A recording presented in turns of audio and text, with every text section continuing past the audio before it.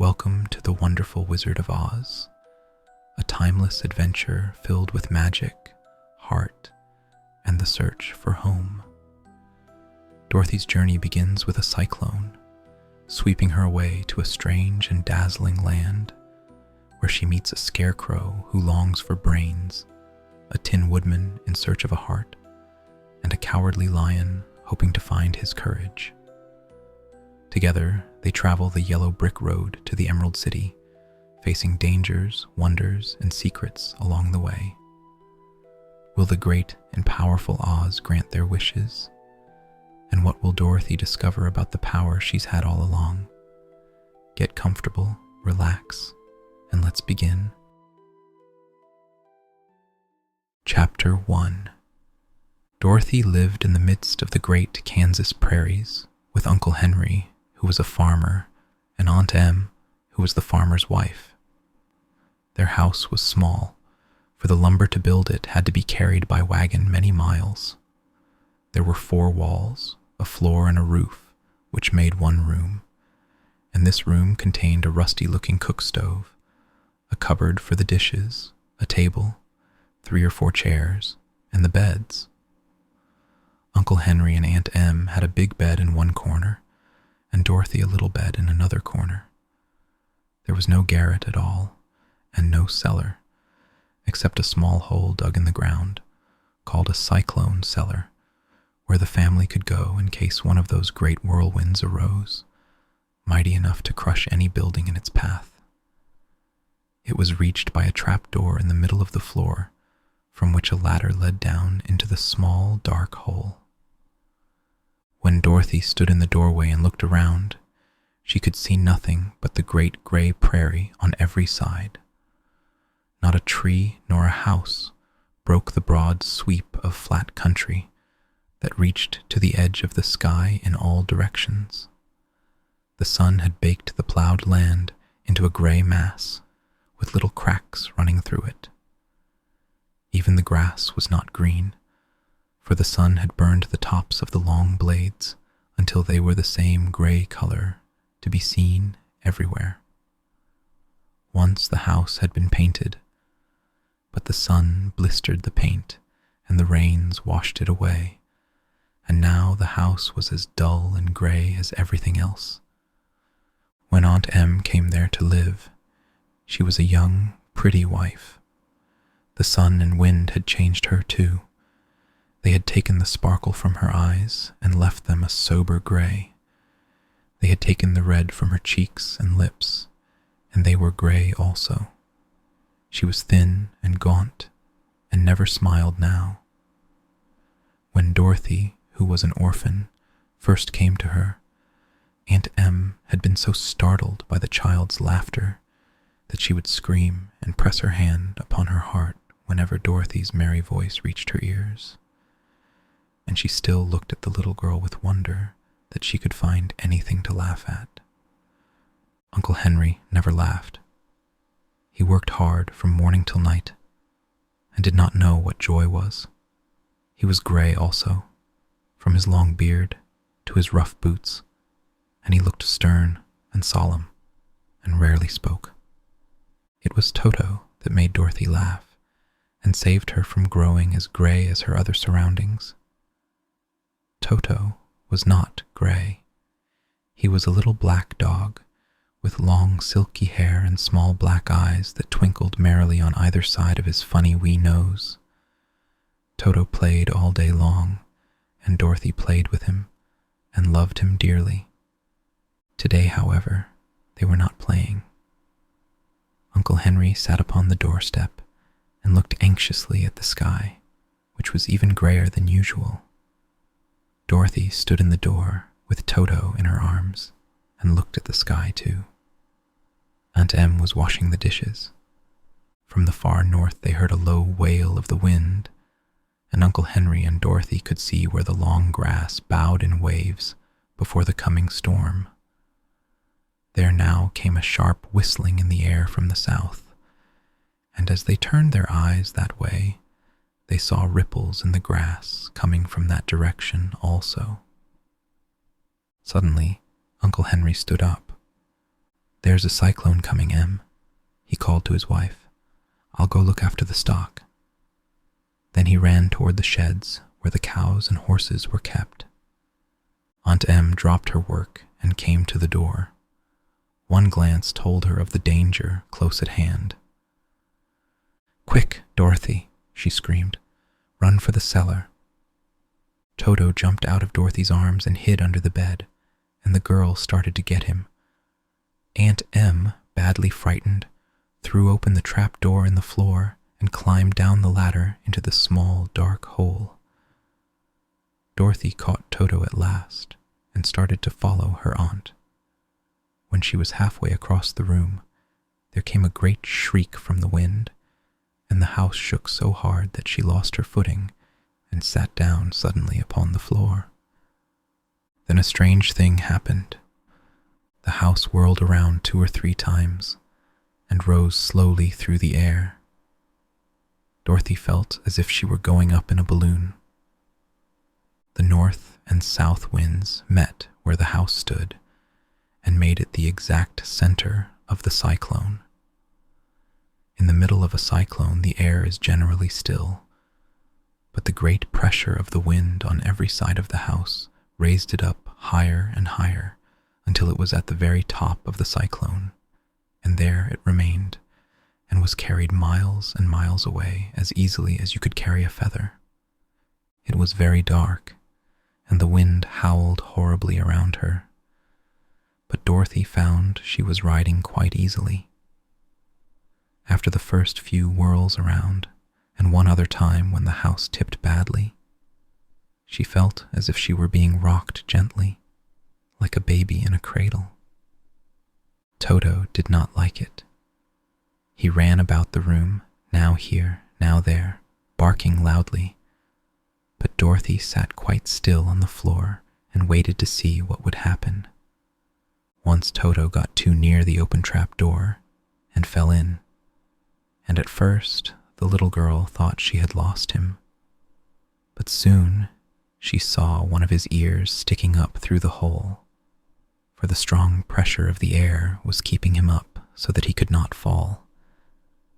She crept to the hole, caught Toto by the ear, and dragged him into the room again, afterward closing the trap door so that no more accidents could happen. Hour after hour passed away, and slowly Dorothy got over her fright, but she felt quite lonely, and the wind shrieked so loudly all about her that she nearly became deaf. At first she had wondered if she would be dashed to pieces when the house fell again, but as the hours passed and nothing terrible happened, she stopped worrying and resolved to wait calmly and see what the future would bring. At last she crawled over the swaying floor to her bed and lay down upon it, and Toto followed and lay down beside her. In spite of the swaying of the house and the wailing of the wind, Dorothy soon closed her eyes and fell fast asleep. Chapter 2. She was awakened by a shock, so sudden and severe that if Dorothy had not been lying on the soft bed, she might have been hurt. As it was, the jar made her catch her breath and wonder what had happened, and Toto put his cold little nose into her face and whined dismally. Dorothy sat up and noticed that the house was not moving, nor was it dark, for the bright sunshine came in at the window, flooding the little room. She sprang from her bed, and with Toto at her heels ran and opened the door. The little girl gave a cry of amazement and looked about her, her eyes growing bigger and bigger at the wonderful sights she saw. The cyclone had set the house down very gently, for a cyclone, in the midst of a country of marvelous beauty. There were lovely patches of greensward all about, with stately trees bearing rich and luscious fruits. Banks of gorgeous flowers were on every hand, and birds with rare and brilliant plumage sang and fluttered in the trees and bushes. A little way off was a small brook, rushing and sparkling along between green banks, and murmuring in a voice very grateful to a little girl who had lived so long on the dry, gray prairies. While she stood looking eagerly at the strange and beautiful sights, she noticed coming toward her a group of the queerest people she had ever seen. They were not as big as the grown folk she had always been used to, but neither were they very small. In fact, they seemed about as tall as Dorothy, who was a well-grown child for her age, although they were, so far as looks go, many years older. 3 were men and 1 a woman, and all were oddly dressed. They wore round hats that rose to a small point a foot above their heads, with little bells around the brims that tinkled sweetly as they moved. The hats of the men were blue. The little woman's hat was white, and she wore a white gown that hung in pleats from her shoulders. Over it were sprinkled little stars that glistened in the sun like diamonds. The men were dressed in blue, of the same shade as their hats, and wore well-polished boots with a deep roll of blue at the tops. The men, Dorothy thought, were about as old as Uncle Henry, for 2 of them had beards, but the little woman was doubtless much older. Her face was covered with wrinkles, her hair was nearly white, and she walked rather stiffly. When these people drew near the house where Dorothy was standing in the doorway, they paused and whispered among themselves, as if afraid to come farther.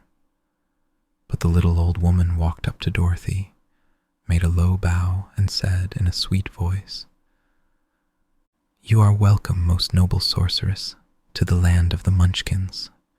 We are so grateful to you for having killed the wicked witch of the East, and for setting our people free from bondage." Dorothy listened to this speech with wonder. What could the little woman possibly mean by calling her a sorceress and saying she had killed the wicked witch of the East? Dorothy was an innocent, harmless little girl who had been carried by a cyclone many miles from home, and she had never killed anything in all her life. But the little woman evidently expected her to answer, so Dorothy said, with hesitation, "You are very kind, but there must be some mistake. I have not killed anything." "Your house did, anyway," replied the little old woman, with a laugh. "And that is the same thing. See," she continued, pointing to the corner of the house. "There are her 2 feet, still sticking out from under a block of wood." Dorothy looked and gave a little cry of fright. There indeed, just under the corner of the great beam the house rested on, 2 feet were sticking out, shod in silver shoes with pointed toes. "Oh dear, oh dear," cried Dorothy, clasping her hands together in dismay. "The house must have fallen on her. Whatever shall we do?" "There is nothing to be done," said the little woman calmly. "But who was she?" asked Dorothy. "She was the wicked witch of the East, as I said," answered the little woman. "She has held all the Munchkins in bondage for many years, making them slave for her night and day. Now they are all set free and are grateful to you for the favor." "Who are the Munchkins?" inquired Dorothy. "They are the people who live in this land of the East where the wicked witch ruled." "Are you a Munchkin?" asked Dorothy. "No, but I am their friend, although I live in the land of the North. When they saw the witch of the East was dead, the Munchkins sent a swift messenger to me, and I came at once. I am the witch of the North." "Oh, gracious," cried Dorothy. "Are you a real witch?" "Yes, indeed," answered the little woman, "but I am a good witch, and the people love me. I am not as powerful as the wicked witch was, who ruled here, or I should have set the people free myself."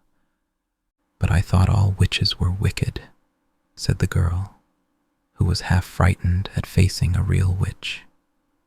"Oh no, that is a great mistake," There were only 4 witches in all the land of Oz, and 2 of them, those who live in the north and the south, are good witches. I know this is true, for I am one of them myself, and cannot be mistaken.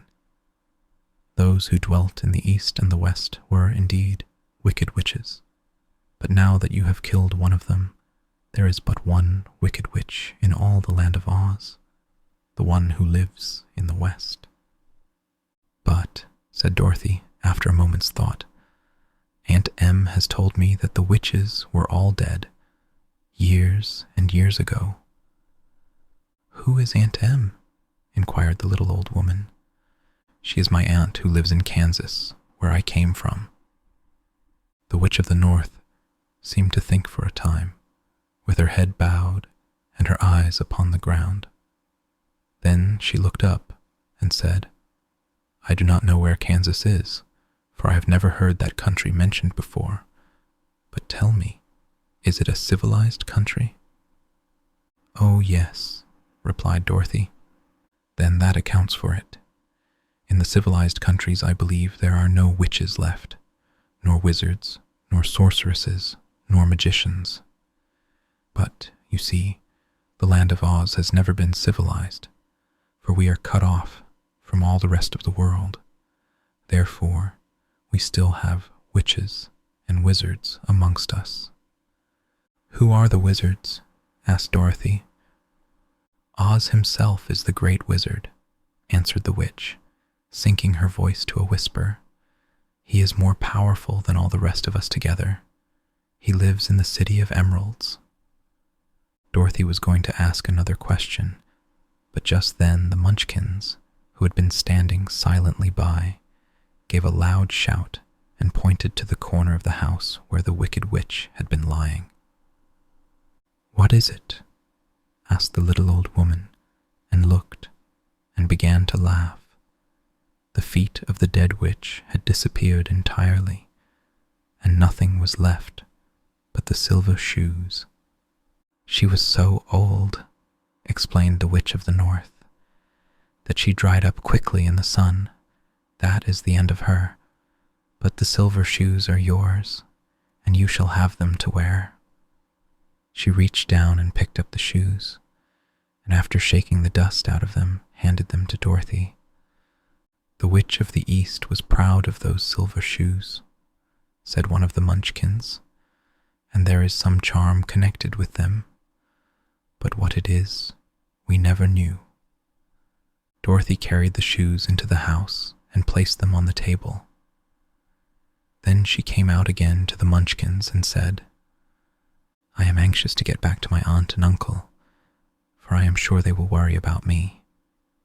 Can you help me find my way? The Munchkins and the witch first looked at one another, and then at Dorothy, and then shook their heads. At the east, not far from here, said one, there is a great desert, and none could live to cross it. It is the same at the south, said another, for I have been there and seen it. The south is the country of the Quadlings. I am told, said the third man, that it is the same at the west, and that country where the Winkies live is ruled by the wicked witch of the west, who would make you her slave if you passed her way. The north is my home, said the old lady, and at its edge is the same great desert that surrounds this land of Oz. I'm afraid, my dear, you will have to live with us. Dorothy began to sob at this, for she felt lonely among all these strange people. Her tears seemed to grieve the kind-hearted Munchkins, for they immediately took out their handkerchiefs and began to weep also. As for the little old woman, she took off her cap and balanced the point on the end of her nose, while she counted 1, 2, 3 in a solemn voice. At once the cap changed to a slate, on which was written in big, white chalk marks, "Let Dorothy go to the City of Emeralds." The little old woman took the slate from her nose, and having read the words on it, asked, Is your name Dorothy, my dear?" "Yes," answered the child, looking up and drying her tears. "Then you must go to the City of Emeralds. Perhaps Oz will help you." "Where is this city?" asked Dorothy. "It is exactly in the center of the country, and is ruled by Oz, the great wizard I told you of." "Is he a good man?" inquired the girl anxiously.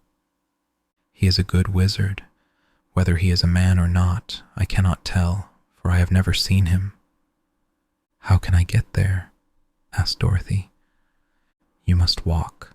It is a long journey through a country that is sometimes pleasant and sometimes dark and terrible. However, I will use all the magic arts I know of to keep you from harm." "Won't you go with me?" pleaded the girl, who had begun to look upon the little old woman as her only friend. "No, I cannot do that," she replied, "but I will give you my kiss, and no one will dare injure a person who has been kissed by the Witch of the North." She came close to Dorothy and kissed her gently on the forehead.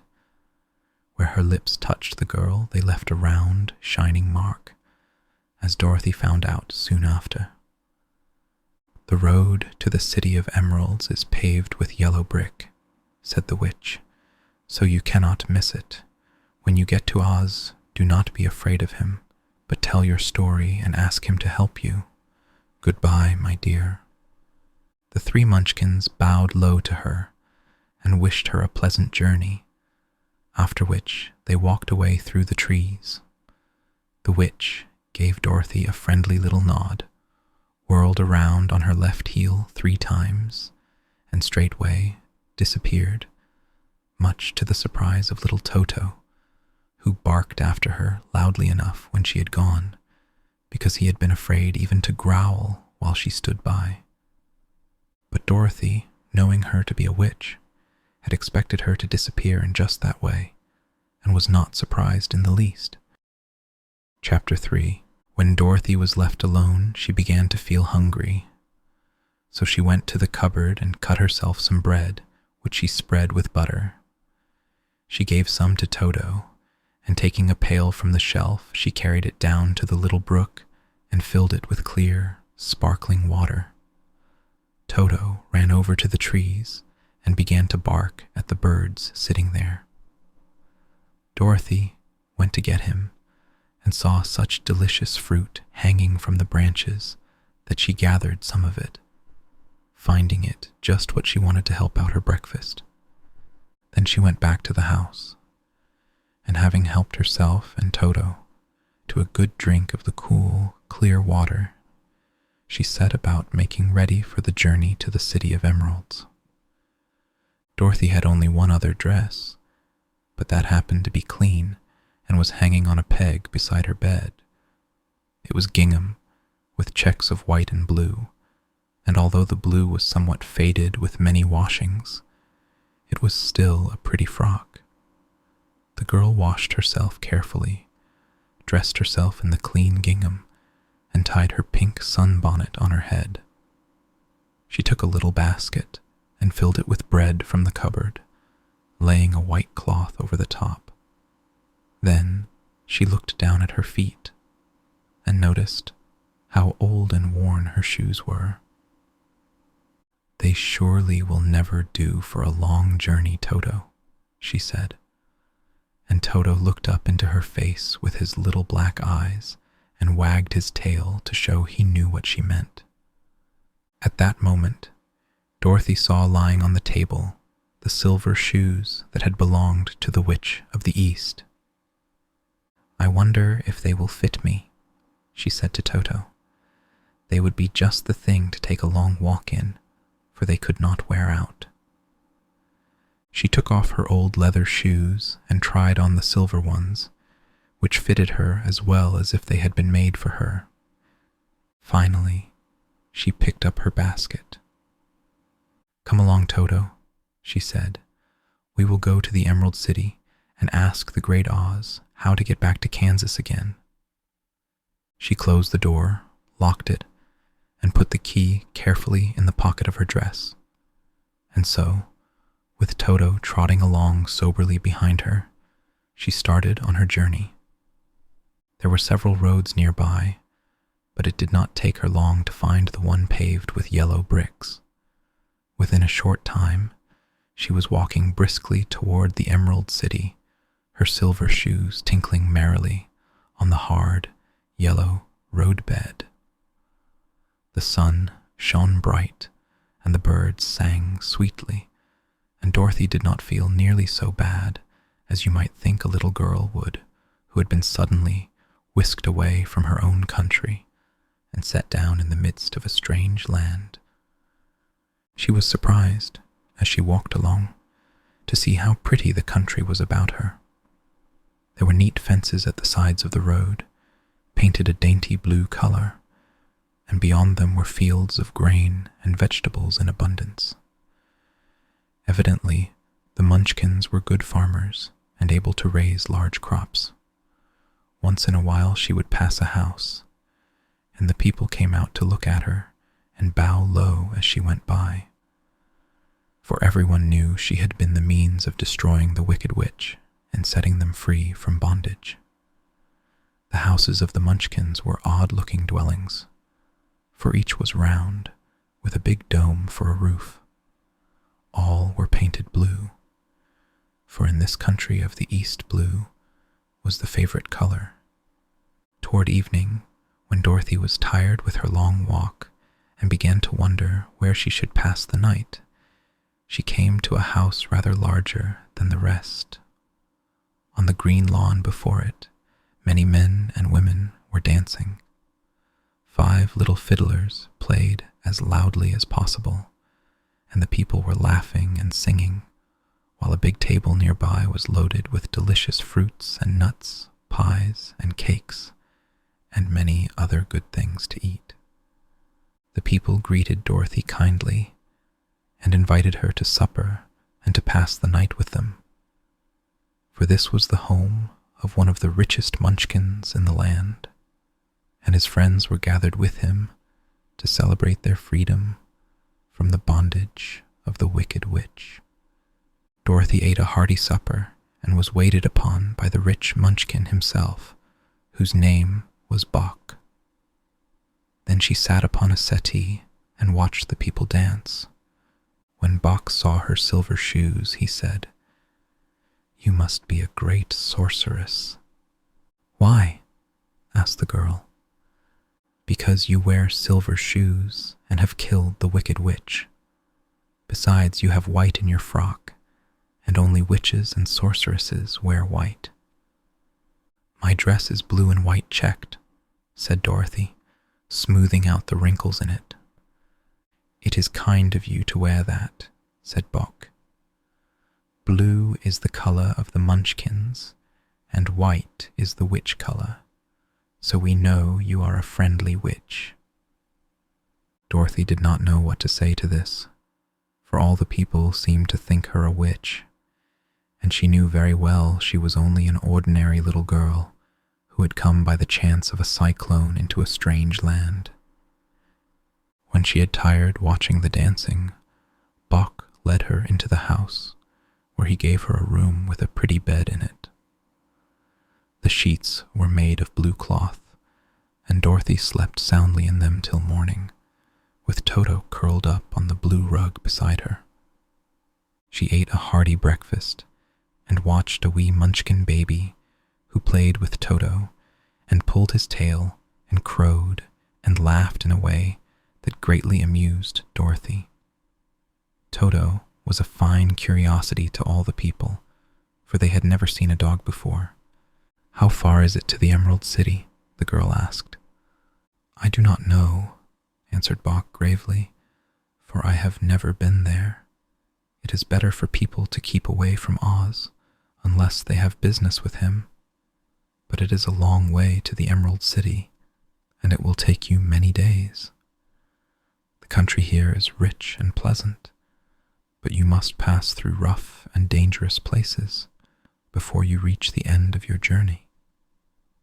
This worried Dorothy a little, but she knew that only the great Oz could help her get to Kansas again, so she bravely resolved not to turn back. She bade her friends goodbye and again started along the road of yellow brick. When she had gone several miles, she thought she would stop to rest, and so climbed to the top of the fence beside the road and sat down. There was a great cornfield beyond the fence, and not far away she saw a scarecrow placed high on a pole to keep the birds from the ripe corn. Dorothy leaned her chin upon her hand and gazed thoughtfully at the scarecrow. Its head was a small sack stuffed with straw, with eyes, nose, and mouth painted on it to represent a face. An old pointed blue hat that had belonged to some munchkin was perched on his head, and the rest of the figure was a blue suit of clothes, worn and faded, which had also been stuffed with straw. On the feet were some old boots with blue tops, such as every man wore in this country, and the figure was raised above the stalks of corn by means of the pole stuck up its back. While Dorothy was looking earnestly into the queer, painted face of the scarecrow, she was surprised to see one of the eyes slowly wink at her. She thought she must have been mistaken at first, for none of the scarecrows in Kansas ever wink. But presently the figure nodded its head to her in a friendly way. Then she climbed down from the fence and walked up to it, while Toto ran around the pole and barked.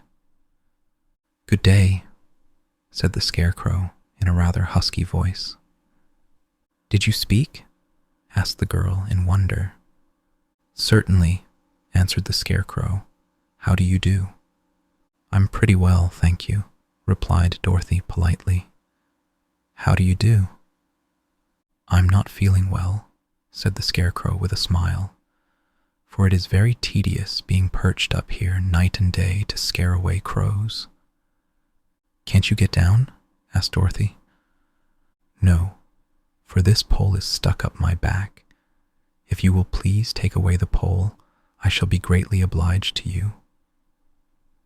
Dorothy reached up both arms and lifted the figure off the pole, for being stuffed with straw, it was quite light. "Thank you very much," said the scarecrow when he had been set down on the ground. "I feel like a new man."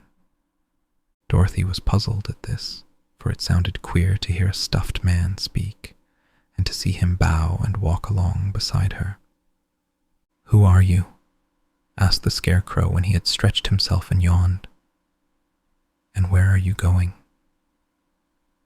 "My name is Dorothy," said the girl, "and I am going to the Emerald City to ask the great Oz to send me back to Kansas." "Where is the Emerald City?" he inquired. "And who is Oz?" "Why, don't you know?" she returned in surprise. "No, indeed, I don't know anything. You see, I am stuffed, so I have no brains at all," he answered sadly. "Oh," said Dorothy, "I'm awfully sorry for you." "Do you think," he asked, "if I go to the Emerald City with you, that Oz would give me some brains?"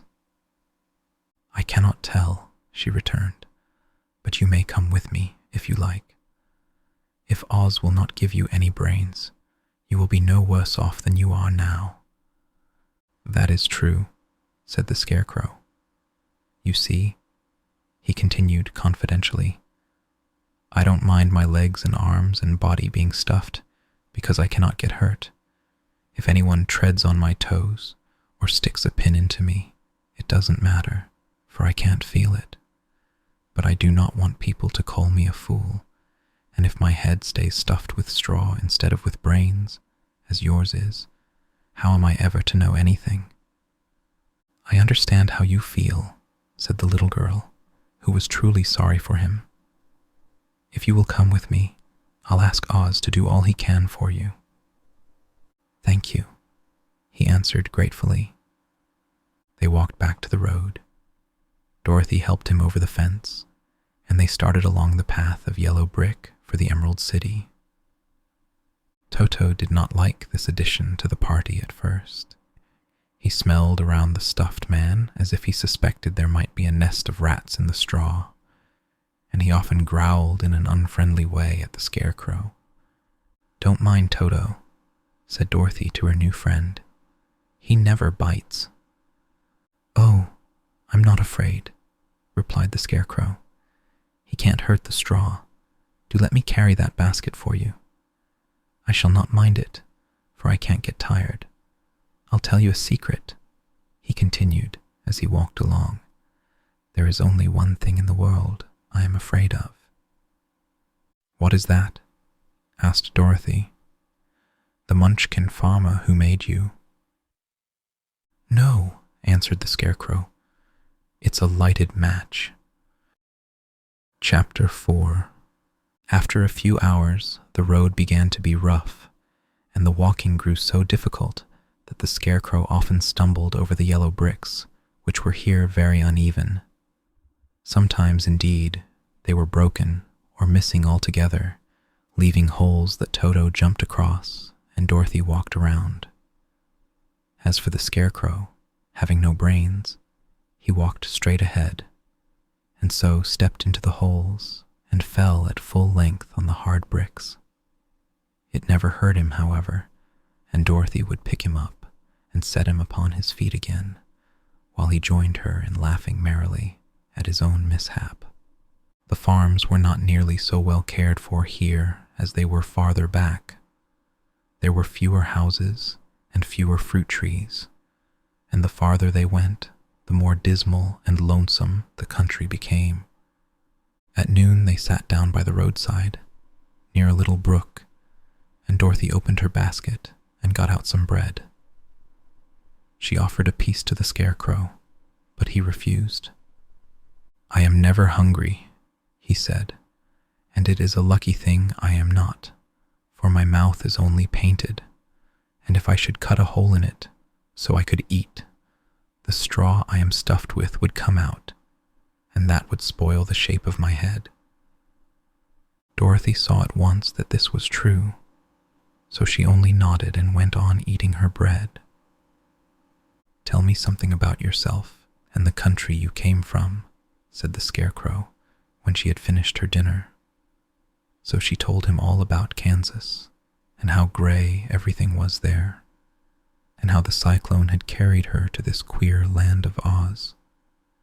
The Scarecrow listened carefully and said, "I cannot understand why you should wish to leave this beautiful country and go back to the dry, gray place you call Kansas." "That is because you have no brains," answered the girl. "No matter how dreary and gray our homes are, we people of flesh and blood would rather live there than in any other country, be it ever so beautiful. There is no place like home." The Scarecrow sighed. "Of course, I cannot understand it," he said. "If your heads were stuffed with straw like mine, you would probably all live in the beautiful places, and then Kansas would have no people at all. It is fortunate for Kansas that you have brains." "Won't you tell me a story while we are resting?" asked the child. The Scarecrow looked at her reproachfully and answered, "My life has been so short that I really know nothing whatever. I was only made day before yesterday. What happened in the world before that time is all unknown to me. Luckily, when the farmer made my head, one of the first things he did was to paint my ears so that I heard what was going on. There was another Munchkin with him, and the first thing I heard was the farmer saying, 'How do you like those ears?' 'They aren't straight,' answered the other. 'Never mind,' said the farmer. 'They are ears just the same,' which was true enough. 'Now I'll make the eyes,' said the farmer. So he painted my right eye, and as soon as it was finished, I found myself looking at him and at everything around me with a great deal of curiosity. for this was my first glimpse of the world. "That's a rather pretty eye," remarked the munchkin who was watching the farmer. "Blue paint is just the color for eyes." "I think I'll make the other a little bigger," said the farmer. And when the second eye was done, I could see much better than before. Then he made my nose and my mouth, but I did not speak, because at that time I didn't know what a mouth was for. I had the fun of watching them make my body and my arms and legs, and when they fastened on my head, at last, I felt very proud, for I thought I was just as good a man as anyone. "This fellow will scare the crows fast enough," said the farmer. "He looks just like a man." "Why, he is a man," said the other, and I quite agreed with him. The farmer carried me under his arm to the cornfield and set me up on a tall stick where you found me. He and his friend soon after walked away and left me alone. I did not like to be deserted this way, so I tried to walk after them, but my feet would not touch the ground, and I was forced to stay on that pole. It was a lonely life to lead, for I had nothing to think of, having been made such a little while before. Many crows and other birds flew into the cornfield, but as soon as they saw me, they flew away again, thinking I was a munchkin, and this pleased me and made me feel that I was quite an important person. By and by, an old crow flew near me, and after looking at me carefully, he perched upon my shoulder and said, "I wonder if that farmer thought to fool me in this clumsy manner. Any crow of sense could see that you are only stuffed with straw." Then he hopped down at my feet and ate all the corn he wanted. The other birds, seeing he was not harmed by me, came to eat the corn too, so in a short time there was a great flock of them about me. I felt sad at this, for it showed I was not such a good scarecrow after all. But the old crow comforted me, saying, "If you only had brains in your head, you would be as good a man as any of them, and a better man than some of them. Brains are the only things worth having in this world, no matter whether one is a crow or a man." After the crows had gone, I thought this over and decided I would try hard to get some brains. By good luck, you came along and pulled me off the stake, and from what you say, I am sure the great Oz will give me brains as soon as we get to the Emerald City. "I hope so," said Dorothy earnestly, "since you seem anxious to have them." "Oh, yes, I am anxious," returned the Scarecrow. "It is such an uncomfortable feeling to know one is a fool." "Well," said the girl, "let us go." And she handed the basket to the Scarecrow. There were no fences at all by the roadside now, and the land was rough and untilled. Toward evening, they came to a great forest, where the trees grew so big and close together that their branches met over the road of yellow brick. It was almost dark under the trees, for the branches shut out the daylight, but the travelers did not stop, and went on into the forest. "If this road goes in, it must come out," said the Scarecrow, "and as the Emerald City is at the other end of the road, we must go wherever it leads us." "Anyone would know that," said Dorothy. "Certainly, that is why I know it," returned the Scarecrow. "If it required brains to figure it out, I never should have said it." After an hour or so, the light faded away, and they found themselves stumbling along in the darkness. Dorothy could not see at all, but Toto could, for some dogs see very well in the dark, and the Scarecrow declared he could see as well as by day. So she took hold of his arm and managed to get along fairly well. "If you see any house or any place where we can pass the night," she said, You must tell me, for it is very uncomfortable walking in the dark." Soon after, the Scarecrow stopped. "I see a little cottage at the right of us," he said, "built of logs and branches. Shall we go there?" "Yes, indeed," answered the child. "I am all tired out." So the Scarecrow led her through the trees until they reached the cottage, and Dorothy entered and found a bed of dried leaves in one corner. She lay down at once, and with Toto beside her soon fell into a sound sleep. The Scarecrow, who was never tired, stood up in another corner and waited patiently until morning came. Chapter 5. When Dorothy awoke, the sun was shining through the trees, and Toto had long been out chasing birds around him and squirrels. She sat up and looked around her. There was the Scarecrow, still standing patiently in his corner, waiting for her. "We must go and search for water," she said to him. "Why do you want water?" he asked. "To wash my face clean after the dust of the road, and to drink, so the dry bread will not stick in my throat." "It must be inconvenient to be made of flesh," said the Scarecrow thoughtfully, "for you must sleep and eat and drink. However, you have brains, and it is worth a lot of bother to be able to think properly." They left the cottage and walked through the trees until they found a little spring of clear water, where Dorothy drank and bathed and ate her breakfast. She saw there was not much bread left in the basket, and the girl was thankful the Scarecrow did not have to eat anything, for there was scarcely enough for herself and Toto for the day. When she had finished her meal and was about to go back to the road of yellow brick, she was startled to hear a deep groan nearby. "What was that?" she asked timidly. "I cannot imagine," replied the Scarecrow, "but we can go and see." Just then another groan reached their ears, and the sound seemed to come from behind them.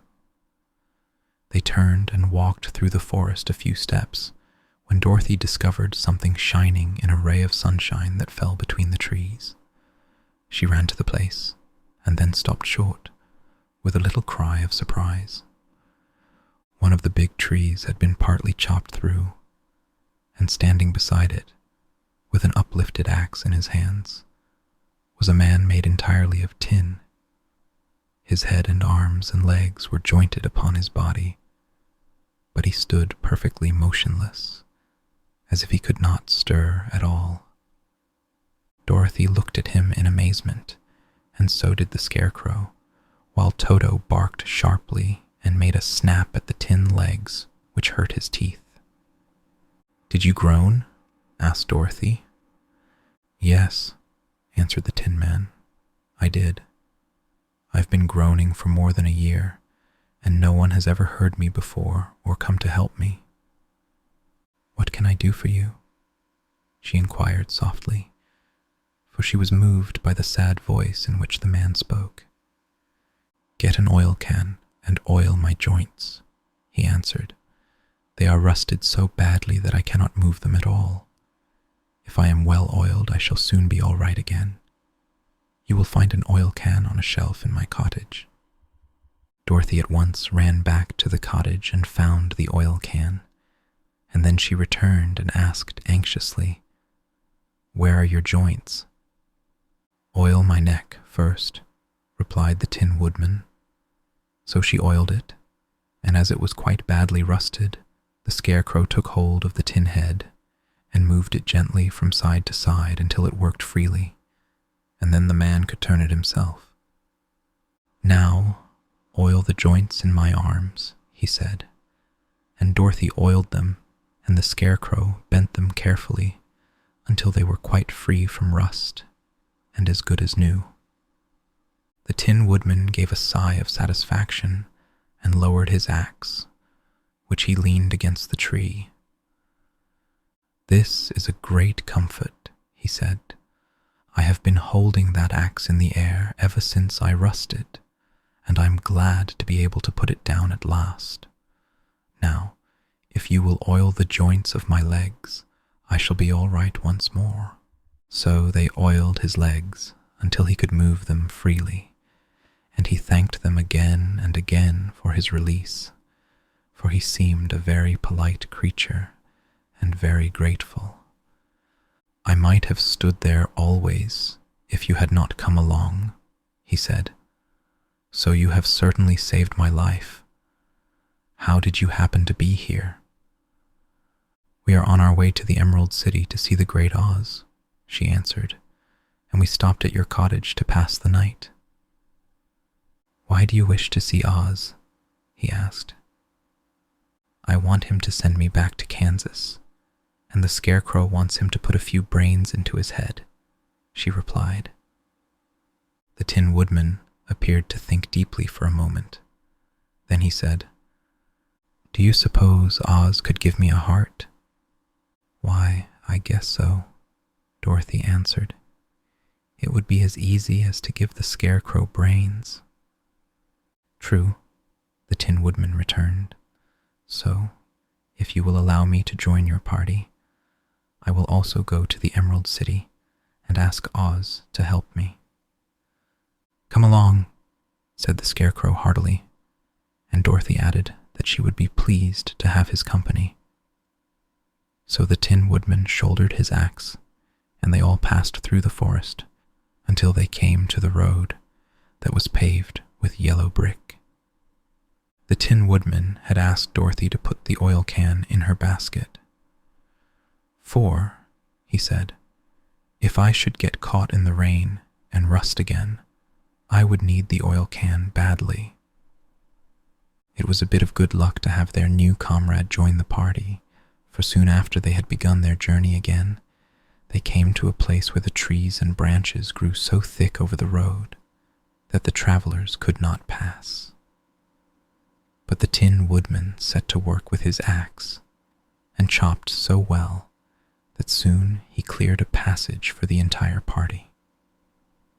Dorothy was thinking so earnestly as they walked along that she did not notice when the Scarecrow stumbled into a hole and rolled over to the side of the road.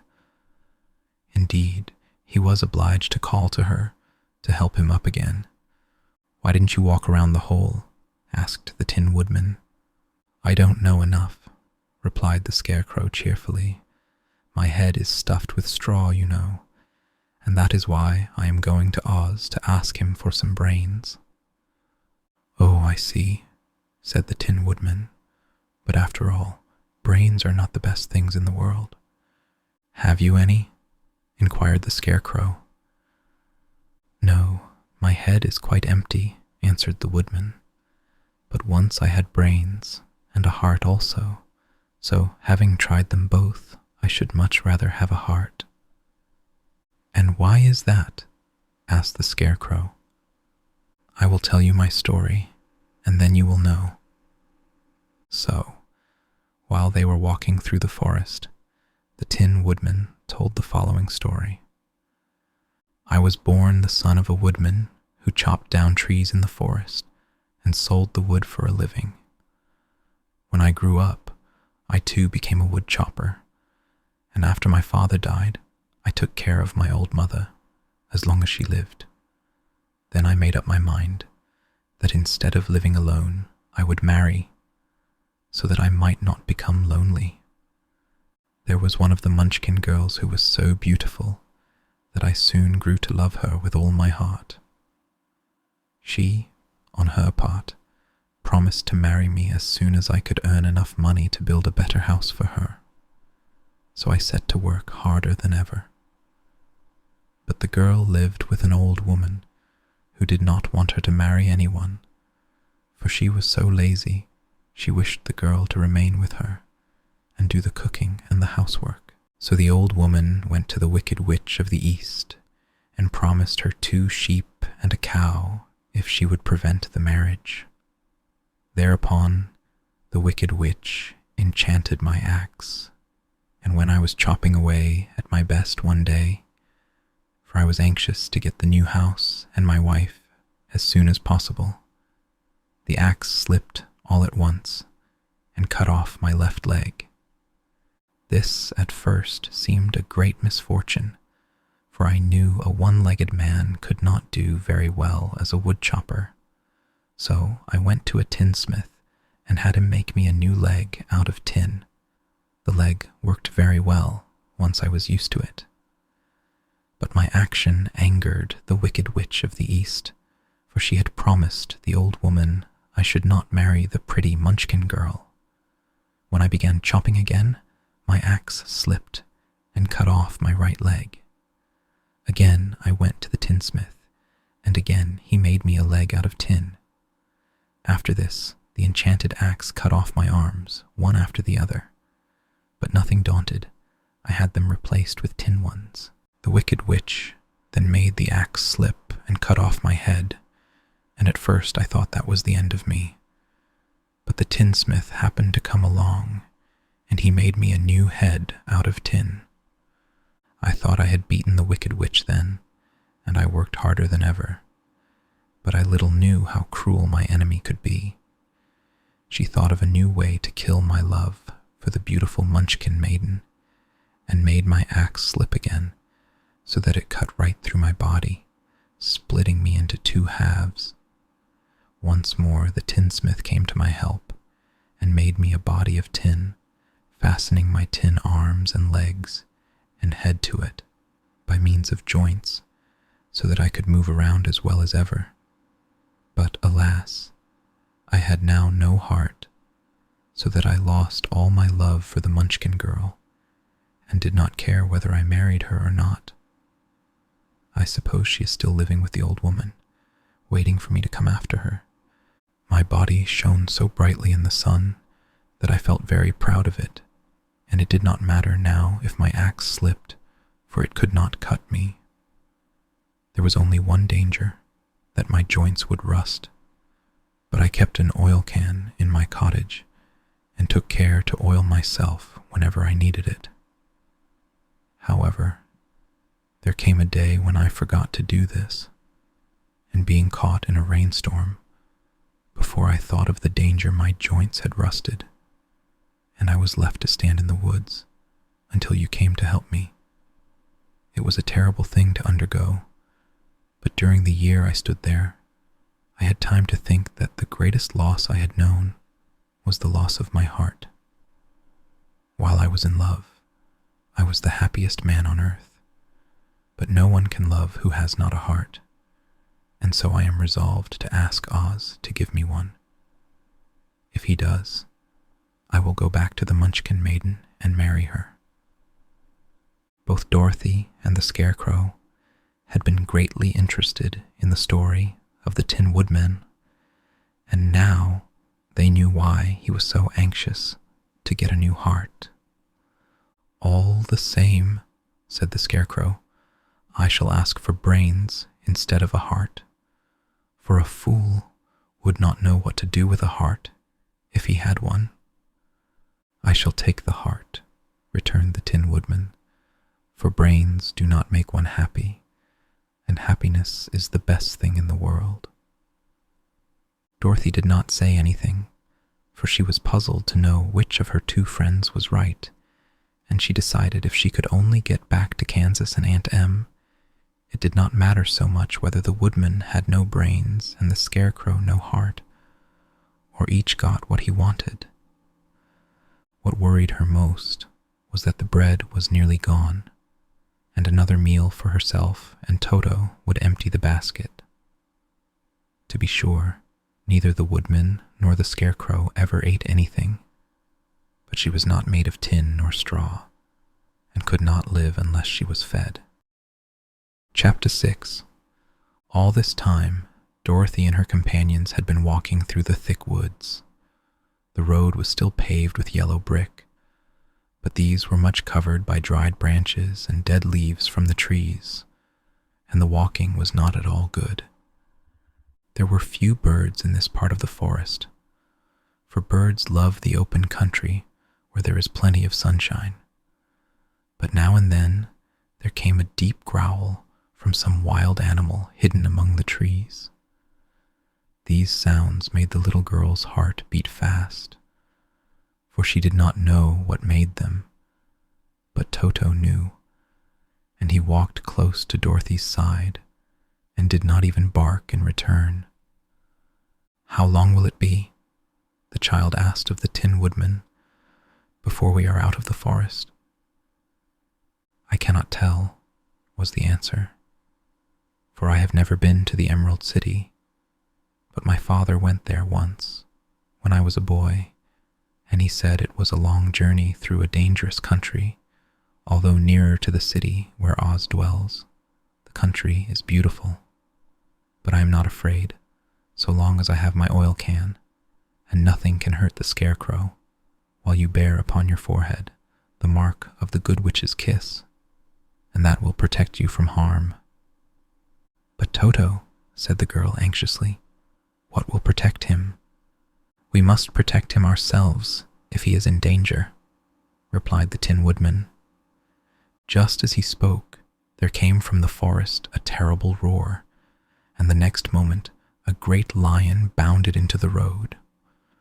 With one blow of his paw, he sent the Scarecrow spinning over and over to the edge of the road, and then he struck at the Tin Woodman with his sharp claws. But to the lion's surprise, he could make no impression on the tin, although the woodman fell over in the road and lay still. Little Toto, now that he had an enemy to face, ran barking toward the lion, and the great beast had opened his mouth to bite the dog, when Dorothy, fearing Toto would be killed and heedless of danger, rushed forward and slapped the lion upon his nose as hard as she could, while she cried out, "Don't you dare to bite Toto.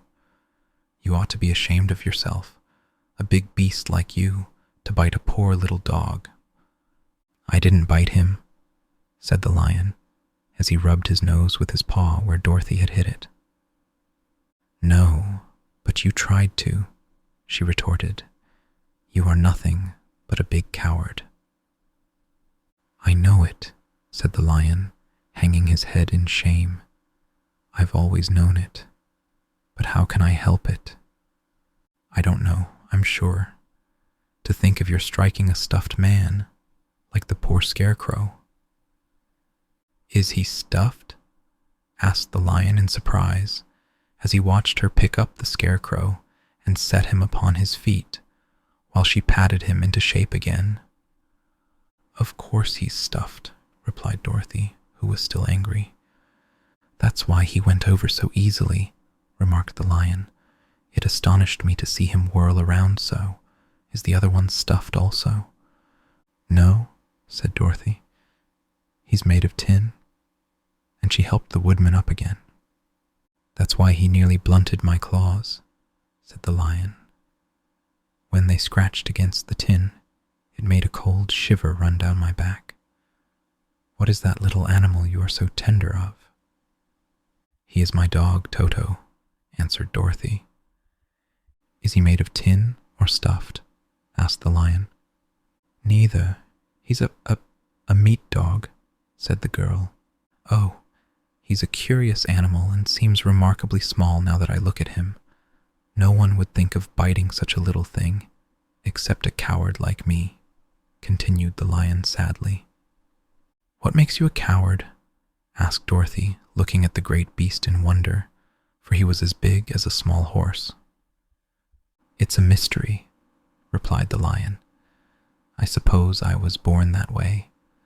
All the other animals in the forest naturally expect me to be brave, for the lion is everywhere thought to be the king of beasts. I learned that if I roared very loudly, every living thing was frightened and got out of my way. Whenever I've met a man, I've been awfully scared, but I just roared at him, and he has always run away as fast as he could go. If the elephants and the tigers and the bears had ever tried to fight me, I should have run myself. I'm such a coward, but just as soon as they hear me roar, they all try to get away from me, and of course, I let them go. But that isn't right. The king of beasts shouldn't be a coward, said the Scarecrow. I know it, returned the Lion, wiping a tear from his eye with the tip of his tail. It is my great sorrow, and makes my life very unhappy. But whenever there is danger, my heart begins to beat fast. Perhaps you have heart disease, said the Tin Woodman. It may be, said the Lion. If you have, continued the Tin Woodman, you ought to be glad, for it proves you have a heart. For my part, I have no heart, so I cannot have heart disease. Perhaps, said the Lion thoughtfully, if I had no heart, I should not be a coward.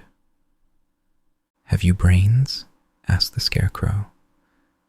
I suppose so. I've never looked to see, replied the Lion. I am going to the great Oz to ask him to give me some, remarked the Scarecrow, for my head is stuffed with straw. And I am going to ask him to give me a heart, said the Woodman. And I'm going to ask him to send Toto and me back to Kansas, added Dorothy. Do you think Oz could give me courage? Asked the Cowardly Lion. Just as easily as he could give me brains, said the Scarecrow. Or give me a heart, said the Tin Woodman. Or send me back to Kansas, said Dorothy. Then, if you don't mind, I'll go with you, said the Lion, for my life is simply unbearable without a bit of courage. You will be very welcome, answered Dorothy, for you will help to keep away the other wild beasts. It seems to me they must be more cowardly than you are if they allow you to scare them so easily. They really are, said the Lion, but that doesn't make me any braver, and as long as I know myself to be a coward, I shall be unhappy. So once more the little company set off upon the journey, the Lion walking with stately strides at Dorothy's side. Toto did not approve of this new comrade at first, for he could not forget how nearly he had been crushed between the Lion's great jaws. But after a time he became more at ease, and presently Toto and the Cowardly Lion had grown to be good friends. During the rest of that day, there was no other adventure to mar the peace of their journey. Once, indeed, the Tin Woodman stepped upon a beetle that was crawling along the road and killed the poor little thing. This made the Tin Woodman very unhappy, for he was always careful not to hurt any living creature, and as he walked along he wept several tears of sorrow and regret. These tears ran slowly down his face and over the hinges of his jaw, and there they rusted. When Dorothy presently asked him a question, the Tin Woodman could not open his mouth, for his jaws were tightly rusted together. He became greatly frightened at this, and made many motions to Dorothy to relieve him, but she could not understand. The Lion was also puzzled to know what was wrong, but the Scarecrow seized the oil can from Dorothy's basket and oiled the Woodman's jaws, so that after a few moments he could talk as well as before. This will serve me a lesson, said he, to look where I step. For if I should kill another bug or beetle, I should surely cry again, and crying rusts my jaws so that I cannot speak. Thereafter he walked very carefully, with his eyes on the road, and when he saw a tiny ant toiling by, he would step over it, so as not to harm it. The Tin Woodman knew very well he had no heart, and therefore he took great care never to be cruel or unkind to anything. You people with hearts, he said, have something to guide you, and need never do wrong. But I have no heart, and so I must be very careful. When Oz gives me a heart, of course, I needn't mind so much. Chapter 7. They were obliged to camp out that night under a large tree in the forest, for there were no houses near. The tree made a good, thick covering to protect them from the dew, and the Tin Woodman chopped a great pile of wood with his axe, and Dorothy built a splendid fire that warmed her and made her feel less lonely. She and Toto ate the last of their bread, and now she did not know what they would do for breakfast. "If you wish," said the lion, "I will go into the forest and kill a deer for you.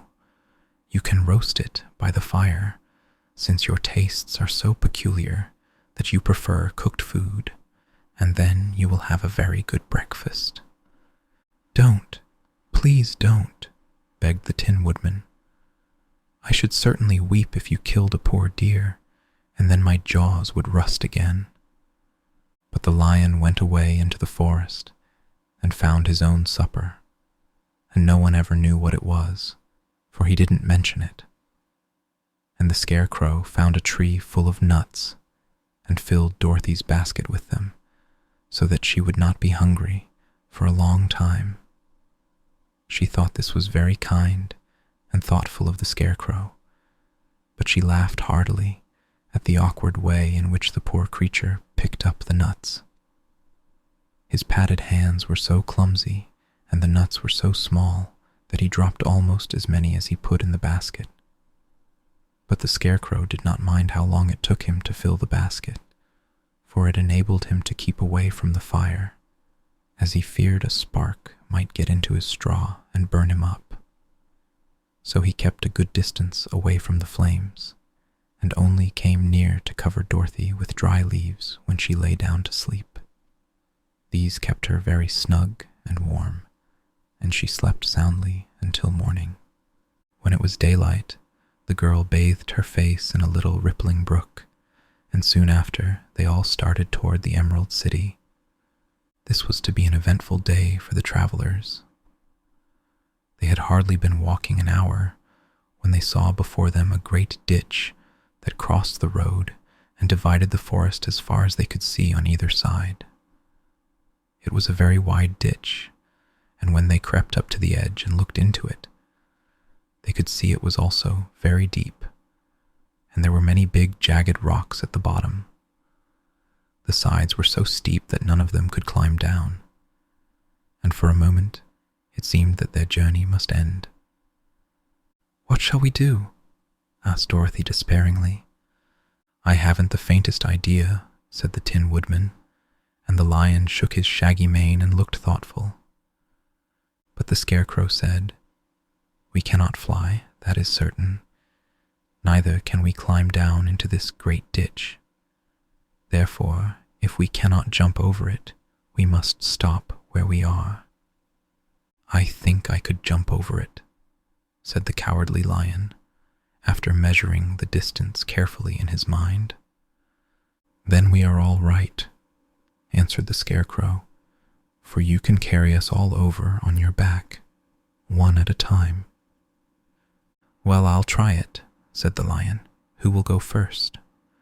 "I will," declared the Scarecrow, "for if you found that you could not jump over the gulf, Dorothy would be killed, or the Tin Woodman badly dented on the rocks below.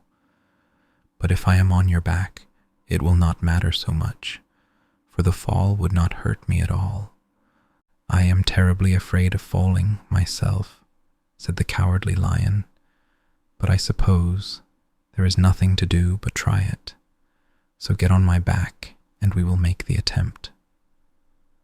The Scarecrow sat upon the lion's back, and the big beast walked to the edge of the gulf and crouched down. "Why don't you run and jump?" asked the Scarecrow. "Because that isn't the way we lions do these things," he replied. Then, giving a great spring, he shot through the air and landed safely on the other side. They were all greatly pleased to see how easily he did it, and after the Scarecrow had got down from his back, the lion sprang across the ditch again.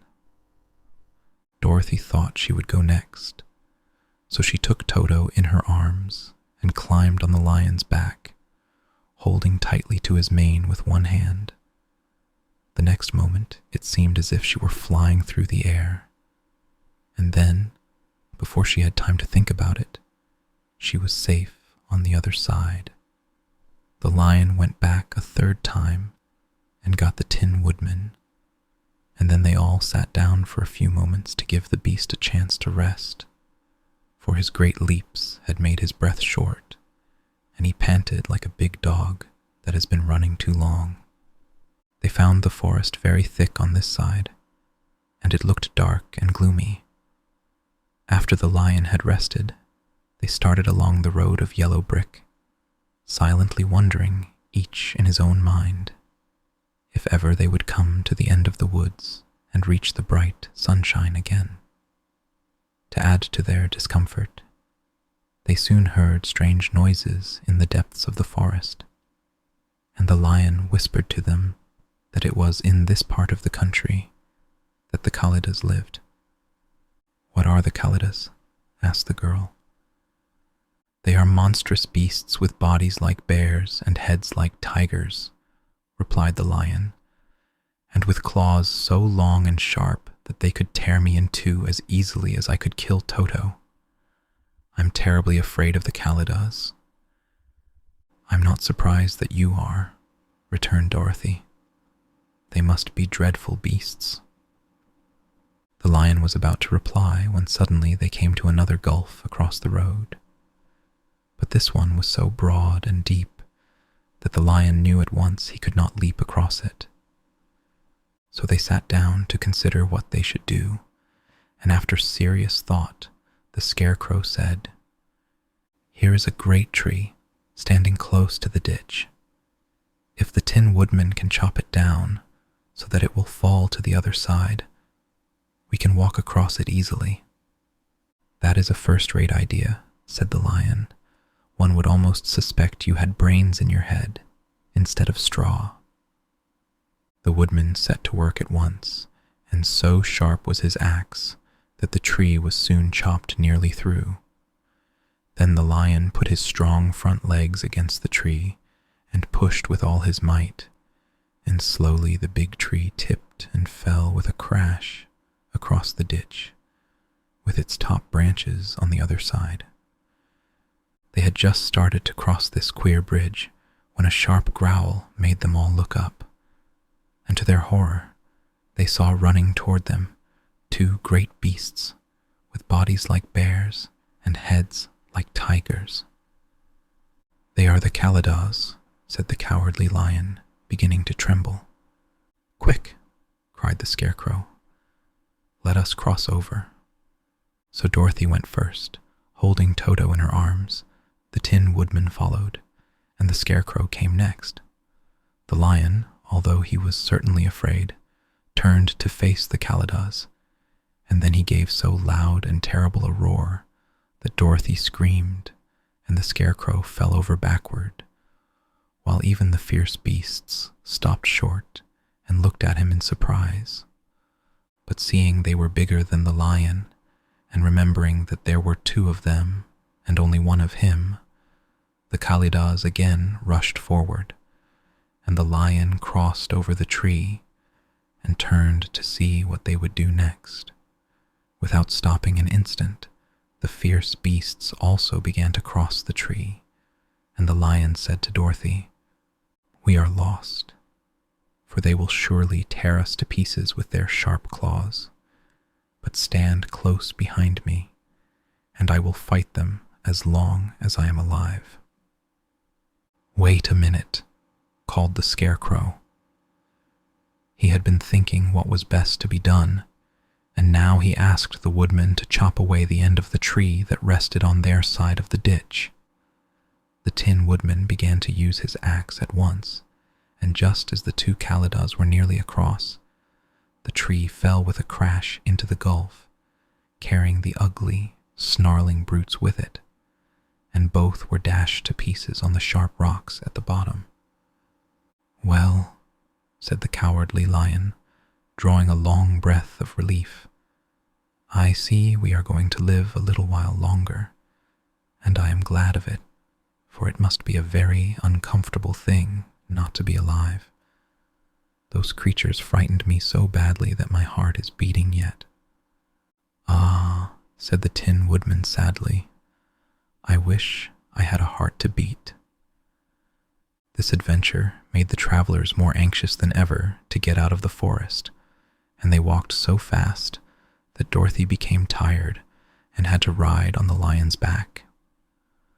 To their great joy, the trees became thinner the farther they advanced, and in the afternoon they suddenly came upon a broad river, flowing swiftly just before them. On the other side of the water, they could see the road of yellow brick running through a beautiful country, with green meadows dotted with bright flowers, and all the road bordered with trees hanging full of delicious fruits.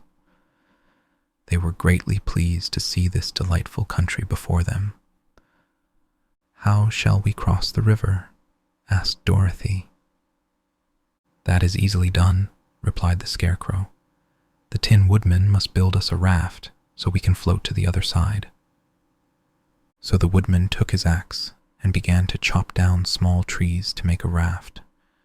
And while he was busy at this, the Scarecrow found on the riverbank a tree full of fine fruit. This pleased Dorothy, who had eaten nothing but nuts all day, and she made a hearty meal of the ripe fruit. But it takes time to make a raft, even when one is as industrious and untiring as the Tin Woodman, and when night came, the work was not done. So they found a cozy place under the trees, where they slept well until the morning, and Dorothy dreamed of the Emerald City and of the good Wizard Oz, who would soon send her back to her own home again. Chapter 8. Our little party of travelers awakened the next morning refreshed and full of hope, and Dorothy breakfasted like a princess off peaches and plums from the trees beside the river. Behind them was the dark forest they had passed safely through, although they had suffered many discouragements. But before them was a lovely, sunny country that seemed to beckon them onto the Emerald City.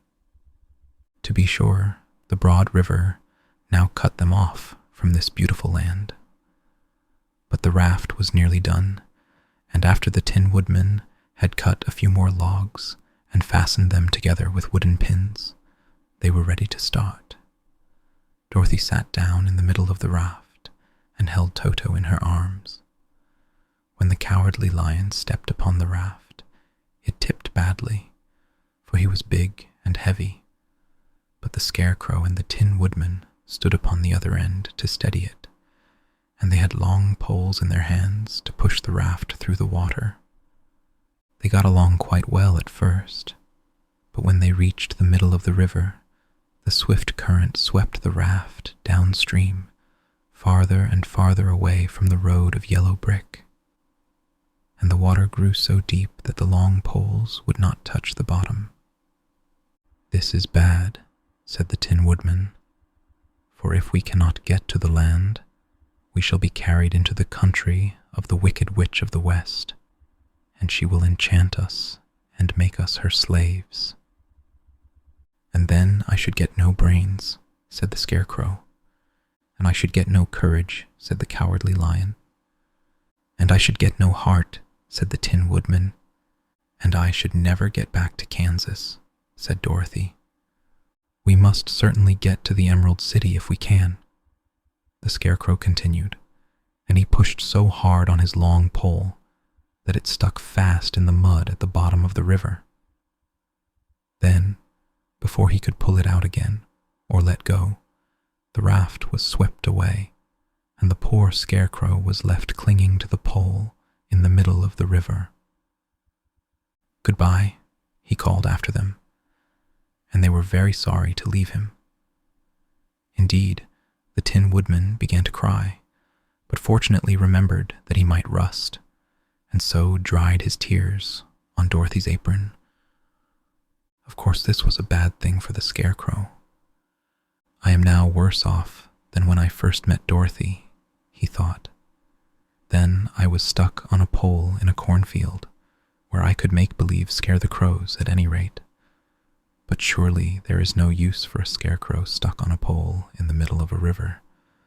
I am afraid I shall never have any brains after all." Down the stream the raft floated, and the poor Scarecrow was left far behind. Then the lion said, "Something must be done to save us. I think I can swim to the shore and pull the raft after me, if you will only hold fast to the tip of my tail." So he sprang into the water, and the Tin Woodman caught fast hold of his tail. Then the lion began to swim with all his might toward the shore. It was hard work, although he was so big, but by and by they were drawn out of the current. And then Dorothy took the Tin Woodman's long pole and helped push the raft to the land. They were all tired out when they reached the shore at last and stepped off upon the pretty green grass, and they also knew that the stream had carried them a long way past the road of yellow brick that led to the Emerald City. "What shall we do now?" asked the Tin Woodman, as the lion lay down on the grass to let the sun dry him. "We must get back to the road in some way," said Dorothy. "The best plan will be to walk along the riverbank until we come to the road again," remarked the lion. So, when they were rested, Dorothy picked up her basket, and they started along the grassy bank to the road from which the river had carried them.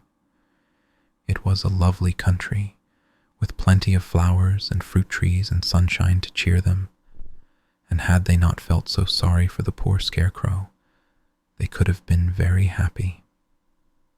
They walked along as fast as they could, Dorothy only stopping once to pick a beautiful flower. And after a time, the Tin Woodman cried out, "Look!" Then they all looked at the river and saw the Scarecrow perched upon his pole in the middle of the water, looking very lonely and sad. "What can we do to save him?" asked Dorothy. The lion and the woodman both shook their heads, for they did not know. So they sat down upon the bank and gazed wistfully at the Scarecrow until a stork flew by, who upon seeing them stopped to rest at the water's edge. "Who are you and where are you going?" asked the stork. "I am Dorothy," answered the girl, "and these are my friends, the Tin Woodman and the Cowardly Lion, and we are going to the Emerald City." "This isn't the road," said the stork, as she twisted her long neck and looked sharply at the queer party. "I know it," returned Dorothy, "but we have lost the Scarecrow and are wondering how we shall get him again." "Where is he?" asked the stork. "Over there in the river," answered the little girl. "If he wasn't so big and heavy, I would get him for you," remarked the stork. "He isn't heavy a bit," said Dorothy eagerly, "for he is stuffed with straw, and if you will bring him back to us, we shall thank you ever and ever so much." "Well, I'll try," said the stork, "but if I find he is too heavy to carry, I shall have to drop him in the river again." So the big bird flew into the air and over the water till she came to where the Scarecrow was perched upon his pole.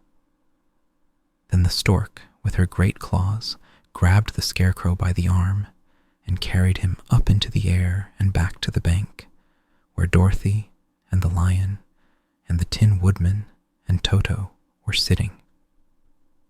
When the Scarecrow found himself among his friends again, he was so happy that he hugged them all, even the lion and Toto, and as they walked along he sang "Tol de ride o." At every step he felt so gay.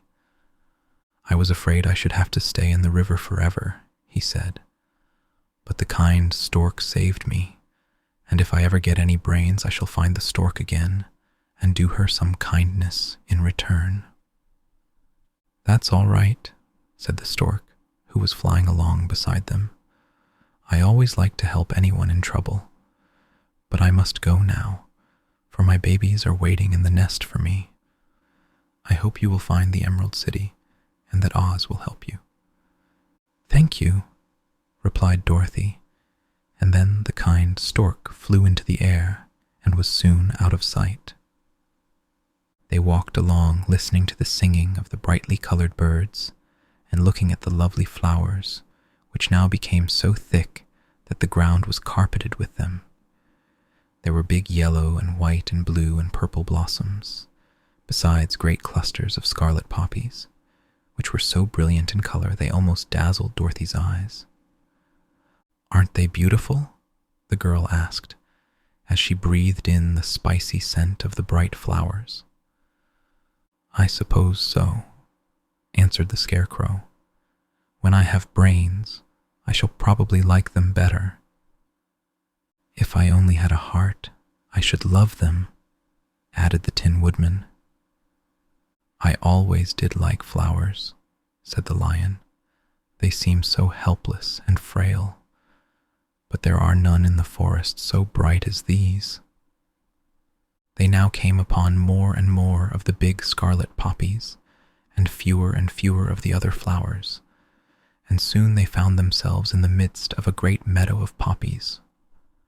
Now it is well known that when there are many of these flowers together, their odor is so powerful that anyone who breathes it falls asleep, and if the sleeper is not carried away from the scent of the flowers, he sleeps on and on forever. But Dorothy did not know this, nor could she get away from the bright red flowers that were everywhere about. So presently her eyes grew heavy, and she felt she must sit down to rest and to sleep. But the Tin Woodman would not let her do this. "We must hurry and get back to the road of yellow brick before dark," he said, and the Scarecrow agreed with him. So they kept walking until Dorothy could stand no longer. Her eyes closed in spite of herself, and she forgot where she was and fell among the poppies, fast asleep. "What shall we do?" asked the Tin Woodman. "If we leave her here, she will die," said the Lion. "The smell of the flowers is killing us all. I myself can scarcely keep my eyes open, and the dog is asleep already." It was true. Toto had fallen down beside his little mistress. But the Scarecrow and the Tin Woodman, not being made of flesh, were not troubled by the scent of the flowers.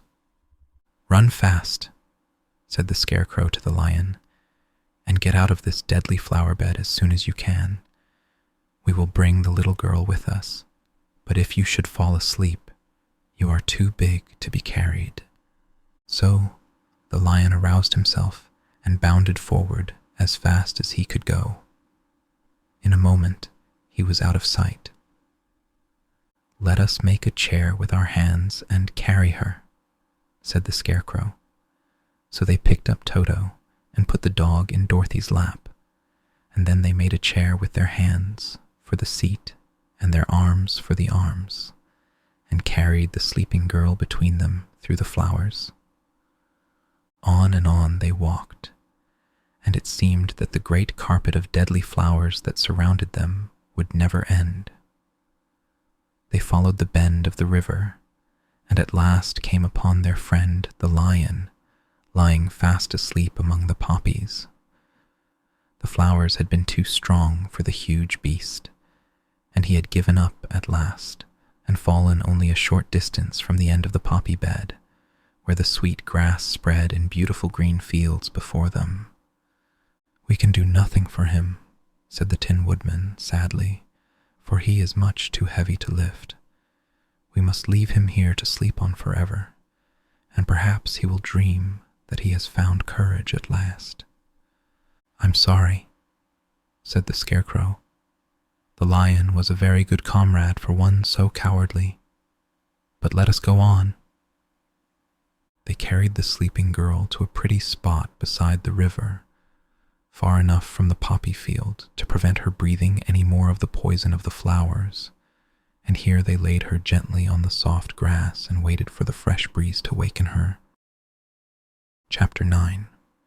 "We cannot be far from the road of yellow brick now," remarked the Scarecrow as he stood beside the girl, "for we have come nearly as far as the river carried us away."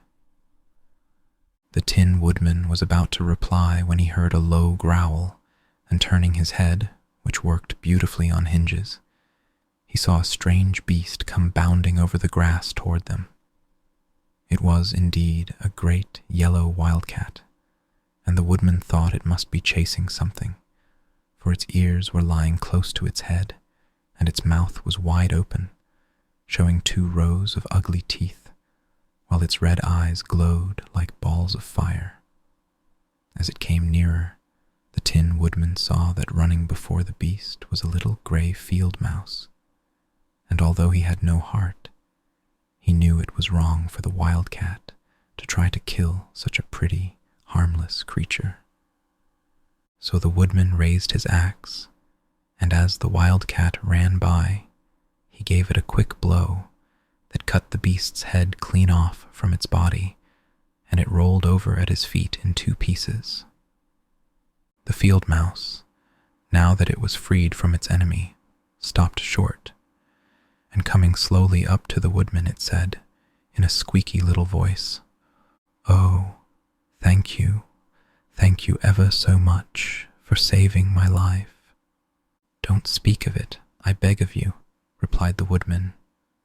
"I have no heart, you know, so I am careful to help all those who may need a friend, even if it happens to be only a mouse." "Only a mouse!" cried the little animal indignantly. "Why, I am a queen, the queen of all the field mice." "Oh, indeed," said the woodman, making a bow. "Therefore you have done a great deed, as well as a brave one, in saving my life," added the queen. At that moment, several mice were seen running up as fast as their little legs could carry them, and when they saw their queen, they exclaimed, "Oh, your Majesty, we thought you would be killed.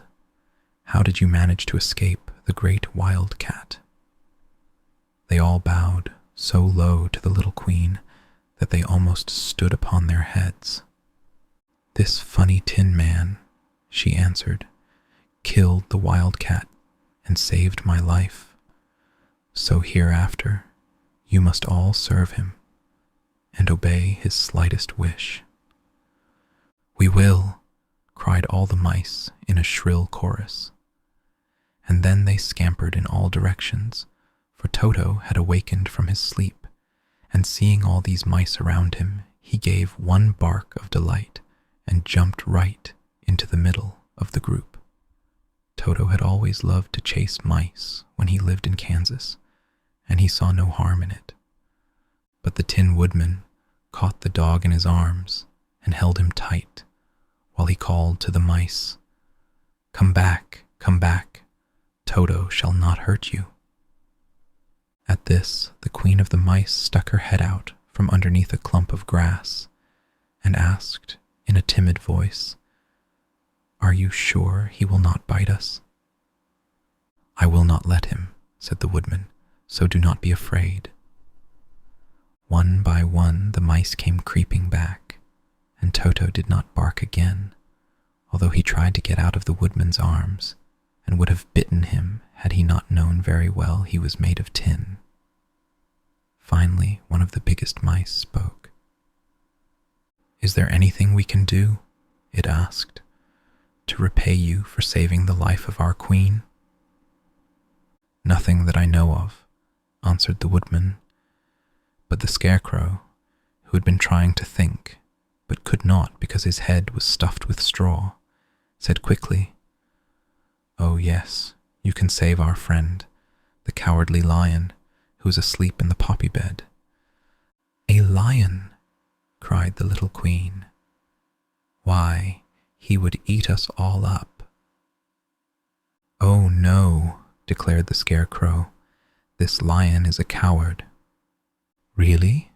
asked the mouse. "He says so himself," answered the Scarecrow, "and he would never hurt anyone who is our friend. If you will help us to save him, I promise that he shall treat you all with kindness." "Very well," said the queen. "We trust you. But what shall we do?" "Are there many of these mice which call you queen and are willing to obey you?" "Oh, yes, there are thousands," she replied. "Then send for them all to come here as soon as possible, and let each one bring a long piece of string." The queen turned to the mice that attended her and told them to go at once and get all her people. As soon as they heard her orders, they ran away in every direction as fast as possible. "Now," said the Scarecrow to the Tin Woodman, "you must go to those trees by the riverside and make a truck that will carry the lion." So the Woodman went at once to the trees and began to work, and he soon made a truck out of the limbs of trees, from which he chopped away all the leaves and branches. He fastened it together with wooden pegs and made the 4 wheels out of short pieces of a big tree trunk. So fast and so well did he work that by the time the mice began to arrive, the truck was all ready for them. They came from all directions, and there were thousands of them, big mice and little mice and middle-sized mice, and each one brought a piece of string in his mouth. It was about this time that Dorothy woke from her long sleep and opened her eyes. She was greatly astonished to find herself lying upon the grass, with thousands of mice standing around and looking at her timidly. But the Scarecrow told her about everything, and turning to the dignified little mouse, he said, "Permit me to introduce to you Her Majesty, the Queen." Dorothy nodded gravely, and the Queen made a curtsy, after which she became quite friendly with the little girl. The Scarecrow and the Woodman now began to fasten the mice to the truck, using the strings they had brought. One end of a string was tied around the neck of each mouse, and the other end to the truck. Of course, the truck was 1,000 times bigger than any of the mice who were to draw it, but when all the mice had been harnessed, they were able to pull it quite easily. Even the Scarecrow and the Tin Woodman could sit on it, and were drawn swiftly by their queer little horses to the place where the lion lay asleep. After a great deal of hard work, for the lion was heavy, they managed to get him up on the truck. Then the Queen hurriedly gave her people the order to start, for she feared if the mice stayed among the poppies too long, they also would fall asleep. At first, the little creatures, many though they were, could hardly stir the heavily loaded truck, but the Woodman and the Scarecrow both pushed from behind, and they got along better. Soon they rolled the lion out of the poppy bed to the green fields, where he could breathe the sweet, fresh air again, instead of the poisonous scent of the flowers.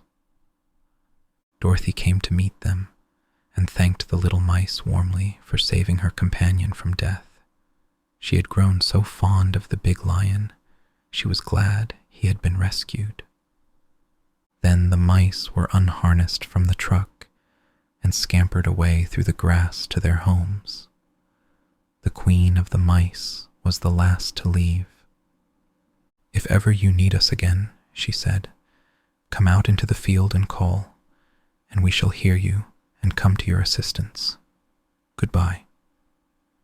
"Goodbye," they all answered, and away the Queen ran, while Dorothy held Toto tightly, lest he should run after her and frighten her. After this, they sat down beside the lion until he should awaken, and the Scarecrow brought Dorothy some fruit from a tree nearby, which she ate for her dinner. Chapter 10. It was some time before the cowardly lion awakened, for he had lain among the poppies a long while, breathing in their deadly fragrance. But when he did open his eyes and roll off the truck, he was very glad to find himself still alive. "I ran as fast as I could," he said, sitting down and yawning, "but the flowers were too strong for me. How did you get me out?" Then they told him of the field mice, and how they had generously saved him from death, and the cowardly lion laughed and said, I have always thought myself very big and terrible, yet such little things as flowers came near to killing me, and such small animals as mice have saved my life. How strange it all is.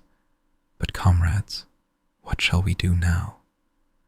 We must journey on until we find the road of yellow brick again, said Dorothy, and then we can keep on to the Emerald City.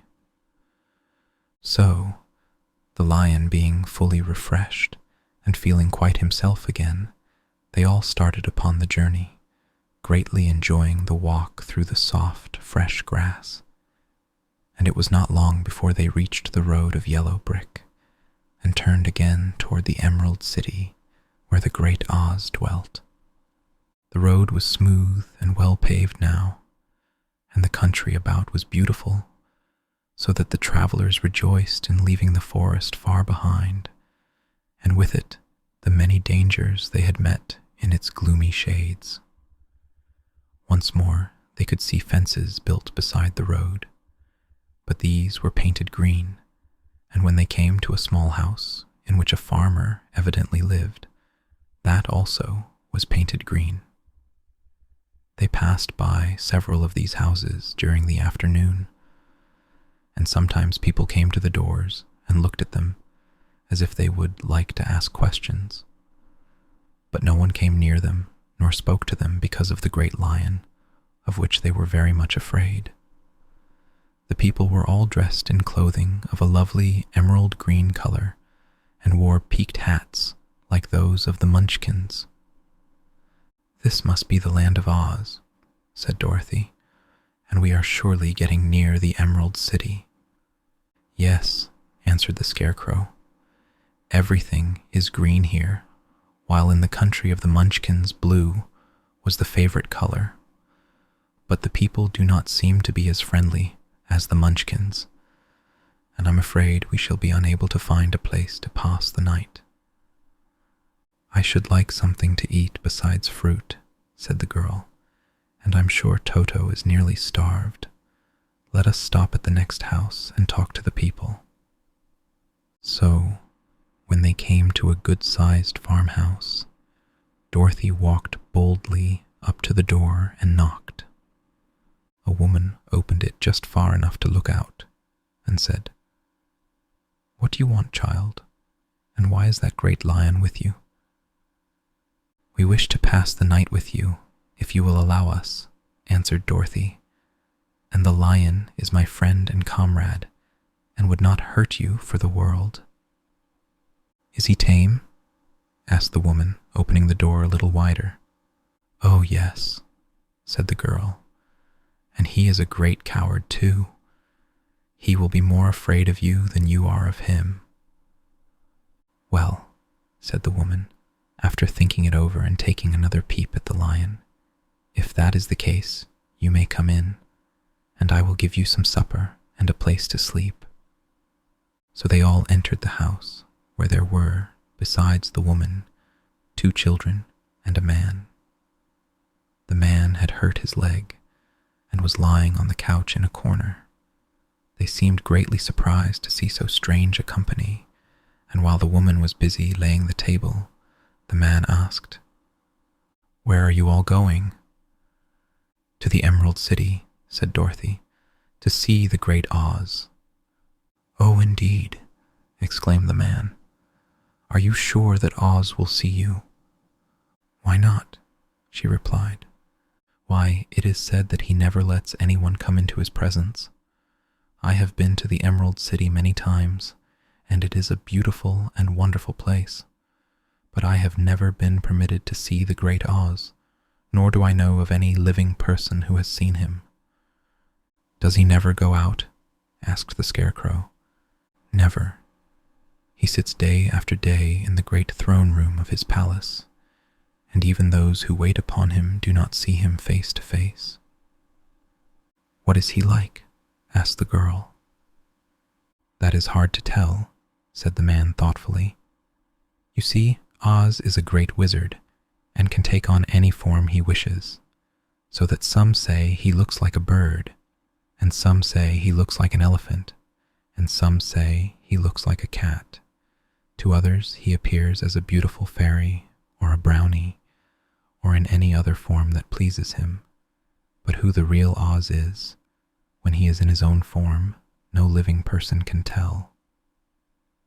That is very strange, said Dorothy, but we must try, in some way, to see him, or we shall have made our journey for nothing. Why do you wish to see the terrible Oz? Asked the man. I want him to give me some brains, said the Scarecrow eagerly. Oh, Oz could do that easily enough, declared the man.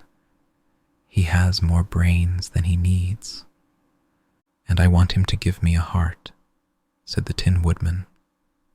That will not trouble him, continued the man, for Oz has a large collection of hearts of all sizes and shapes.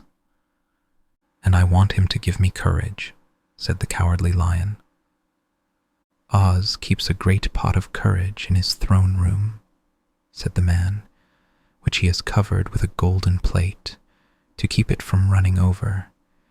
He will be glad to give you some. And I want him to send me back to Kansas, said Dorothy. Where is Kansas? Asked the man with surprise.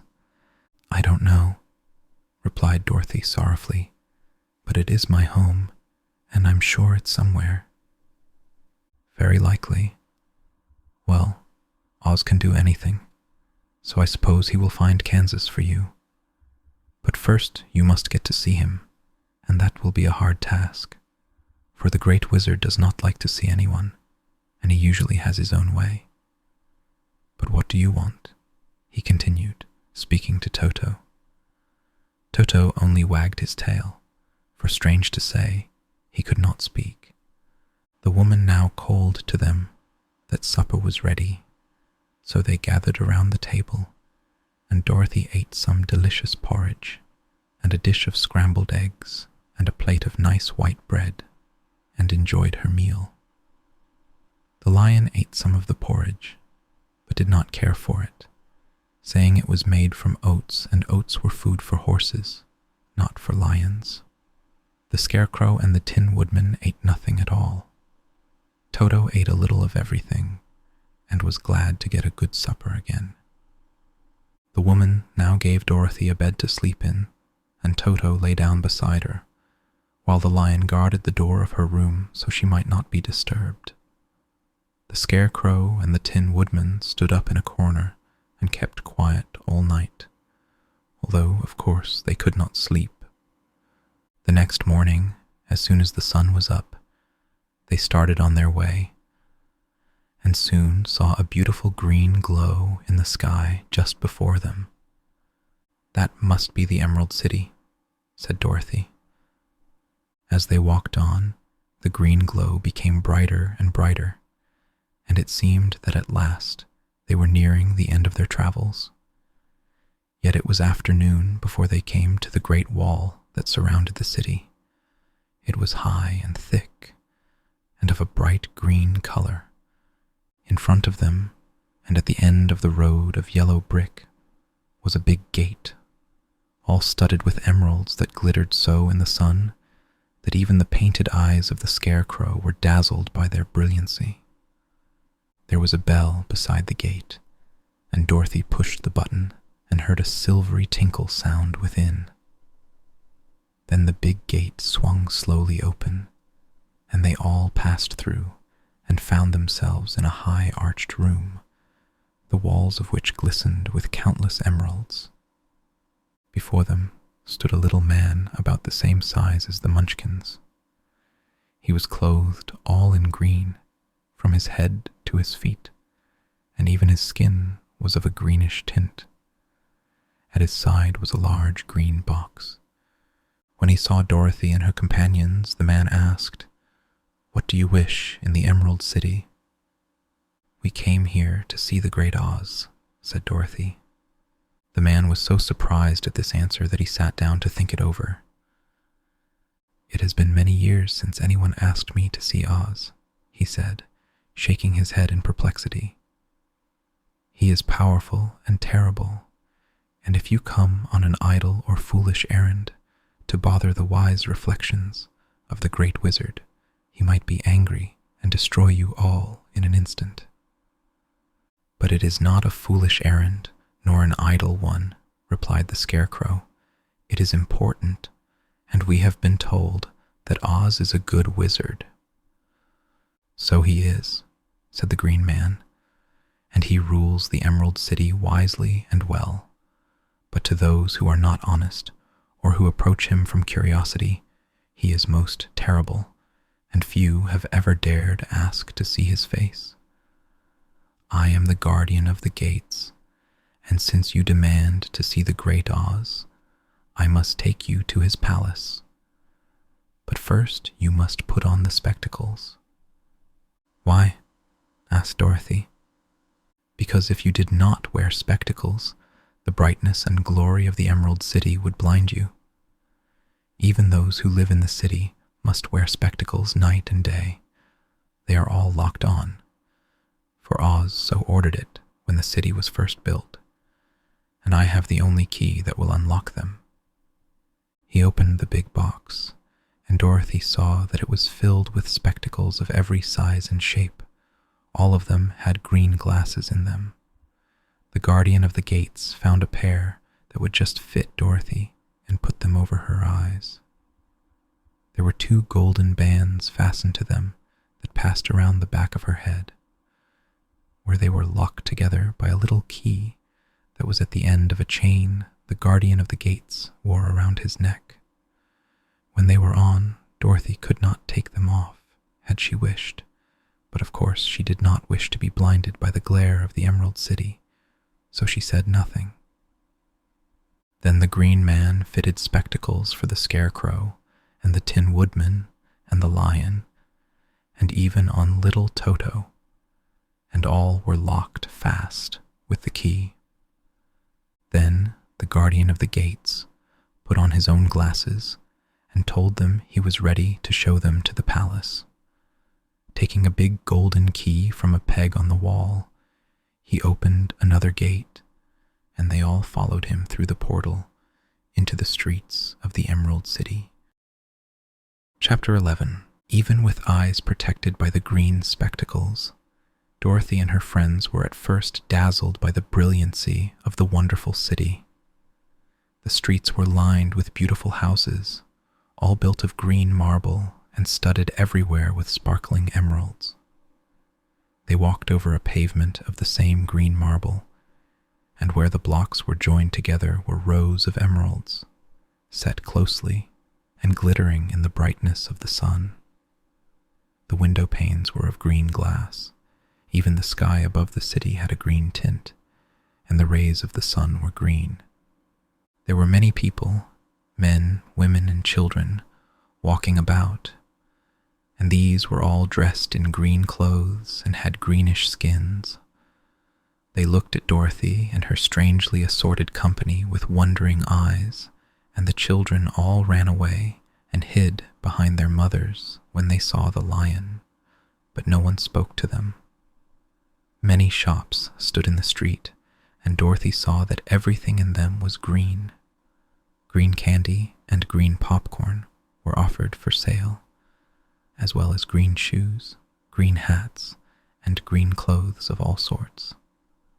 At one place, a man was selling green lemonade, and when the children bought it, Dorothy could see that they paid for it with green pennies. There seemed to be no horses, nor animals of any kind. The men carried things around in little green carts, which they pushed before them. Everyone seemed happy and contented and prosperous. The guardian of the gates led them through the streets until they came to a big building, exactly in the middle of the city, which was the Palace of Oz, the Great Wizard. There was a soldier before the door, dressed in a green uniform and wearing a long green beard. "Here are strangers," said the guardian of the gates to him, "and they demand to see the Great Oz." "Step inside," answered the soldier, "and I will carry your message to him." So they passed through the palace gates and were led into a big room with a green carpet and lovely green furniture set with emeralds. The soldier made them all wipe their feet upon a green mat before entering this room, and when they were seated, he said politely, "Please make yourselves comfortable while I go to the door of the throne room and tell Oz you are here." They had to wait a long time before the soldier returned. When at last he came back, Dorothy asked, "Have you seen Oz?" "Oh no," returned the soldier. "I have never seen him. But I spoke to him as he sat behind his screen and gave him your message. He said he will grant you an audience, if you so desire, but each one of you must enter his presence alone, and he will admit but one each day. Therefore, as you must remain in the palace for several days, I will have you shown to rooms where you may rest in comfort after your journey." "Thank you," replied the girl. "That is very kind of Oz." The soldier now blew upon a green whistle, and at once a young girl, dressed in a pretty green silk gown, entered the room. She had lovely green hair and green eyes, and she bowed low before Dorothy as she said, "Follow me and I will show you your room." So Dorothy said goodbye to all her friends except Toto, and taking the dog in her arms, followed the green girl through 7 passages and up 3 flights of stairs until they came to a room at the front of the palace. It was the sweetest little room in the world, with a soft, comfortable bed that had sheets of green silk and a green velvet counterpane. There was a tiny fountain in the middle of the room that shot a spray of green perfume into the air to fall back into a beautifully carved green marble basin. Beautiful green flowers stood in the windows, and there was a shelf with a row of little green books. When Dorothy had time to open these books, she found them full of queer green pictures that made her laugh. They were so funny. In a wardrobe were many green dresses, made of silk and satin and velvet, and all of them fitted Dorothy exactly. "Make yourself perfectly at home," said the green girl, "and if you wish for anything, ring the bell. Oz will send for you tomorrow morning." She left Dorothy alone and went back to the others. These she also led to rooms, and each one of them found himself lodged in a very pleasant part of the palace. Of course, this politeness was wasted on the Scarecrow, for when he found himself alone in his room, he stood stupidly in one spot, just within the doorway, to wait till morning. It would not rest him to lie down, and he could not close his eyes, so he remained all night, staring at a little spider which was weaving its web in a corner of the room, just as if it were not one of the most wonderful rooms in the world. The Tin Woodman lay down on his bed from force of habit, for he remembered when he was made of flesh. But not being able to sleep, he passed the night moving his joints up and down to make sure they kept in good working order. The lion would have preferred a bed of dried leaves in the forest, and did not like being shut up in a room. But he had too much sense to let this worry him, so he sprang upon the bed and rolled himself up like a cat, and purred himself asleep in a minute. The next morning, after breakfast, the Green Maiden came to fetch Dorothy, and she dressed her in one of the prettiest gowns, made of green brocaded satin. Dorothy put on a green silk apron and tied a green ribbon around Toto's neck, and they started for the throne room of the Great Oz. First they came to a great hall in which were many ladies and gentlemen of the court, all dressed in rich costumes. These people had nothing to do but talk to each other, but they always came to wait outside the throne room every morning, although they were never permitted to see Oz. As Dorothy entered, they looked at her curiously, and one of them whispered, Are you really going to look upon the face of Oz, the Terrible?" "Of course," answered the girl, "if he will see me." "Oh, he will see you," said the soldier who had taken her message to the wizard, "although he does not like to have people ask to see him. Indeed, at first he was angry and said I should send you back where you came from. Then he asked me what you looked like, and when I mentioned your silver shoes, he was very much interested. At last I told him about the mark upon your forehead, and he decided he would admit you to his presence." Just then a bell rang, and the green girl said to Dorothy, "That is the signal. You must go into the throne room alone." She opened a little door, and Dorothy walked boldly through and found herself in a wonderful place. It was a big, round room with a high arched roof, and the walls and ceiling and floor were covered with large emeralds set closely together. In the center of the roof was a great light, as bright as the sun, which made the emeralds sparkle in a wonderful manner. But what interested Dorothy most was the big throne of green marble that stood in the middle of the room. It was shaped like a chair and sparkled with gems, as did everything else. In the center of the chair was an enormous head, without a body to support it or any arms or legs whatever. There was no hair upon this head, but it had eyes and a nose and mouth, and was much bigger than the head of the biggest giant. As Dorothy gazed upon this in wonder and fear, the eyes turned slowly and looked at her sharply and steadily. Then the mouth moved, and Dorothy heard a voice say, "I am Oz, the Great and Terrible. Who are you, and why do you seek me?" It was not such an awful voice as she had expected to come from the big head, so she took courage and answered, "I am Dorothy, the small and meek. I have come to you for help." The eyes looked at her thoughtfully for a full minute. Then said the voice, "Where did you get the silver shoes?" "I got them from the Wicked Witch of the East, when my house fell on her and killed her," she replied. "Where did you get the mark upon your forehead?" continued the voice. "That is where the good witch of the North kissed me when she bade me goodbye and sent me to you," said the girl. Again the eyes looked at her sharply, and they saw she was telling the truth.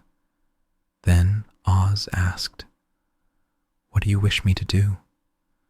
"Send me back to Kansas, where my Aunt Em and Uncle Henry are," she answered earnestly.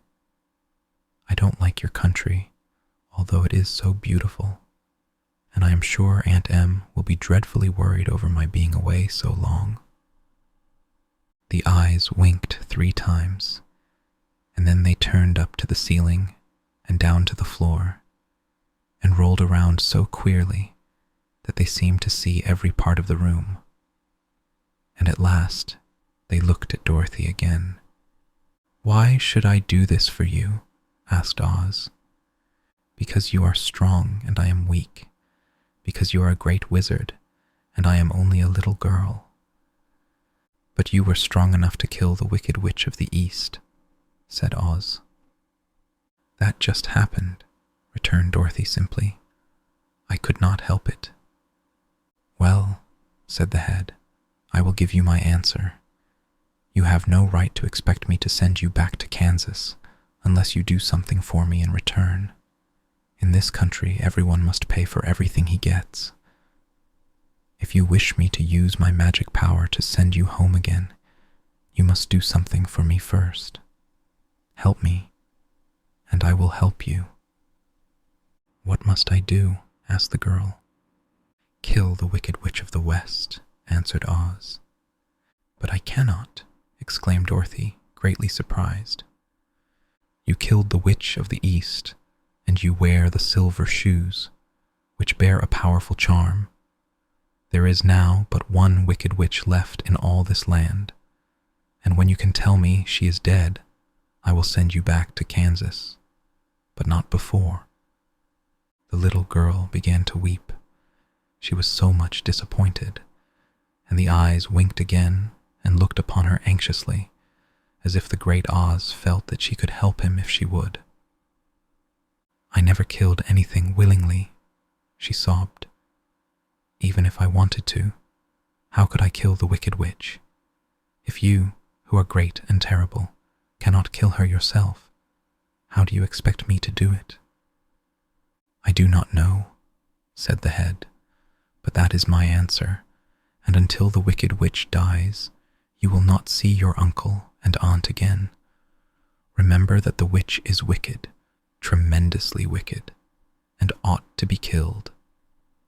Now go, and do not ask to see me again until you have done your task." Sorrowfully, Dorothy left the throne room and went back where the lion and the Scarecrow and the Tin Woodman were waiting to hear what Oz had said to her. "There is no hope for me," she said sadly, "for Oz will not send me home until I have killed the Wicked Witch of the West, and that I can never do." Her friends were sorry, but could do nothing to help her, so Dorothy went to her own room and lay down on the bed and cried herself to sleep. The next morning, the soldier with the green whiskers came to the Scarecrow and said, "Come with me, for Oz has sent for you." So the Scarecrow followed him and was admitted into the great throne room, where he saw, sitting in the emerald throne, a most lovely lady. She was dressed in green silk gauze and wore upon her flowing green locks a crown of jewels. Growing from her shoulders were wings, gorgeous in color, and so light that they fluttered if the slightest breath of air reached them. When the Scarecrow had bowed, as prettily as his straw stuffing would let him, before this beautiful creature, she looked upon him sweetly and said, "I am Oz, the great and terrible. Who are you, and why do you seek me?" Now the Scarecrow, who had expected to see the great head Dorothy had told him of, was much astonished, but he answered her bravely, "I am only a scarecrow stuffed with straw. Therefore I have no brains, and I come to you praying that you will put brains in my head instead of straw, so that I may become as much a man as any other in your dominions." "Why should I do this for you?" asked the lady. "Because you are wise and powerful, and no one else can help me," answered the Scarecrow. "I never grant favors without some return," said Oz, "but this much I will promise. If you will kill for me the Wicked Witch of the West, I will bestow upon you a great many brains, and such good brains that you will be the wisest man in all the land of Oz." "I thought you asked Dorothy to kill the witch," said the Scarecrow in surprise. "So I did. I don't care who kills her, but until she is dead, I will not grant your wish. Now go, and do not seek me again until you have earned the brains you so greatly desire." The Scarecrow went sorrowfully back to his friends and told them what Oz had said, and Dorothy was surprised to find that the great wizard was not a head, as she had seen him, but a lovely lady. "All the same," said the Scarecrow, "she needs a heart as much as the Tin Woodman." On the next morning, the soldier with the green whiskers came to the Tin Woodman and said, "Oz has sent for you. Follow me." So the Tin Woodman followed him and came to the great throne room. He did not know whether he would find Oz a lovely lady or a head, but he hoped it would be the lovely lady. "For," he said to himself, "if it is the head, I am sure I shall not be given a heart, since a head has no heart of its own, and therefore cannot feel for me. But if it is the lovely lady, I shall beg hard for a heart, for all ladies are themselves said to be kindly-hearted."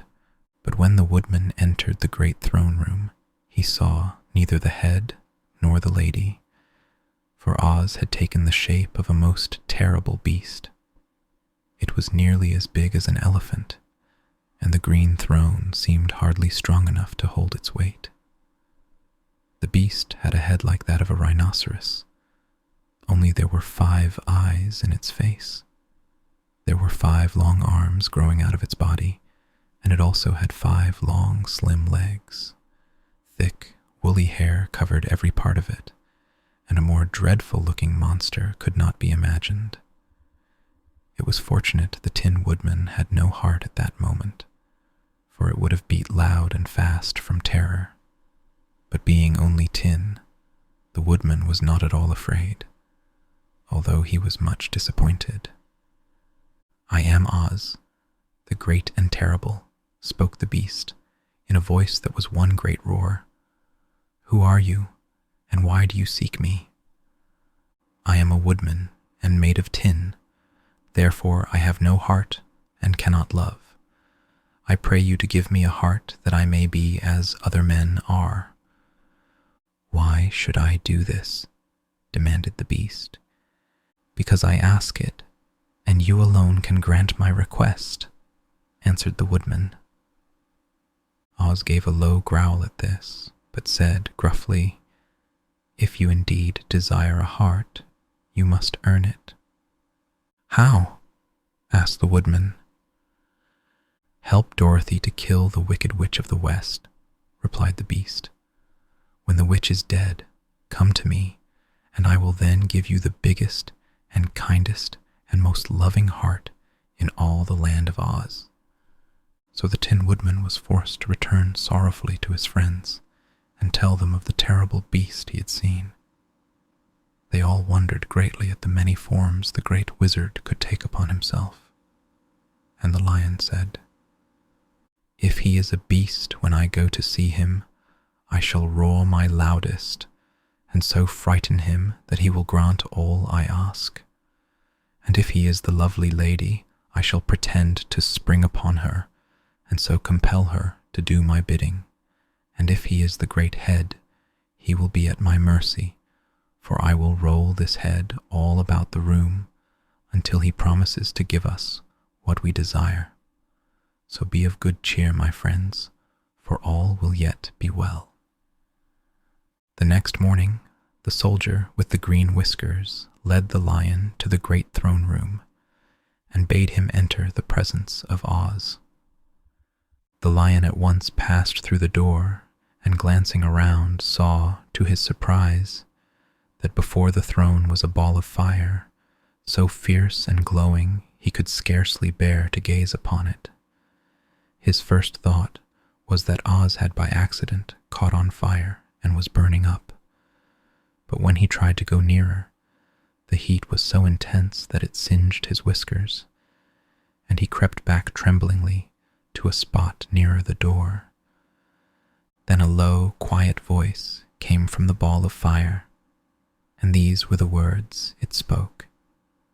"I am Oz, the great and terrible. Who are you, and why do you seek me?" And the lion answered, "I am a cowardly lion, afraid of everything.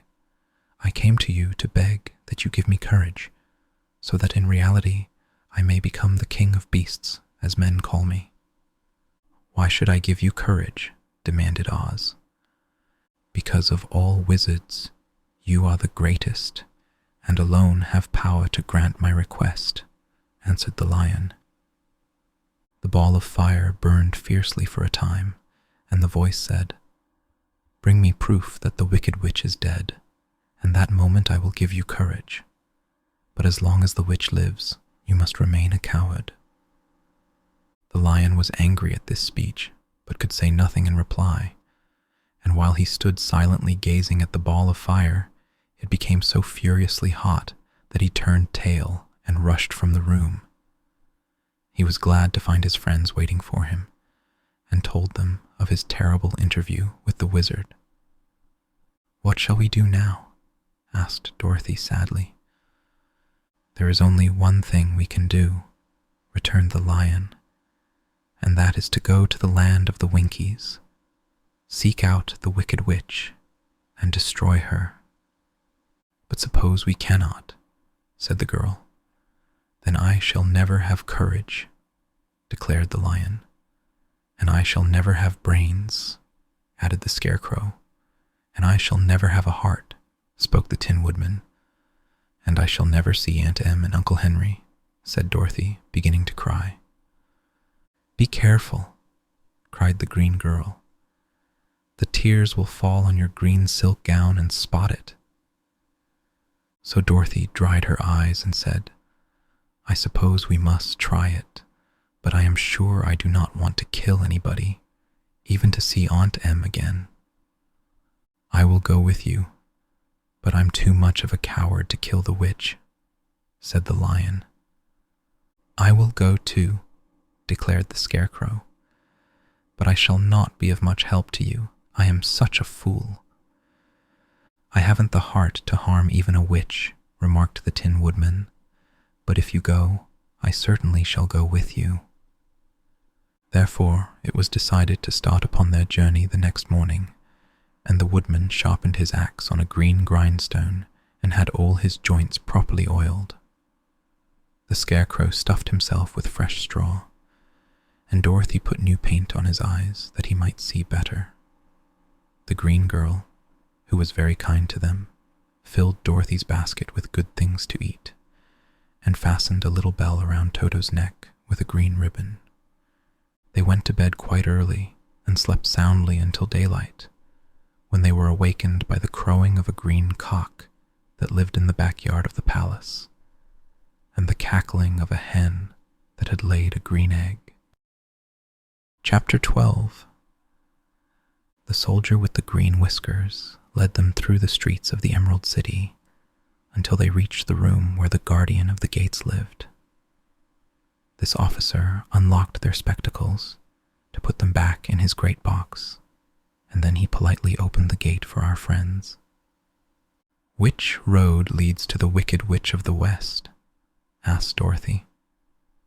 "There is no road," answered the guardian of the gates. "No one ever wishes to go that way." "How, then, are we to find her?" inquired the girl. "That will be easy," replied the man, "for when she knows you are in the country of the Winkies, she will find you and make you all her slaves." "Perhaps not," said the Scarecrow, "for we mean to destroy her." "Oh, that is different," said the guardian of the gates. "No one has ever destroyed her before, so I naturally thought she would make slaves of you, as she has of the rest. But take care, for she is wicked and fierce, and may not allow you to destroy her. Keep to the west, where the sun sets, and you cannot fail to find her." They thanked him and bade him goodbye, and turned toward the west, walking over fields of soft grass dotted here and there with daisies and buttercups. Dorothy still wore the pretty silk dress she had put on in the palace, but now, to her surprise, she found it was no longer green, but pure white. The ribbon around Toto's neck had also lost its green color and was as white as Dorothy's dress. The Emerald City was soon left far behind. As they advanced, the ground became rougher and hillier, for there were no farms nor houses in this country of the West, and the ground was untilled. In the afternoon, the sun shone hot in their faces, for there were no trees to offer them shade, so that, before night, Dorothy and Toto and the lion were tired and lay down upon the grass and fell asleep, with the woodman and the Scarecrow keeping watch. Now the Wicked Witch of the West had but one eye, yet that was as powerful as a telescope, and could see everywhere. So, as she sat in the door of her castle, she happened to look around and saw Dorothy lying asleep, with her friends all about her. They were a long distance off, but the Wicked Witch was angry to find them in her country, so she blew upon a silver whistle that hung around her neck. At once there came running to her from all directions a pack of great wolves. They had long legs and fierce eyes and sharp teeth. "Go to those people," said the witch, "and tear them to pieces." "Are you not going to make them your slaves?" asked the leader of the wolves. "No," she answered. "One is of tin and one of straw. One is a girl and another a lion. None of them is fit to work, so you may tear them into small pieces." "Very well," said the wolf, and he dashed away at full speed, followed by the others. It was lucky the Scarecrow and the Woodman were wide awake and heard the wolves coming. "This is my fight," said the Woodman, "so get behind me, and I will meet them as they come." He seized his axe, which he had made very sharp, and as the leader of the wolves came on, the Tin Woodman swung his arm and chopped the wolf's head from its body, so that it immediately died. As soon as he could raise his axe, another wolf came up, and he also fell under the sharp edge of the Tin Woodman's weapon. There were 40 wolves, and 40 times a wolf was killed, so that at last they all lay dead in a heap before the Woodman. Then he put down his axe and sat beside the Scarecrow, who said, "It was a good fight, friend." They waited until Dorothy awoke the next morning. The little girl was quite frightened when she saw the great pile of shaggy wolves, but the Tin Woodman told her all. She thanked him for saving them and sat down to breakfast, after which they started again upon their journey. Now this same morning the Wicked Witch came to the door of her castle and looked out with her one eye that could see far off. She saw all her wolves lying dead, and the strangers still traveling through her country. This made her angrier than before, and she blew her silver whistle twice. Straightway a great flock of wild crows came flying toward her, enough to darken the sky. And the Wicked Witch said to the King Crow, "Fly at once to the strangers, peck out their eyes, and tear them to pieces." The wild crows flew in one great flock toward Dorothy and her companions. When the little girl saw them coming, she was afraid. But the Scarecrow said, "This is my battle, so lie down beside me, and you will not be harmed." So they all lay upon the ground, except the Scarecrow, and he stood up and stretched out his arms. And when the crows saw him, they were frightened, as these birds always are by scarecrows, and did not dare to come any nearer. But the King Crow said, "It is only a stuffed man. I will peck his eyes out." The King Crow flew at the Scarecrow, who caught it by the head and twisted its neck until it died. And then another crow flew at him, and the Scarecrow twisted its neck also. There were 40 crows, and 40 times the Scarecrow twisted a neck, until at last all were lying dead beside him. Then he called to his companions to rise, and again they went upon their journey. When the Wicked Witch looked out again and saw all her crows lying in a heap, she got into a terrible rage and blew 3 times upon her silver whistle. Forthwith there was heard a great buzzing in the air, and a swarm of black bees came flying toward her. "Go to the strangers and sting them to death," commanded the witch, and the bees turned and flew rapidly until they came to where Dorothy and her friends were walking. But the Woodman had seen them coming, and the Scarecrow had decided what to do. "Take out my straw and scatter it over the little girl and the dog and the lion," he said to the Woodman, "and the bees cannot sting them." This the Woodman did, and as Dorothy lay close beside the lion and held Toto in her arms, the straw covered them entirely. The bees came and found no one but the Woodman to sting, so they flew at him and broke off all their stings against the tin, without hurting the Woodman at all. And as bees cannot live when their stings are broken, that was the end of the black bees, and they lay scattered thick about the woodman, like little heaps of fine coal.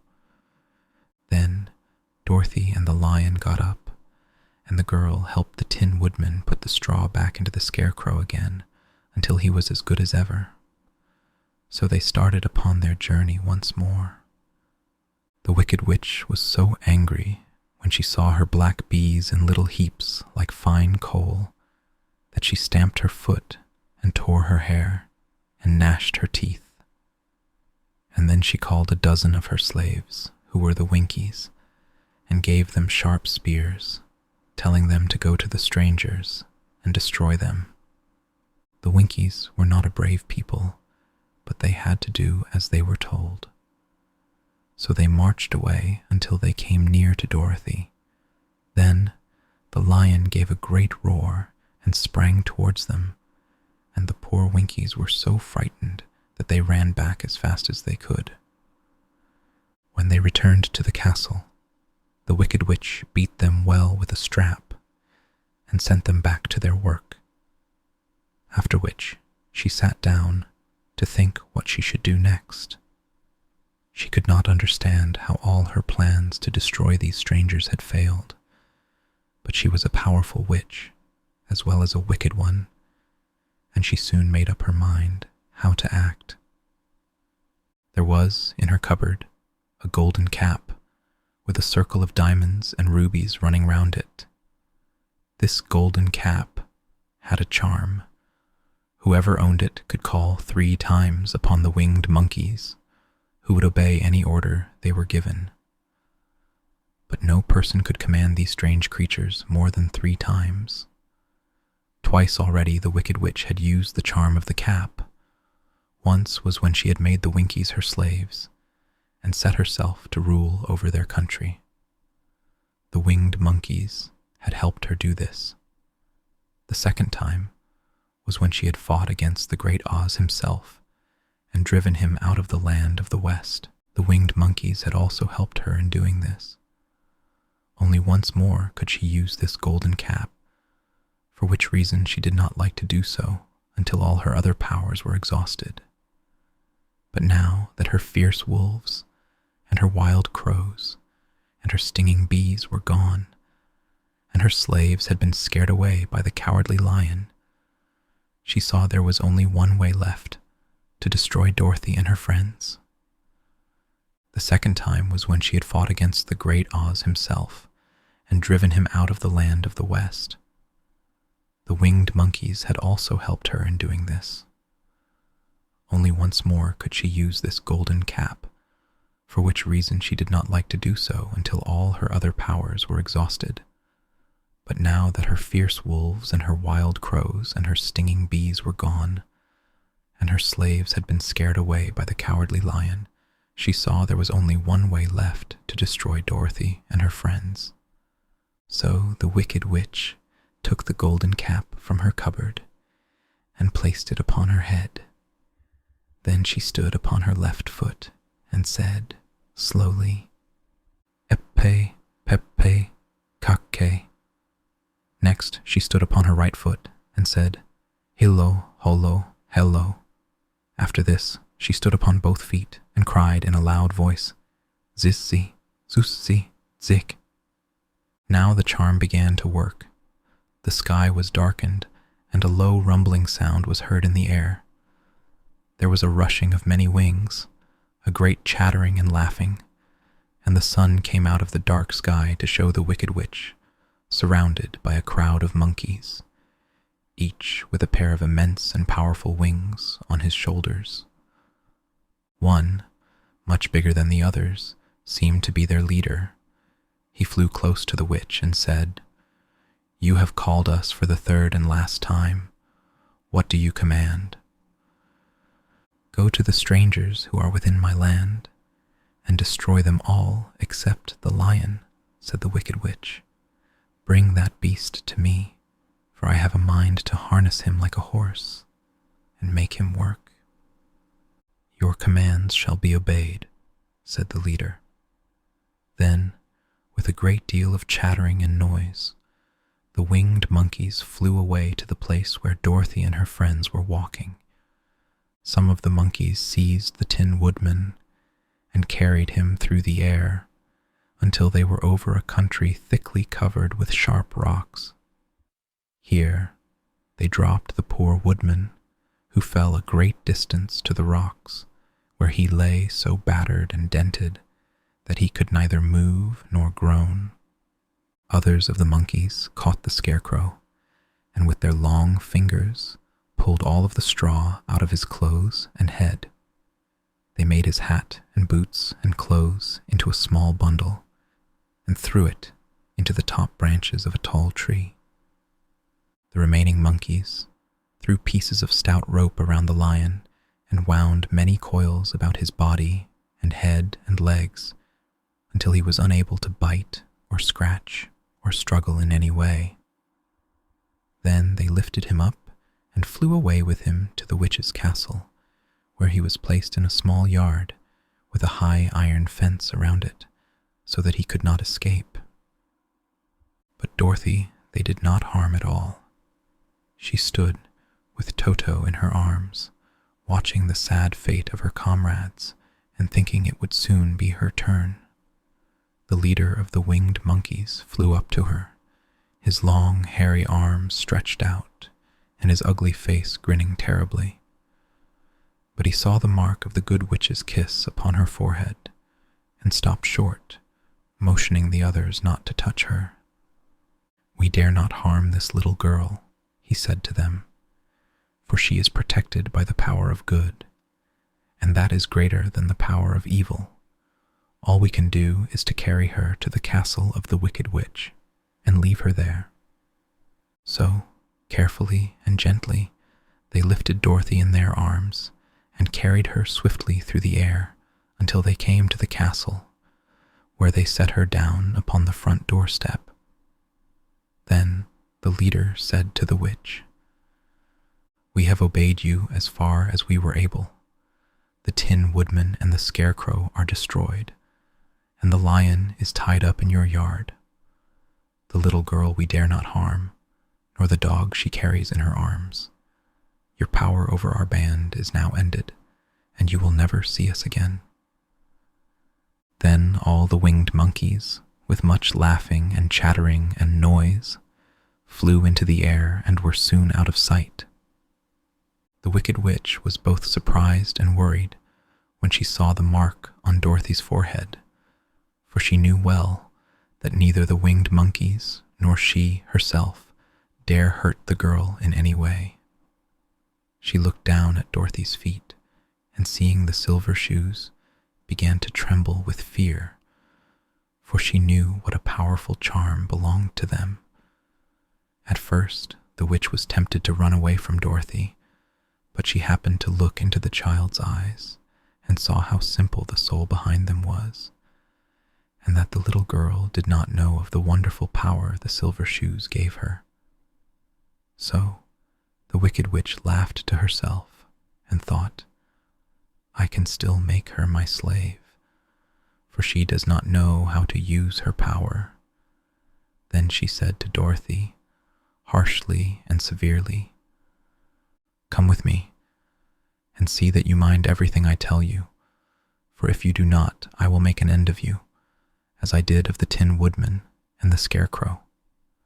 Dorothy followed her through many of the beautiful rooms in her castle until they came to the kitchen, where the witch bade her clean the pots and kettles and sweep the floor and keep the fire fed with wood. Dorothy went to work meekly, with her mind made up to work as hard as she could, for she was glad the wicked witch had decided not to kill her. With Dorothy hard at work, the witch thought she would go into the courtyard and harness the cowardly lion like a horse. It would amuse her, she was sure, to make him draw her chariot whenever she wished to go to drive. But as she opened the gate, the lion gave a loud roar and bounded at her so fiercely that the witch was afraid and ran out and shut the gate again. "If I cannot harness you," said the witch to the lion, speaking through the bars of the gate, I can starve you. You shall have nothing to eat until you do as I wish." So after that, she took no food to the imprisoned lion, but every day she came to the gate at noon and asked, "Are you ready to be harnessed like a horse?" And the lion would answer, "No. If you come in this yard, I will bite you." The reason the lion did not have to do as the witch wished was that every night, while the woman was asleep, Dorothy carried him food from the cupboard. After he had eaten, he would lie down on his bed of straw, and Dorothy would lie beside him and put her head on his soft, shaggy mane while they talked of their troubles and tried to plan some way to escape. But they could find no way to get out of the castle, for it was constantly guarded by the yellow Winkies, who were the slaves of the wicked witch, and too afraid of her not to do as she told them. The girl had to work hard during the day, and often the witch threatened to beat her with the same old umbrella she always carried in her hand. But in truth, she did not dare to strike Dorothy because of the mark upon her forehead. The child did not know this, and was full of fear for herself and Toto. Once the witch struck Toto a blow with her umbrella, and the brave little dog flew at her and bit her leg in return. The witch did not bleed where she was bitten, for she was so wicked that the blood in her had dried up many years before. Dorothy's life became very sad as she grew to understand that it would be harder than ever to get back to Kansas and Aunt Em again. Sometimes she would cry bitterly for hours, with Toto sitting at her feet and looking into her face, whining dismally to show how sorry he was for his little mistress. Toto did not really care whether he was in Kansas or the land of Oz, so long as Dorothy was with him. But he knew the little girl was unhappy, and that made him unhappy too. Now the wicked witch had a great longing to have for her own the silver shoes which the girl always wore. Her bees and her crows and her wolves were lying in heaps and drying up, and she had used up all the power of the golden cap. But if she could only get hold of the silver shoes, they would give her more power than all the other things she had lost. She watched Dorothy carefully to see if she ever took off her shoes, thinking she might steal them. But the child was so proud of her pretty shoes that she never took them off except at night and when she took her bath. The witch was too much afraid of the dark to dare go in Dorothy's room at night to take the shoes, and her dread of water was greater than her fear of the dark, so she never came near when Dorothy was bathing. Indeed, the old witch never touched water, nor ever let water touch her in any way. But the wicked creature was very cunning, and she finally thought of a trick that would give her what she wanted. She placed a bar of iron in the middle of the kitchen floor, and then by her magic arts made the iron invisible to human eyes, so that when Dorothy walked across the floor, she stumbled over the bar, not being able to see it, and fell at full length. She was not much hurt, but in her fall, one of the silver shoes came off, and before she could reach it, the witch had snatched it away and put it on her own skinny foot. The wicked woman was greatly pleased with the success of her trick, for as long as she had one of the shoes, she owned half the power of their charm, and Dorothy could not use it against her, even had she known how to do so.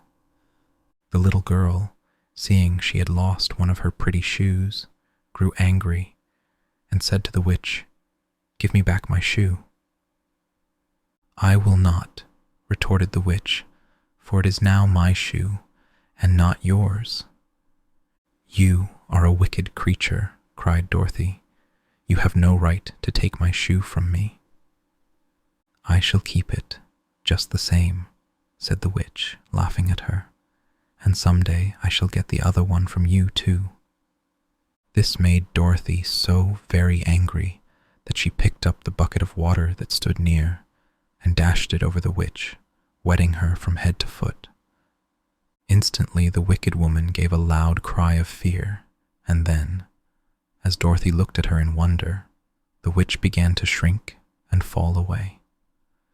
"See what you have done," she screamed. "In a minute I shall melt away." "I'm very sorry indeed," said Dorothy, who was truly frightened to see the witch actually melting away, like brown sugar before her very eyes. "Didn't you know water would be the end of me?" asked the witch in a wailing, despairing voice. "Of course not," answered Dorothy. "How should I?" "Well, in a few minutes I shall be all melted, and you will have the castle to yourself. I have been wicked in my day, but I never thought a little girl like you would ever be able to melt me and end my wicked deeds. Look out, here I go." With these words, the witch fell down in a brown, melted, shapeless mass, and began to spread over the clean boards of the kitchen floor. Seeing that she had really melted away to nothing, Dorothy drew another bucket of water and threw it over the mess. She then swept it all out the door. After picking out the silver shoe, which was all that was left of the old woman, she cleaned and dried it with a cloth and put it on her foot again. Then, being at last free to do as she chose, she ran out to the courtyard to tell the lion that the wicked witch of the West had come to an end, and that they were no longer prisoners in a strange land. Chapter 13. The cowardly lion was much pleased to hear that the wicked witch had been melted by a bucket of water, and Dorothy at once unlocked the gate of his prison and set him free. They went in together to the castle, where Dorothy's first act was to call all the Winkies together and tell them that they were no longer slaves. There was great rejoicing among the yellow Winkies, for they had been made to work hard during many years for the wicked witch, who had always treated them with great cruelty. They kept this day as a holiday, then and ever after, and spent the time in feasting and dancing. "If our friends, the Scarecrow and the Tin Woodman, were only with us," said the lion, "I should be quite happy." "Don't you suppose we could rescue them?" asked the girl anxiously. "We can try," answered the lion. So they called the yellow Winkies and asked them if they would help to rescue their friends, and the Winkies said that they would be delighted to do all in their power for Dorothy, who had set them free from bondage. So she chose a number of the Winkies, who looked as if they knew the most, and they all started away. They traveled that day and part of the next, until they came to the rocky plain where the Tin Woodman lay, all battered and bent. His axe was near him, but the blade was rusted and the handle broken off short. The Winkies lifted him tenderly in their arms and carried him back to the yellow castle again, Dorothy shedding a few tears by the way at the sad plight of her old friend, and the lion looking sober and sorry. When they reached the castle, Dorothy said to the Winkies, "Are any of your people tinsmiths?" "Oh yes, some of us are very good tinsmiths," they told her. "Then bring them to me," she said. And when the tinsmiths came, bringing with them all their tools and baskets, she inquired, "Can you straighten out those dents in the Tin Woodman and bend him back into shape again, and solder him together where he is broken?" The tinsmiths looked the woodman over carefully and then answered that they thought they could mend him, so he would be as good as ever. So they set to work in one of the big yellow rooms of the castle, and worked for 3 days and 4 nights, hammering and twisting and bending and soldering and polishing and pounding at the legs and body and head of the Tin Woodman, until at last he was straightened out into his old form, and his joints worked as well as ever. To be sure, there were several patches on him, but the tinsmiths did a good job, and as the woodman was not a vain man, he did not mind the patches at all. When at last he walked into Dorothy's room and thanked her for rescuing him, he was so pleased that he wept tears of joy, and Dorothy had to wipe every tear carefully from his face with her apron, so his joints would not be rusted. At the same time, her own tears fell thick and fast at the joy of meeting her old friend again, and these tears did not need to be wiped away. As for the lion, he wiped his eyes so often with the tip of his tail that it became quite wet, and he was obliged to go out into the courtyard and hold it in the sun till it dried. "If we only had the Scarecrow with us again," said the Tin Woodman when Dorothy had finished telling him everything that had happened, "I should be quite happy." "We must try to find him," said the girl. So she called the Winkies to help her, and they walked all that day and part of the next until they came to the tall tree in the branches of which the winged monkeys had tossed the Scarecrow's clothes. It was a very tall tree, and the trunk was so smooth that no one could climb it. But the woodman said at once, "I'll chop it down, and then we can get the Scarecrow's clothes." Now, while the tinsmiths had been at work mending the woodman himself, another of the Winkies, who was a goldsmith, had made an axe handle of solid gold and fitted it to the woodman's axe instead of the old broken handle. Others polished the blade until all the rust was removed and it glistened like burnished silver. As soon as he had spoken, the Tin Woodman began to chop, and in a short time the tree fell over with a crash, whereupon the Scarecrow's clothes fell out of the branches and rolled off on the ground. Dorothy picked them up and had the Winkies carry them back to the castle, where they were stuffed with nice clean straw. And behold, here was the Scarecrow, as good as ever, thanking them over and over again for saving him. Now that they were reunited, Dorothy and her friends spent a few happy days at the Yellow Castle, where they found everything they needed to make them comfortable. But one day the girl thought of Aunt Em and said, "We must go back to Oz and claim his promise." "Yes," said the woodman, "at last I shall get my heart." "And I shall get my brains," added the Scarecrow joyfully. "And I shall get my courage," said the lion thoughtfully. "And I shall get back to Kansas," cried Dorothy, clapping her hands. "Oh, let us start for the Emerald City tomorrow." This they decided to do. The next day, they called the Winkies together and bade them goodbye.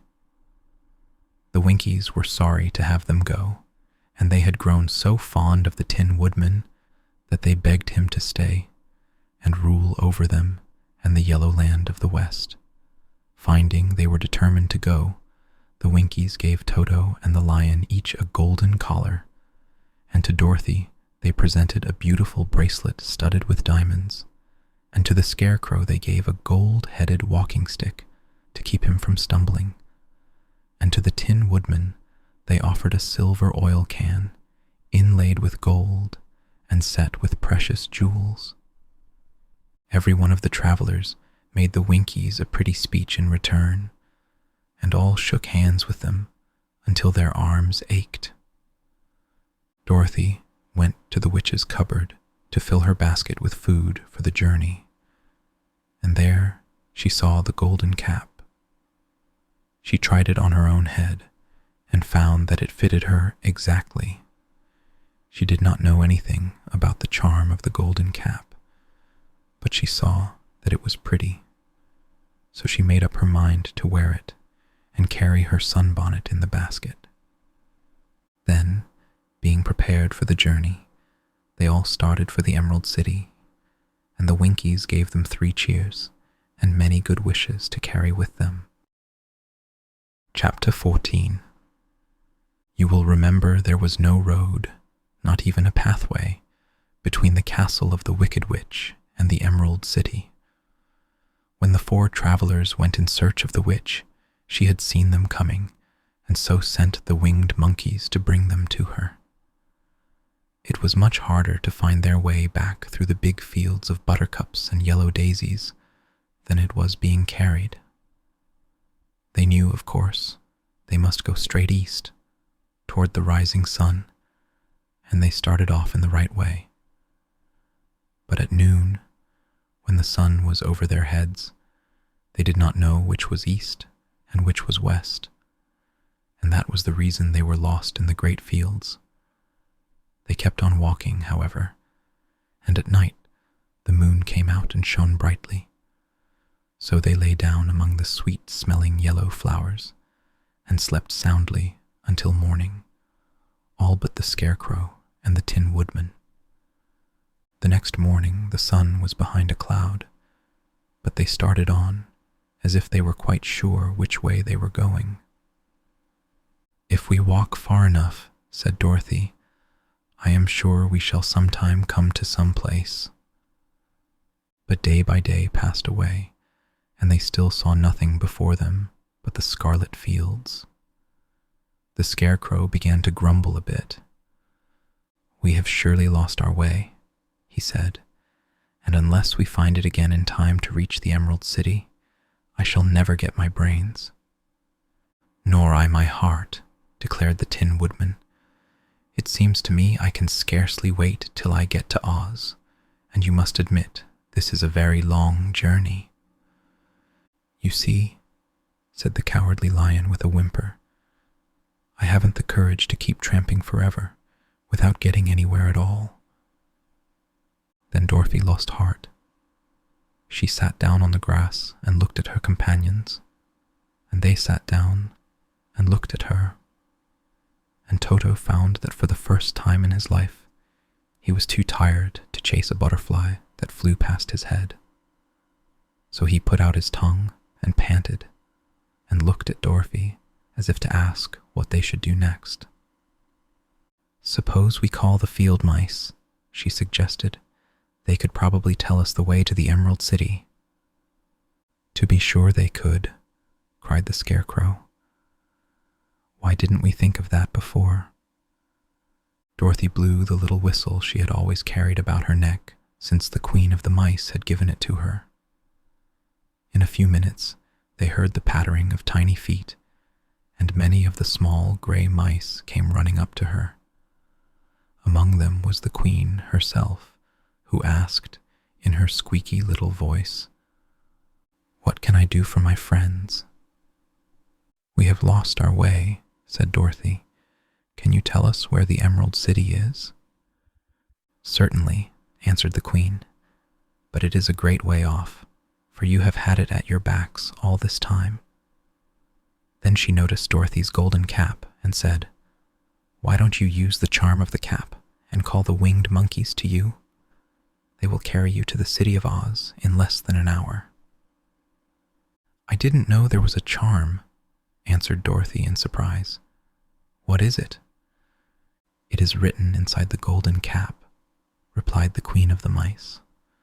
"But if you are going to call the winged monkeys, we must run away, for they are full of mischief and think it great fun to plague us." "Won't they hurt me?" asked the girl anxiously. "Oh no, they must obey the wearer of the cap. Goodbye."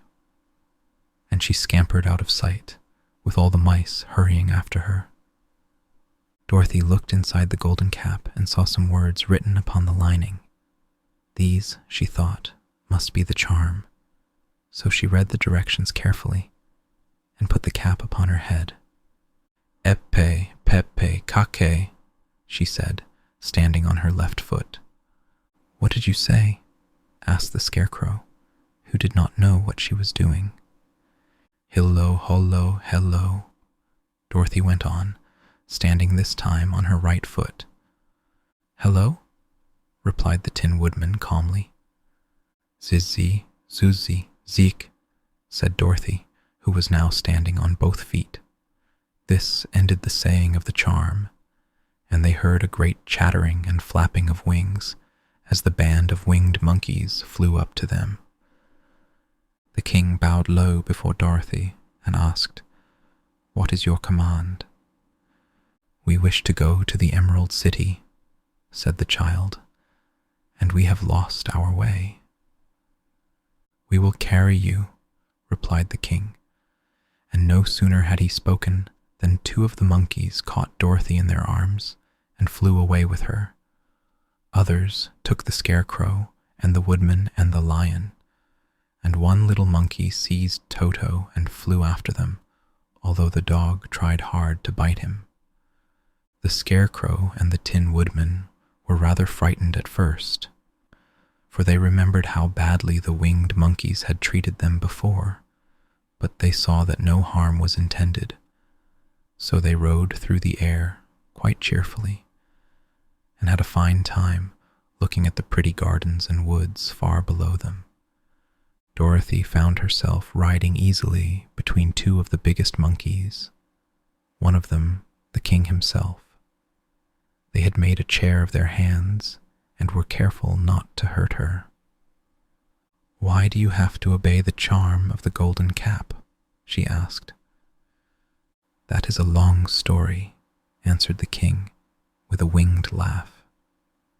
"But as we have a long journey before us, I will pass the time by telling you about it, if you wish."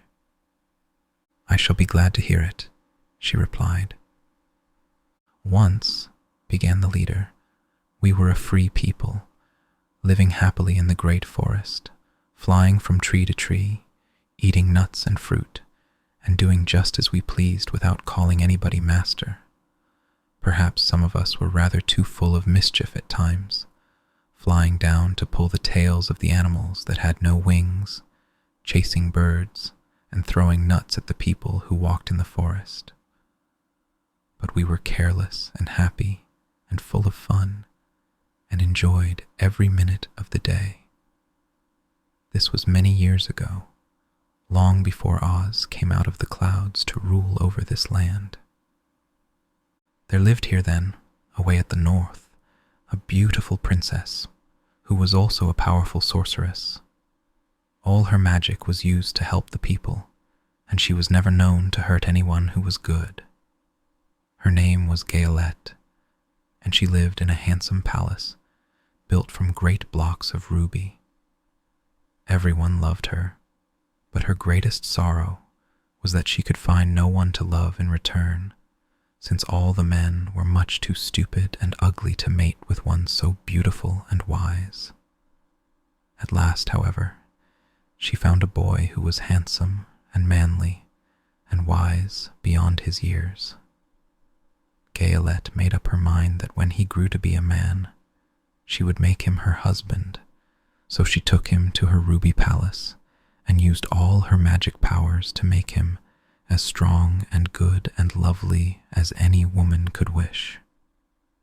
When he grew to manhood, Kalala, as he was called, was said to be the best and wisest man in all the land, while his manly beauty was so great that Gayelette loved him dearly and hastened to make everything ready for the wedding. My grandfather was at that time the king of the winged monkeys, which lived in the forest near Gayelette's palace, and the old fellow loved a joke better than a good dinner. One day, just before the wedding, my grandfather was flying out with his band when he saw Kalala walking beside the river. He was dressed in a rich costume of pink silk and purple velvet, and my grandfather thought he would see what he could do.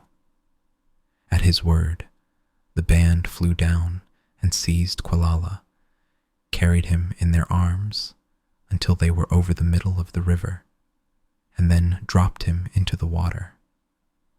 "Swim out, my fine fellow," cried my grandfather, "and see if the water has spotted your clothes."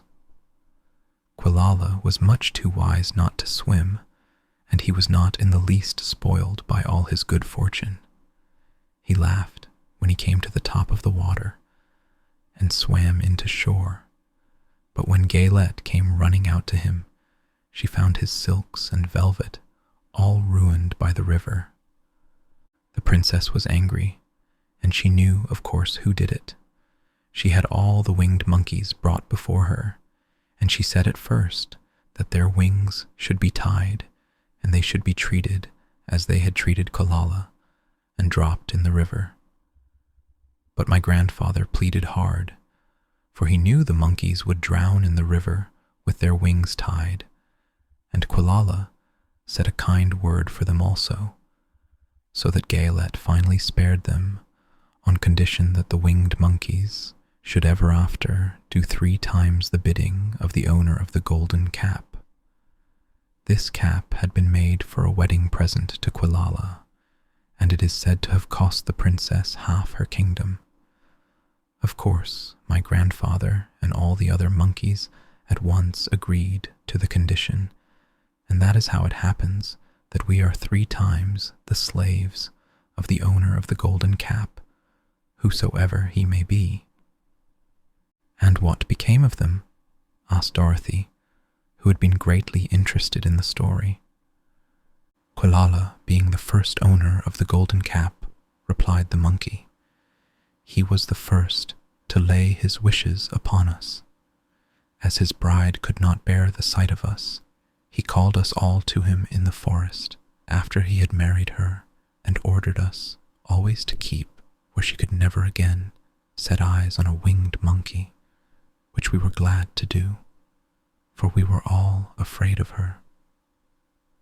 This was all we ever had to do until the golden cap fell into the hands of the Wicked Witch of the West, who made us enslave the Winkies, and afterward drive Oz himself out of the land of the West.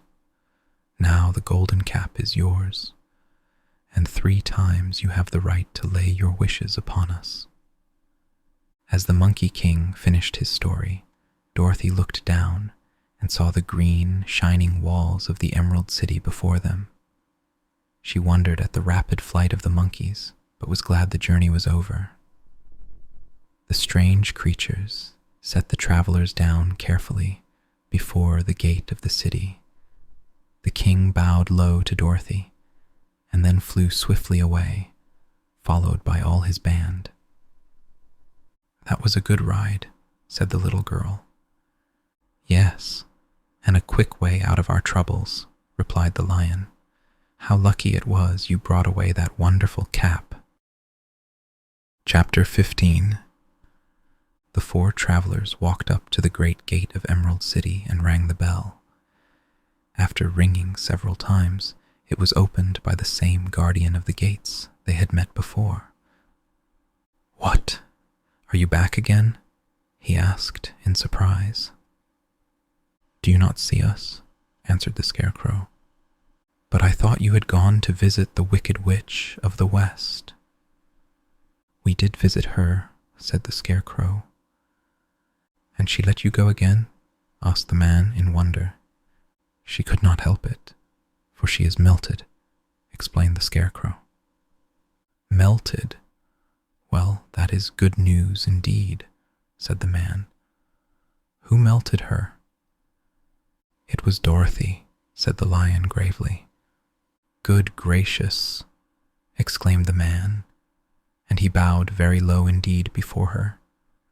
Then he led them into his little room and locked the spectacles from the great box on all their eyes, just as he had done before.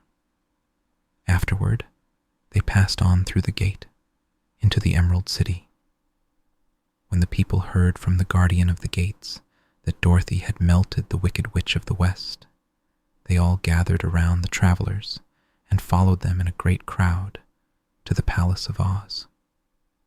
The soldier with the green whiskers was still on guard before the door, but he let them in at once, and they were again met by the beautiful green girl, who showed each of them to their old rooms at once, so they might rest until the great Oz was ready to receive them.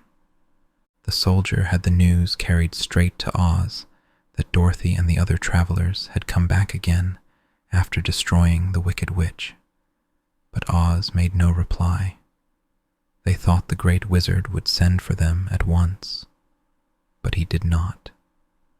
They had no word from him the next day, nor the next, nor the next.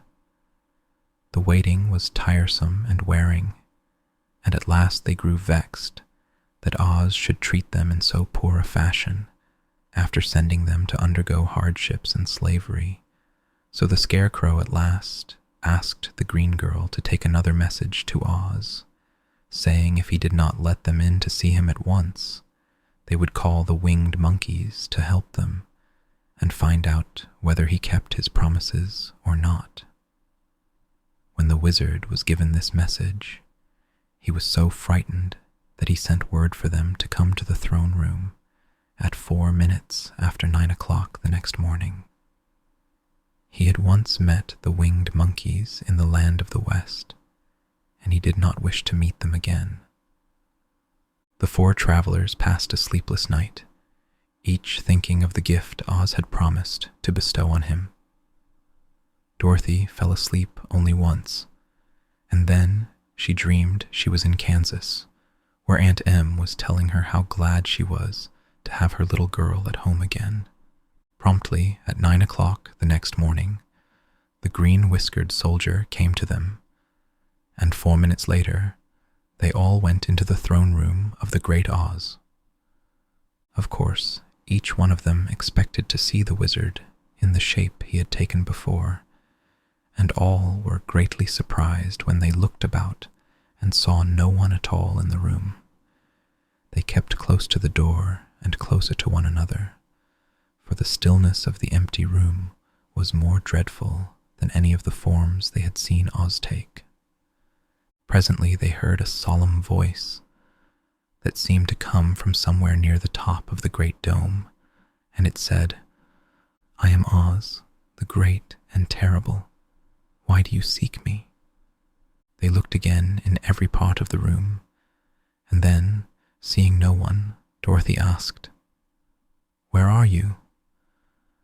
"I am everywhere," answered the voice, "but to the eyes of common mortals I am invisible.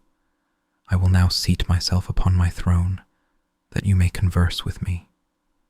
Indeed, the voice seemed just then to come straight from the throne itself, so they walked toward it and stood in a row while Dorothy said, "We have come to claim our promise, O Oz."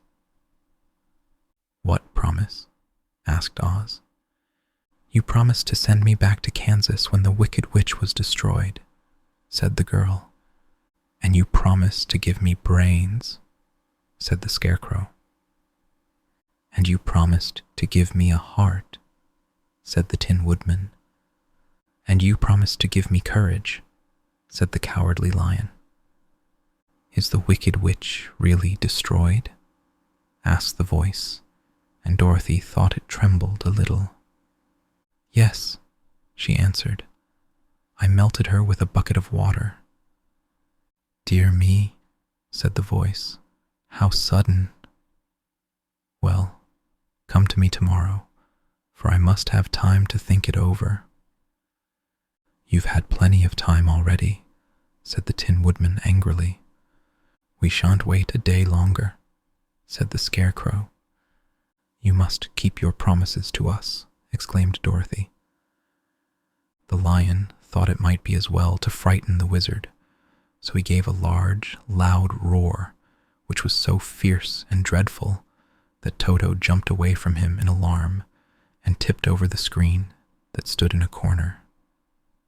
As it fell with a crash, they looked that way, and the next moment all of them were filled with wonder, for they saw standing in just the spot the screen had hidden a little old man with a bald head and a wrinkled face, who seemed to be as much surprised as they were. The Tin Woodman, raising his axe, rushed toward the little man and cried out, "Who are you?" "I am Oz, the great and terrible," said the little man in a trembling voice. "But don't strike me. Please don't, and I'll do anything you want me to." Our friends looked at him in surprise and dismay. "I thought Oz was a great head," said said Dorothy. "And I thought Oz was a lovely lady," said the Scarecrow. "And I thought Oz was a terrible beast," said the Tin Woodman. "And I thought Oz was a ball of fire," exclaimed the Lion.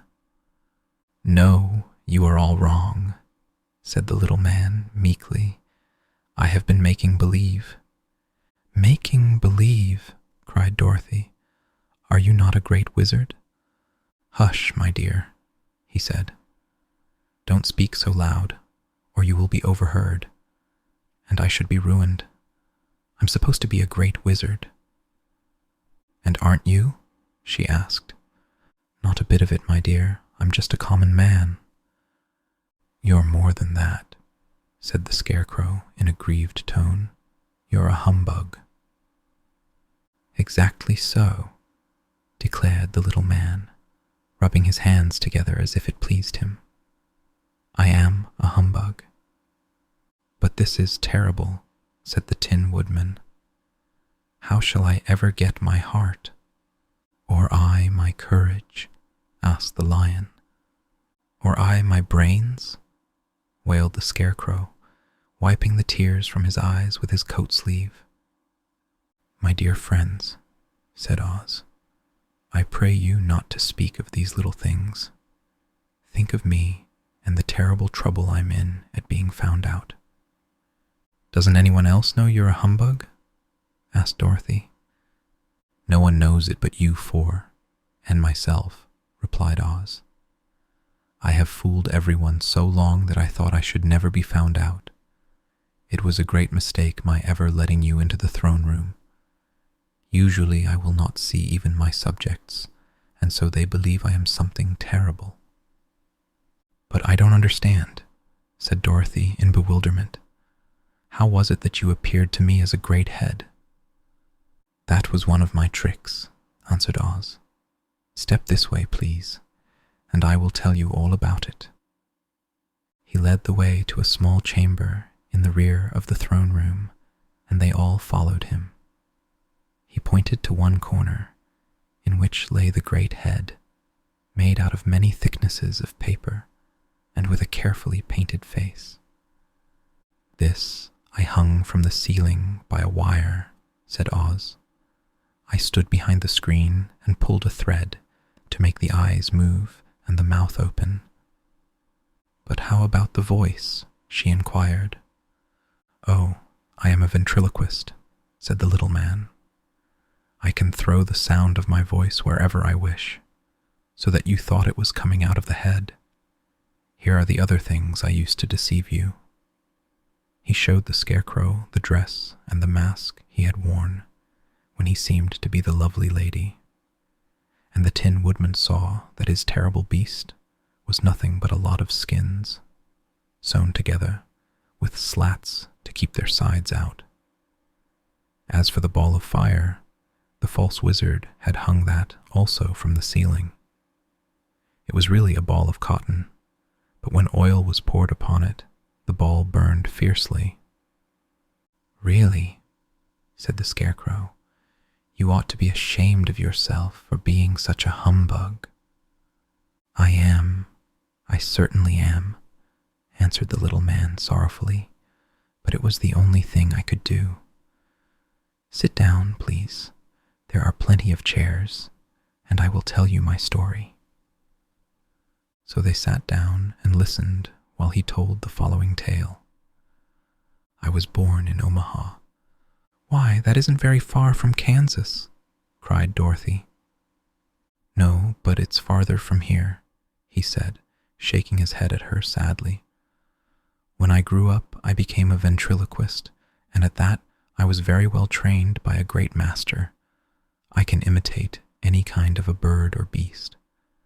Here he mewed so like a kitten that Toto pricked up his ears and looked everywhere to see where she was. "After a time," continued Oz, "I tired of that and became a balloonist." "What is that?" asked Dorothy. "A man who goes up in a balloon on circus day, so as to draw a crowd of people together and get them to pay to see the circus," he explained. "Oh," she said. "I know." "Well, one day I went up in a balloon and the ropes got twisted so that I couldn't come down again. It went way up above the clouds, so far that a current of air struck it and carried it many, many miles away. For a day and a night, I traveled through the air, and on the morning of the second day, I awoke and found the balloon floating over a strange and beautiful country. It came down gradually, and I was not hurt a bit. But I found myself in the midst of a strange people who, seeing me come from the clouds, thought I was a great wizard. Of course I let them think so, because they were afraid of me and promised to do anything I wished them to. Just to amuse myself and keep the good people busy, I ordered them to build this city and my palace, and they did it all willingly and well. Then I thought, as the country was so green and beautiful, I would call it the Emerald City, and to make the name fit better, I put green spectacles on all the people, so that everything they saw was green. "But isn't everything here green?" asked Dorothy. "No more than in any other city," replied Oz. "But when you wear green spectacles, why, of course, everything you see looks green to you. The Emerald City was built a great many years ago, for I was a young man when the balloon brought me here, and I am a very old man now. But my people have worn green glasses on their eyes so long that most of them think it really is an Emerald City, and it certainly is a beautiful place, abounding in jewels and precious metals, and every good thing that is needed to make one happy. I have been good to the people, and they like me, but ever since this palace was built, I have shut myself up and would not see any of them. One of my greatest fears was the witches, for while I had no magical powers at all, I soon found out that the witches were really able to do wonderful things. There were 4 of them in this country, and they ruled the people who live in the north and south and east and west. Fortunately, the witches of the north and south were good, and I knew they would do me no harm. But the witches of the east and west were terribly wicked, and had they not thought I was more powerful than they themselves, they would surely have destroyed me. As it was, I lived in deadly fear of them for many years, so you can imagine how pleased I was when I heard your house had fallen on the wicked witch of the east. When you came to me, I was willing to promise anything if you would only do away with the other witch. But now that you have melted her, I am ashamed to say that I cannot keep my promises." "I think you are a very bad man," said Dorothy. "Oh no, my dear. I'm really a very good man, but I'm a very bad wizard, I must admit." "Can't you give me brains?" asked the Scarecrow. "You don't need them. You are learning something every day. A baby has brains, but it doesn't know much. Experience is the only thing that brings knowledge, and the longer you are on Earth, the more experience you are sure to get." "That may all be true," said the Scarecrow, "but I shall be very unhappy unless you give me brains." The false wizard looked at him carefully. "Well," he said with a sigh, "I'm not much of a magician, as I said, but if you will come to me tomorrow morning, I will stuff your head with brains. I cannot tell you how to use them, however. You must find that out for yourself."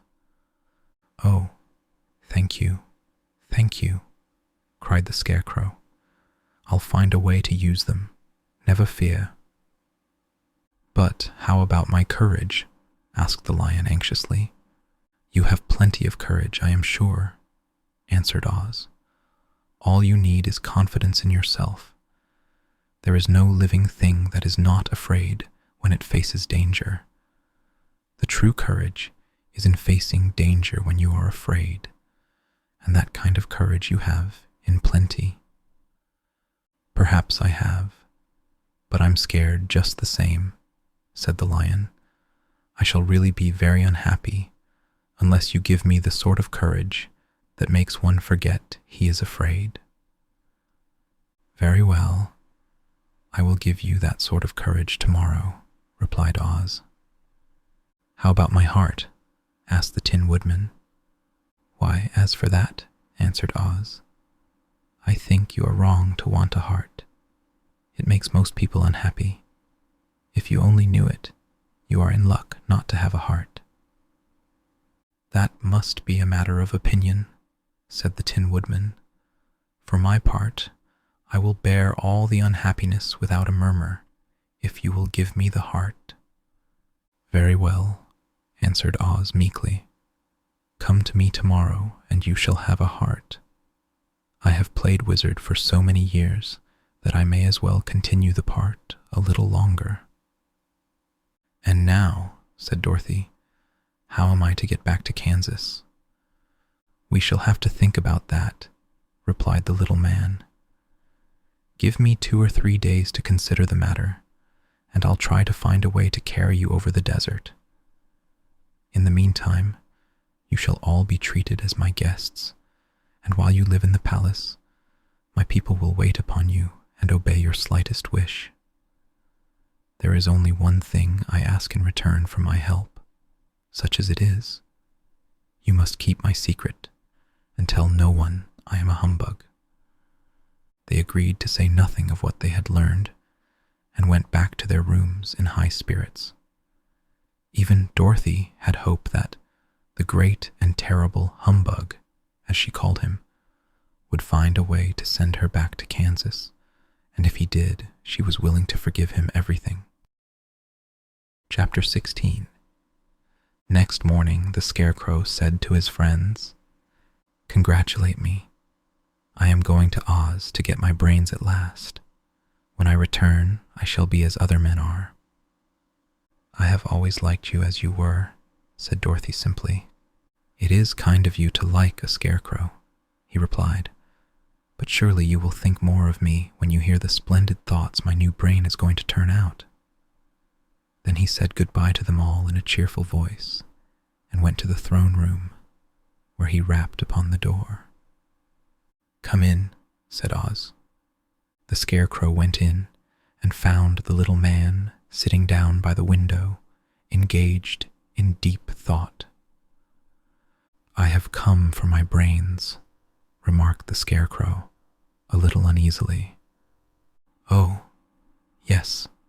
Sit down in that chair, please," replied Oz. "You must excuse me for taking your head off, but I shall have to do it in order to put your brains in their proper place." "That's all right," said the Scarecrow. "You are quite welcome to take my head off, as long as it will be a better one when you put it on again." So the wizard unfastened his head and emptied out the straw. Then he entered the back room and took up a measure of bran, which he mixed with a great many pins and needles. Having shaken them together thoroughly, he filled the top of the Scarecrow's head with the mixture and stuffed the rest of the space with straw to hold it in place. When he had fastened the Scarecrow's head on his body again, he said to him, "Hereafter, you will be a great man, for I have given you a lot of brand new brains." The Scarecrow was both pleased and proud at the fulfillment of his greatest wish, and having thanked Oz warmly, he went back to his friends. Dorothy looked at him curiously. His head was quite bulged out at the top with brains. "How do you feel?" she asked. "I feel wise indeed," he answered earnestly. "When I get used to my brains, I shall know everything." "Why are those needles and pins sticking out of your head?" asked the Tin Woodman. "That is proof that he is sharp," remarked the lion. "Well, I must go to Oz and get my heart," said the woodman. So he walked to the throne room and knocked at the door. "Come in," called Oz, and the woodman entered and said, I have come for my heart." "Very well," answered the little man, "but I shall have to cut a hole in your breast so I can put your heart in the right place. I hope it won't hurt you." "Oh, no," answered the woodman. "I shall not feel it at all." So Oz brought a pair of tinsmith's shears and cut a small, square hole in the left side of the Tin Woodman's breast. Then, going to a chest of drawers, he took out a pretty heart, made entirely of silk and stuffed with sawdust. "Isn't it a beauty?" he asked. "It is indeed," replied the woodman, who was greatly pleased. "But is it a kind heart?" "Oh, very," answered Oz. He put the heart in the woodman's breast and then replaced the square of tin, soldering it neatly together where it had been cut. "There," said he, "now you have a heart that any man might be proud of. I'm sorry I had to put a patch on your breast, but it really couldn't be helped." "Never mind the patch," exclaimed the happy woodman. "I am very grateful to you and shall never forget your kindness." "Don't speak of it," replied Oz. Then the Tin Woodman went back to his friends, who wished him every joy on account of his good fortune. The lion now walked to the throne room and knocked at the door. "Come in," said Oz. "I have come for my courage," announced the lion, entering the room. "Very well," answered the little man. "I will get it for you." He went to a cupboard and, reaching up to a high shelf, took down a square green bottle, the contents of which he poured into a green gold dish, beautifully carved. Placing this before the cowardly lion, who sniffed at it as if he did not like it, the wizard said, "Drink." "What is it?" asked the lion. "Well," answered Oz, "if it were inside of you, it would be courage. You know, of course, that courage is always inside one, so that this really cannot be called courage until you have swallowed it. Therefore, I advise you to drink it as soon as possible." The lion hesitated no longer, but drank till the dish was empty. "How do you feel now?" asked Oz. "Full of courage," replied the lion, who went joyfully back to his friends to tell them of his good fortune. Oz, left to himself, smiled to think of his success in giving the Scarecrow and the Tin Woodman and the lion exactly what they thought they wanted. "How can I help being a humbug," he said, "when all these people make me do things that everybody knows can't be done?" It was easy to make the Scarecrow and the lion and the woodman happy, because they imagined I could do anything, but it will take more than imagination to carry Dorothy back to Kansas, and I'm sure I don't know how it can be done. Chapter 17. For 3 days, Dorothy heard nothing from Oz. These were sad days for the little girl, although her friends were all quite happy and contented. The Scarecrow told them there were wonderful thoughts in his head, but he would not say what they were, because he knew no one could understand them but himself. When the Tin Woodman walked about, he felt his heart rattling around in his breast, and he told Dorothy he had discovered it to be a kinder and more tender heart than the one he had owned when he was made of flesh. The lion declared he was afraid of nothing on earth and would gladly face an army or a dozen of the fierce Kalidas. Thus, each of the little party was satisfied except Dorothy, who longed more than ever to get back to Kansas. On the 4th day, to her great joy, Oz sent for her, and when she entered the throne room, he greeted her pleasantly. "Sit down, my dear. I think I have found the way to get you out of this country." "And back to Kansas?" she asked eagerly. "Well, I'm not sure about Kansas," said Oz, "for I haven't the faintest notion which way it lies. But the first thing to do is to cross the desert, and then it should be easy to find your way home." "How can I cross the desert?" she inquired. "Well, I'll tell you what I think," said the little man. "You see, when I came to this country, it was in a balloon. You also came through the air, being carried by a cyclone. So I believe the best way to get across the desert will be through the air. Now it is quite beyond my powers to make a cyclone, but I've been thinking the matter over, and I believe I can make a balloon." "How?" asked Dorothy. "A balloon," said Oz, "is made of silk, which is coated with glue to keep the gas in it. I have plenty of silk in the palace, so it will be no trouble to make the balloon. But in all this country, there is no gas to fill the balloon with, to make it float." "If it won't float," remarked Dorothy, "it will be of no use to us." "True," answered Oz, "but there is another way to make it float, which is to fill it with hot air. Hot air isn't as good as gas, for if the air should get cold, the balloon would come down in the desert, and we should be lost." "We!" exclaimed the girl. "Are you going with me?" "Yes, of course," replied Oz. "I am tired of being such a humbug. If I should go out of this palace, my people would soon discover I am not a wizard, and then they would be vexed with me for having deceived them. So I have to stay shut up in these rooms all day, and it gets tiresome. I'd much rather go back to Kansas with you and be in a circus again." "I shall be glad to have your company," said Dorothy. "Thank you," he answered. "Now, if you will help me sew the silk together, we will begin to work on our balloon." So Dorothy took a needle and thread, and as fast as Oz cut the strips of silk into proper shape, the girls sewed them neatly together. First, there was a strip of light green silk, then a strip of dark green, and then a strip of emerald green. For Oz had a fancy to make the balloon in different shades of the color about them.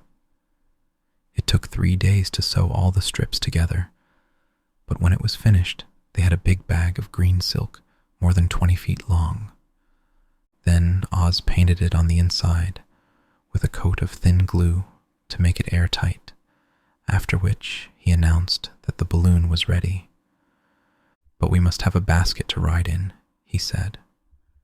So he sent the soldier with the green whiskers for a big clothes basket, which he fastened with many ropes to the bottom of the balloon. When it was all ready, Oz sent word to his people that he was going to make a visit to a great brother wizard who lived in the clouds. The news spread rapidly throughout the city, and everyone came to see the wonderful sight. Oz ordered the balloon carried out in front of the palace, and the people gazed upon it with much curiosity. The Tin Woodman had chopped a big pile of wood, and now he made a fire of it, and Oz held the bottom of the balloon over the fire so that the hot air that arose from it would be caught in the silken bag. Gradually, the balloon swelled out and rose into the air, until finally the basket just touched the ground. Then Oz got into the basket and said to all the people in a loud voice, "I am now going away to make a visit. While I am gone, the Scarecrow will rule over you. I command you to obey him as you would me." The balloon was by this time tugging hard at the rope that held it to the ground, for the air within it was hot, and this made it so much lighter in weight than the air without that it pulled hard to rise into the sky. "Come, Dorothy," cried the wizard. "Hurry up, or the balloon will fly away." "I can't find Toto anywhere," replied Dorothy, who did not wish to leave her little dog behind. Toto had run into the crowd to bark at a kitten, and Dorothy at last found him. She picked him up and ran towards the balloon. She was within a few steps of it, and Oz was holding out his hands to help her into the basket when, crack, went the ropes, and the balloon rose into the air without her. "Come back," she screamed. "I want to go too." "I can't come back, my dear," called Oz from the basket. "Goodbye." "Goodbye," shouted everyone, and all eyes were turned upward to where the wizard was riding in the basket, rising every moment farther and farther into the sky. And that was the last any of them ever saw of Oz, the wonderful wizard, though he may have reached Omaha safely and be there now, for all we know. But the people remembered him lovingly and said to one another, "Oz was always our friend. When he was here, he built for us this beautiful Emerald City. And now he is gone, he has left the wise Scarecrow to rule over us." Still, for many days they grieved over the loss of the wonderful wizard and would not be comforted. Chapter 18. Dorothy wept bitterly at the passing of her hope to get home to Kansas again. But when she thought it all over, she was glad she had not gone up in a balloon, and she also felt sorry at losing Oz, and so did her companions. The Tin Woodman came to her and said, "Truly I should be ungrateful if I failed to mourn for the man who gave me my lovely heart. I should like to cry a little because Oz is gone, if you will kindly wipe away my tears, so that I shall not rust." "With pleasure," she answered, and brought a towel at once. Then the Tin Woodman wept for several minutes, and she watched the tears carefully and wiped them away with the towel. When he had finished, he thanked her kindly and oiled himself thoroughly with his jeweled oil can to guard against mishap. The Scarecrow was now the ruler of the Emerald City, and although he was not a wizard, the people were proud of him. "For," they said, "there is not another city in all the world that is ruled by a stuffed man." And so far as they knew, they were quite right. The morning after the balloon had gone up with Oz, the 4 travelers met in the throne room and talked matters over. The Scarecrow sat in the big throne, and the others stood respectfully before him. "We are not so unlucky," said the new ruler, "for this palace and the Emerald City belong to us, and we can do just as we please. When I remember that a short time ago I was up on a pole in a farmer's cornfield, and that now I am the ruler of this beautiful city, I am quite satisfied with my lot. I also," said the Tin Woodman, "am well pleased with my new heart, and really that was the only thing I wished in all the world. For my part, I am content in knowing I am as brave as any beast that ever lived, if not braver," said the Lion modestly. "If Dorothy would only be contented to live in the Emerald City," continued the Scarecrow, "we might all be happy together." "But I don't want to live here," cried Dorothy. "I want to go to Kansas and live with Aunt Em and Uncle Henry." "Well then, what can be done?" inquired the Woodman. The Scarecrow decided to think, and he thought so hard that the pins and needles began to stick out of his brains. Finally he said, "Why not call the winged monkeys and ask them to carry you over the desert?" "I never thought of that," said Dorothy joyfully. "It's just the thing. I'll go at once for the golden cap." When she brought it into the throne room, she spoke the magic words, and soon the band of winged monkeys flew in through the open window and stood beside her. "This is the second time you have called us," said the Monkey King, bowing before the little girl. "What do you wish?" "I want you to fly with me to Kansas," said Dorothy. But the Monkey King shook his head. "That cannot be done," he said. "We belong to this country alone and cannot leave it. There has never been a winged monkey in Kansas yet, and I suppose there never will be, for they don't belong there.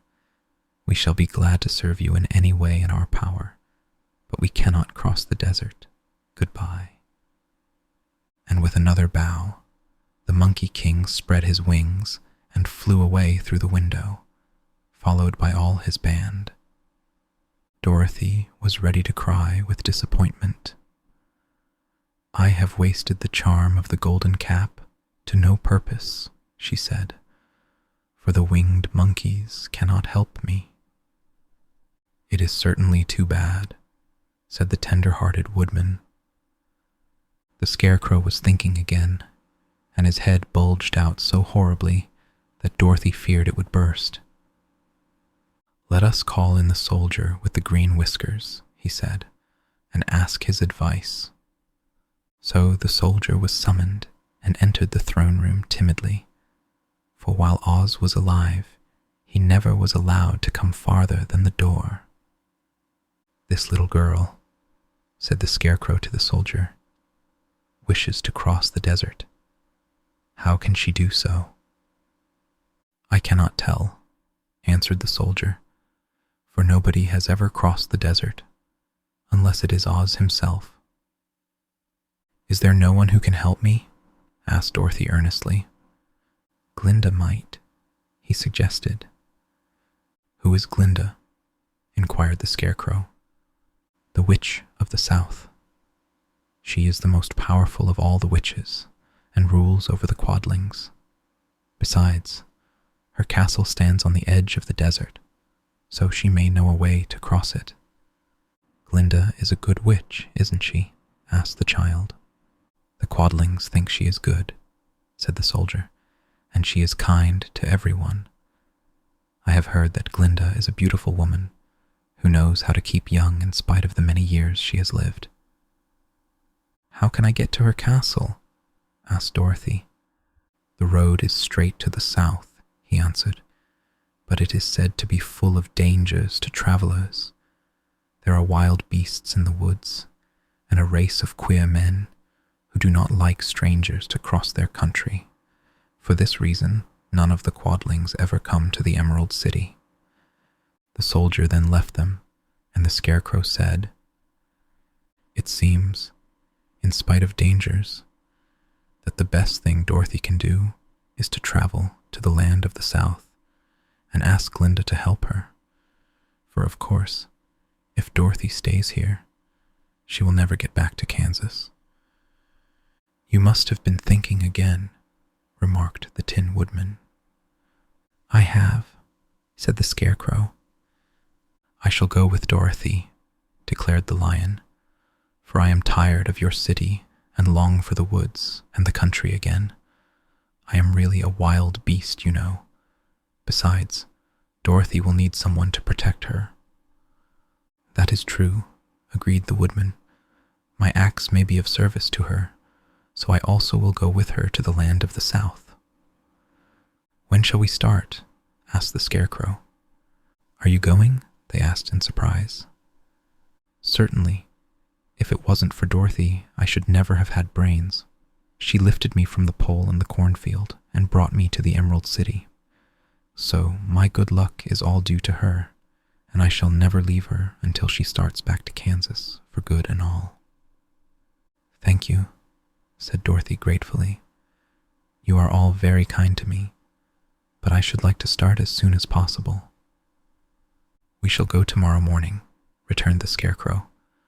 "So now let us all get ready, for it will be a long journey." Chapter 19. The next morning, Dorothy kissed the pretty green girl goodbye, and they all shook hands with the soldier with the green whiskers, who had walked with them as far as the gate.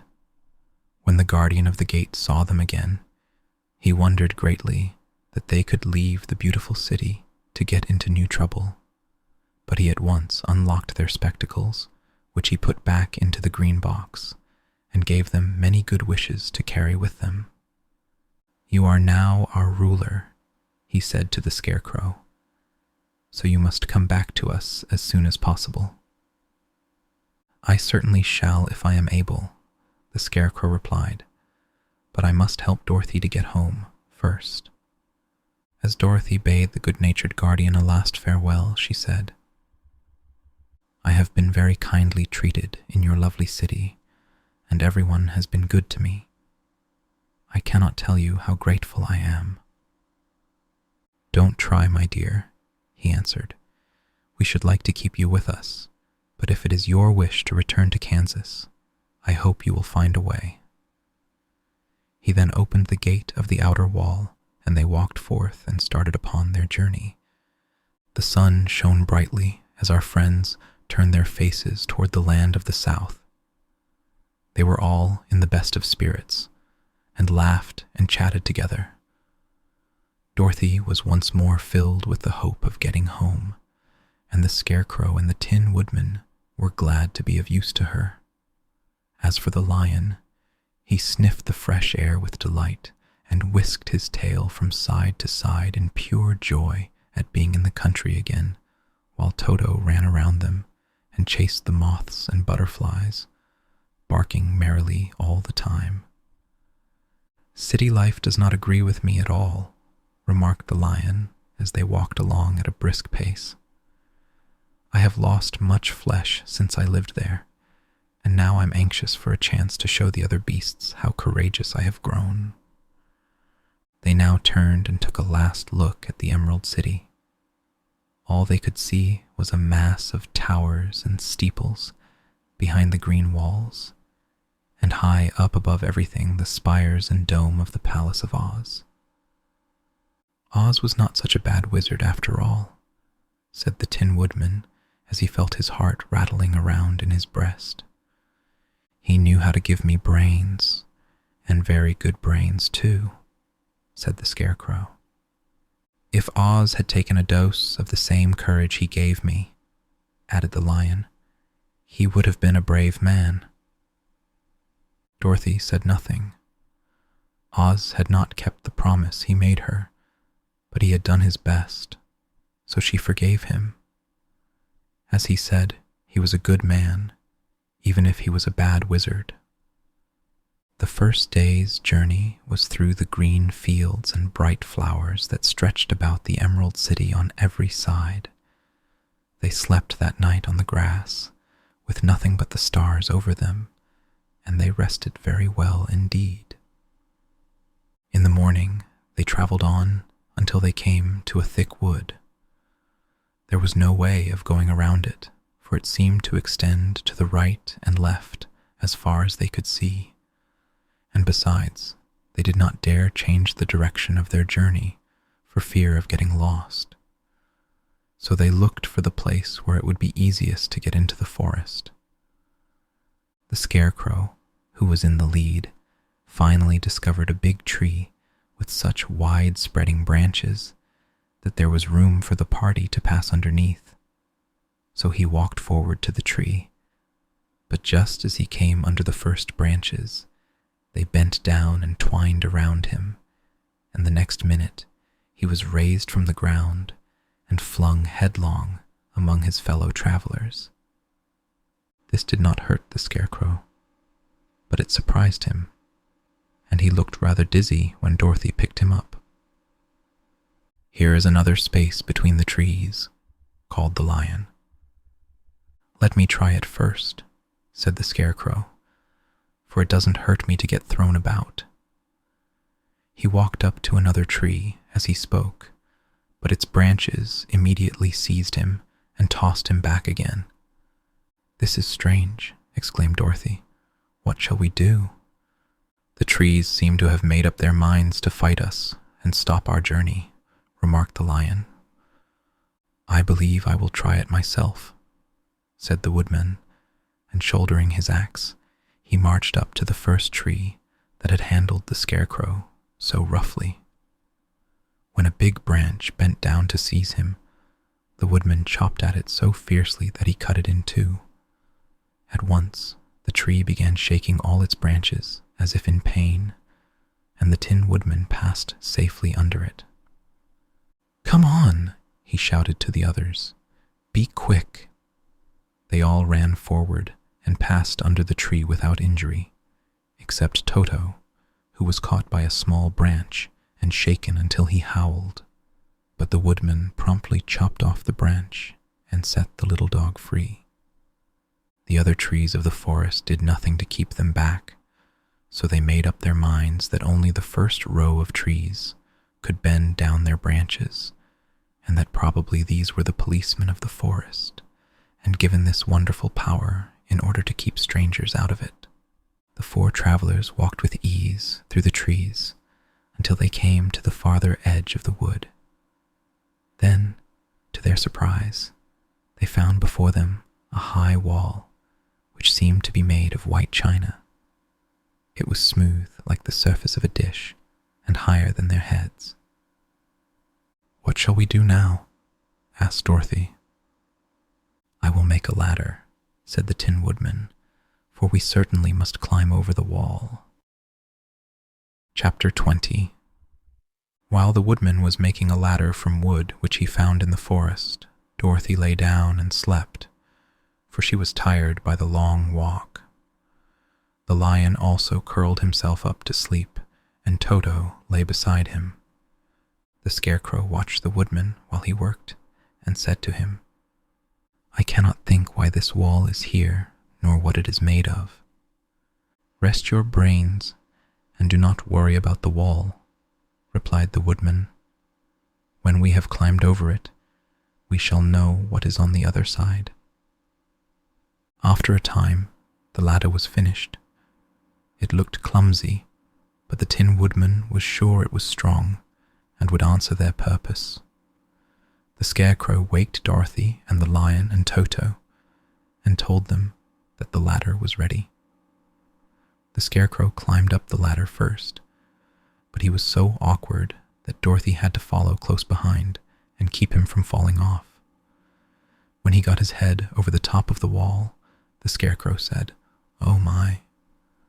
"Go on," exclaimed Dorothy. So the Scarecrow climbed farther up and sat down on the top of the wall, and Dorothy put her head over and cried, "Oh my," just as the Scarecrow had done. Then Toto came up and immediately began to bark, but Dorothy made him be still. The lion climbed the ladder next, and the Tin Woodman came last, but both of them cried, "Oh my," as soon as they looked over the wall. When they were all sitting in a row on the top of the wall, they looked down and saw a strange sight. Before them was a great stretch of country, having a floor as smooth and shining and white as the bottom of a big platter. Scattered around were many houses made entirely of china and painted in the brightest colors. These houses were quite small, the biggest of them reaching only as high as Dorothy's waist. There were also pretty little barns, with china fences around them, and many cows and sheep and horses and pigs and chickens, all made of china, were standing about in groups. But the strangest of all were the people who lived in this queer country. There were milkmaids and shepherdesses, with brightly colored bodices and golden spots all over their gowns, and princesses with most gorgeous frocks of silver and gold and purple, and shepherds dressed in knee breeches with pink and yellow and blue stripes down them and golden buckles on their shoes, and princes with jeweled crowns upon their heads, wearing ermine robes and satin doublets, and funny clowns in ruffled gowns, with round red spots upon their cheeks and tall pointed caps. And strangest of all, these people were all made of china, even to their clothes, and were so small that the tallest of them was no higher than Dorothy's knee. No one did so much as look at the travelers at first, except one little purple china dog with an extra large head, which came to the wall and barked at them in a tiny voice, afterwards running away again. "How shall we get down?" asked Dorothy. They found the ladder so heavy they could not pull it up, so the Scarecrow fell off the wall, and the others jumped down upon him, so that the hard floor would not hurt their feet. Of course, They took pains not to light on his head and get the pins in their feet. When all were safely down, they picked up the Scarecrow, whose body was quite flattened out, and patted his straw into shape again. "We must cross this strange place in order to get to the other side," said Dorothy, "for it would be unwise for us to go any other way except due south." They began walking through the country of the China people, and the first thing they came to was a China milkmaid milking a China cow. As they drew near, the cow suddenly gave a kick and kicked over the stool, the pail, and even the milkmaid herself, and all fell on the china ground with a great clatter. Dorothy was shocked to see that the cow had broken her leg off and that the pail was lying in several small pieces, while the poor milkmaid had a nick in her left elbow. "There!" cried the milkmaid angrily. "See what you have done. My cow has broken her leg, and I must take her to the mender's shop and have it glued on again. What do you mean by coming here and frightening my cow?" "I'm very sorry," returned Dorothy. "Please forgive us." But the pretty milkmaid was much too vexed to make any answer.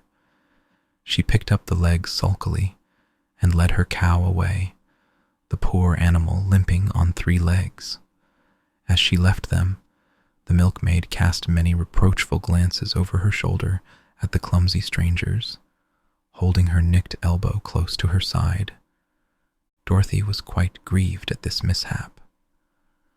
"We must be very careful here," said the kind-hearted woodman, "or we may hurt these pretty little people, so they will never get over it." A little farther on, Dorothy met a most beautifully dressed young princess, who stopped short as she saw the strangers and started to run away. Dorothy wanted to see more of the princess, so she ran after her, but the China girl cried out, "Don't chase me! Don't chase me!" She had such a frightened little voice that Dorothy stopped and said, "Why not?" "Because," answered the princess, also stopping a safe distance away, "if I run, I may fall down and break myself." "But could you not be mended?" asked the girl. "Oh yes, but one is never so pretty after being mended, you know," replied the princess. "I suppose not," said Dorothy. "Now there is Joker, one of our clowns," continued the China lady, "who is always trying to stand upon his head. He has broken himself so often that he is mended in 100 places and doesn't look at all pretty. Here he comes now, so you can see for yourself." Indeed, a jolly little clown came walking toward them, and Dorothy could see that in spite of his pretty clothes of red and yellow and green, he was completely covered with cracks, running every which way and showing plainly that he had been mended in many places.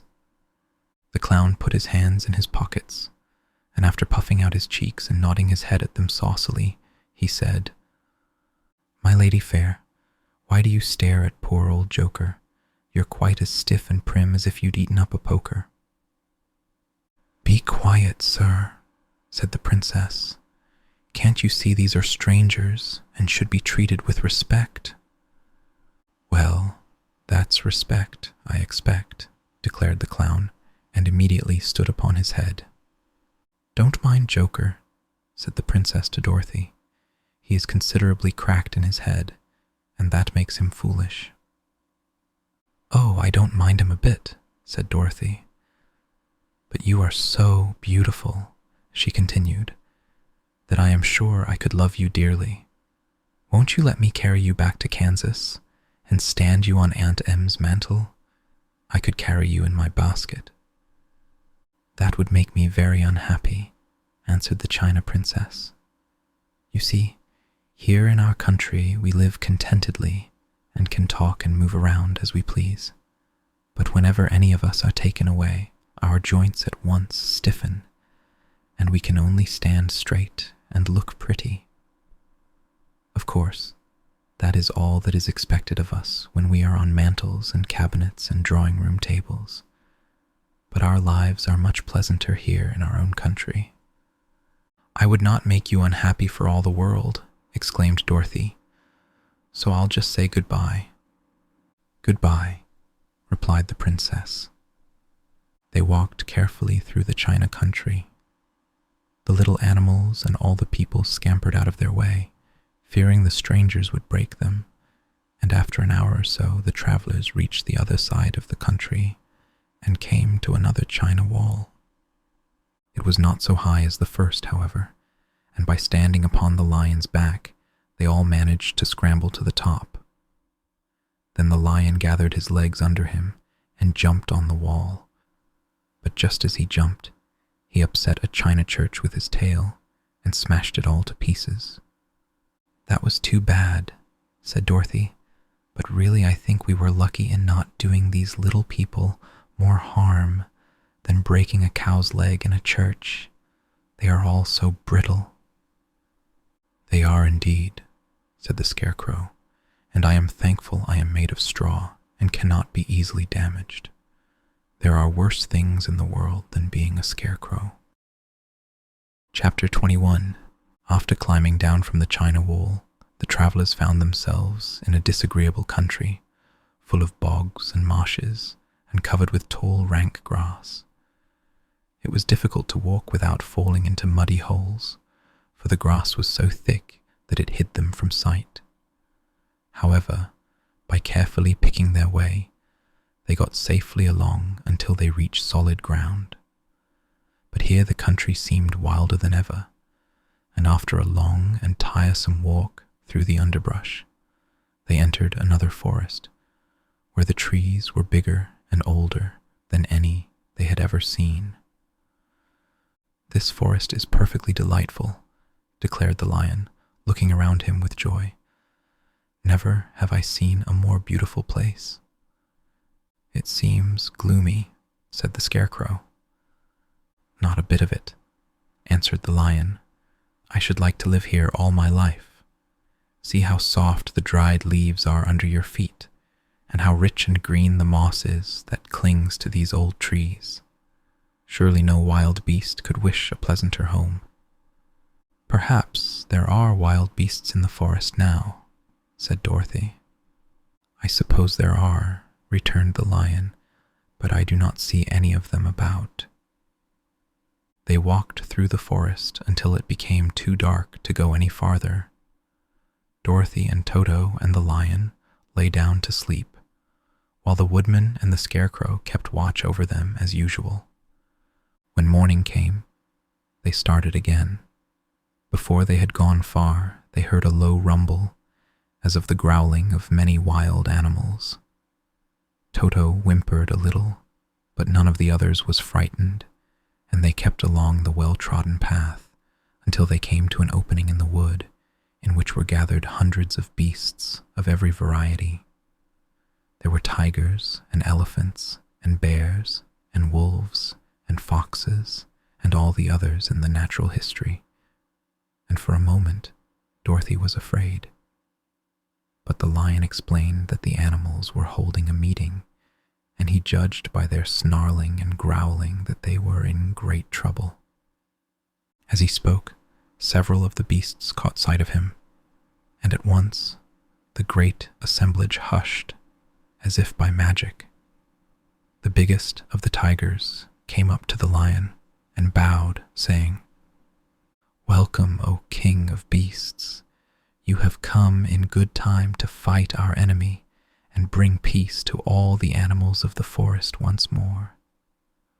"What is your trouble?" asked the lion quietly. "We are all threatened," answered the tiger, "by a fierce enemy which has lately come into this forest. It is a most tremendous monster, like a great spider, with a body as big as an elephant and legs as long as a tree trunk. It has 8 of these long legs, and as the monster crawls through the forest, he seizes an animal with a leg and drags it to his mouth, where he eats it as a spider does a fly. Not one of us is safe while this fierce creature is alive, and we had called a meeting to decide how to take care of ourselves when you came among us." The lion thought for a moment. "Are there any other lions in this forest?" he asked.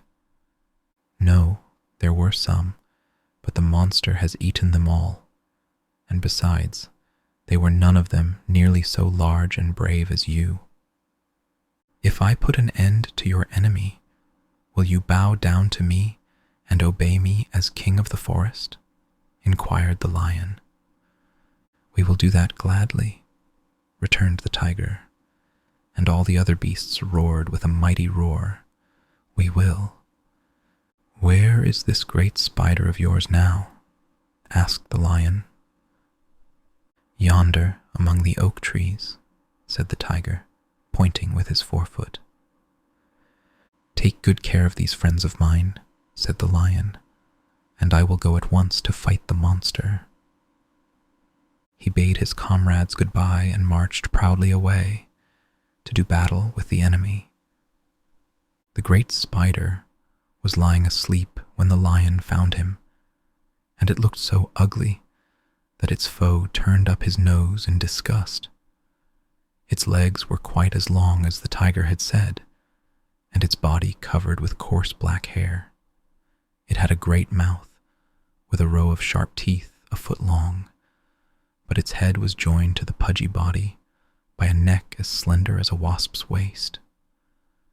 This gave the lion a hint of the best way to attack the creature, and as he knew it was easier to fight it asleep than awake, he gave a great spring and landed directly upon the monster's back. Then, with one blow of his heavy paw, all armed with sharp claws, he knocked the spider's head from its body. Jumping down, he watched it until the long legs stopped wiggling, when he knew it was quite dead. The lion went back to the opening where the beasts of the forest were waiting for him, and said proudly, "You need fear your enemy no longer."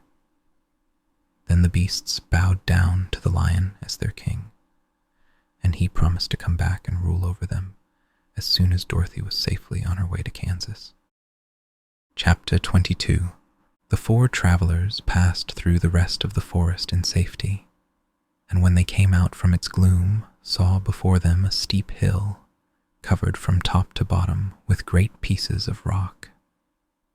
"That will be a hard climb," said the Scarecrow, "but we must get over the hill nevertheless." So he led the way, and the others followed. They had nearly reached the first rock when they heard a rough voice cry out, "Keep back!" "Who are you?" asked the Scarecrow. Then a head showed itself over the rock, and the same voice said, "This hill belongs to us, and we don't allow anyone to cross it." "But we must cross it," said the Scarecrow. "We're going to the country of the Quadlings." "But you shall not," replied the voice, and there stepped from behind the rock the strangest man the travelers had ever seen.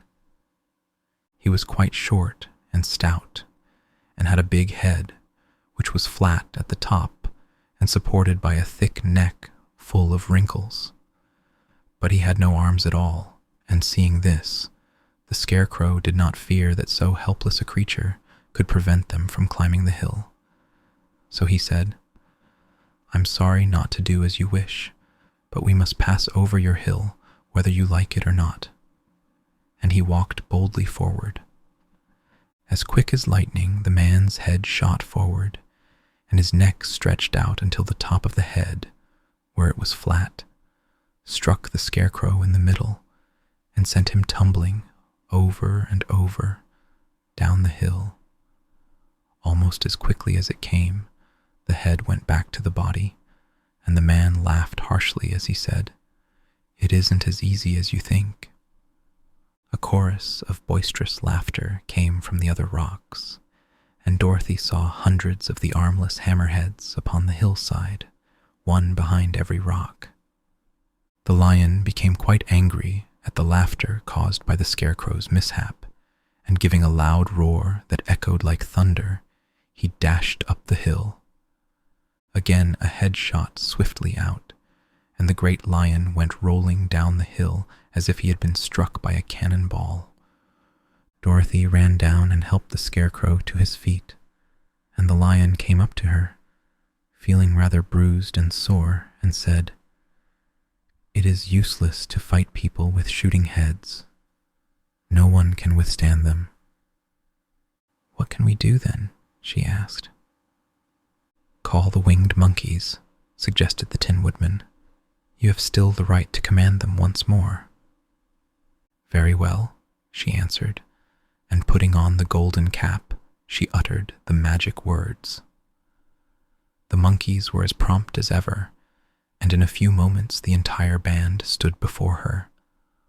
"What are your commands?" inquired the king of the monkeys, bowing low. "Carry us over the hill to the country of the Quadlings," answered the girl. "It shall be done," said the king, and at once the winged monkeys caught the 4 travelers and Toto up in their arms and flew away with them.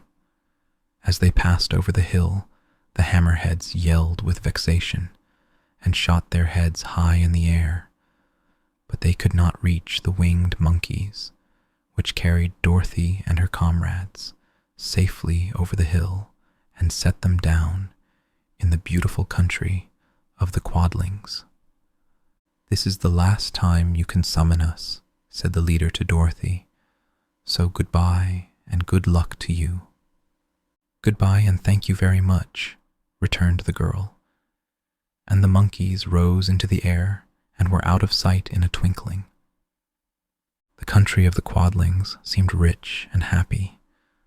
There was field upon field of ripening grain, with well-paved roads running between, and pretty rippling brooks with strong bridges across them. The fences and houses and bridges were all painted bright red, just as they had been painted yellow in the country of the Winkies, and blue in the country of the Munchkins.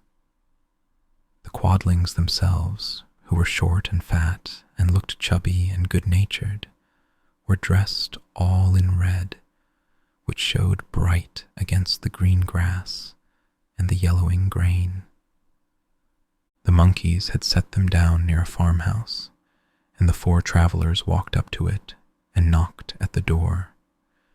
It was opened by the farmer's wife, and when Dorothy asked for something to eat, the woman gave them all a good dinner, with 3 kinds of cake and 4 kinds of cookies, and a bowl of milk for Toto. "How far is it to the castle of Glinda?" asked the child. "It is not a great way," answered the farmer's wife. "Take the road to the south, and you will soon reach it." Thanking the good woman, they started afresh and walked by the fields and across the pretty bridges until they saw before them a very beautiful castle. Before the gates were 3 young girls, dressed in handsome red uniforms trimmed with gold braid, and as Dorothy approached, one of them said to her, "Why have you come to the South Country?" "To see the good witch who rules here," she answered. "Will you take me to her?" "Let me have your name, and I will ask Glinda if she will receive you."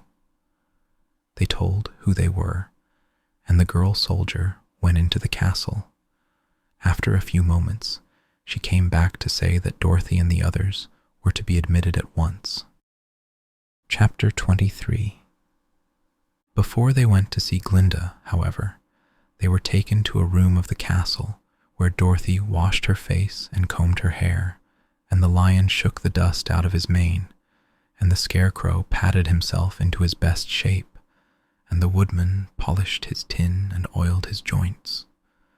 When they were all quite presentable, they followed the soldier girl into a big room where the witch Glinda sat upon a throne of rubies. She was both beautiful and young to their eyes. Her hair was a rich red in color and fell in flowing ringlets over her shoulders. Her dress was pure white, but her eyes were blue, and they looked kindly upon the little girl. "What can I do for you, my child?"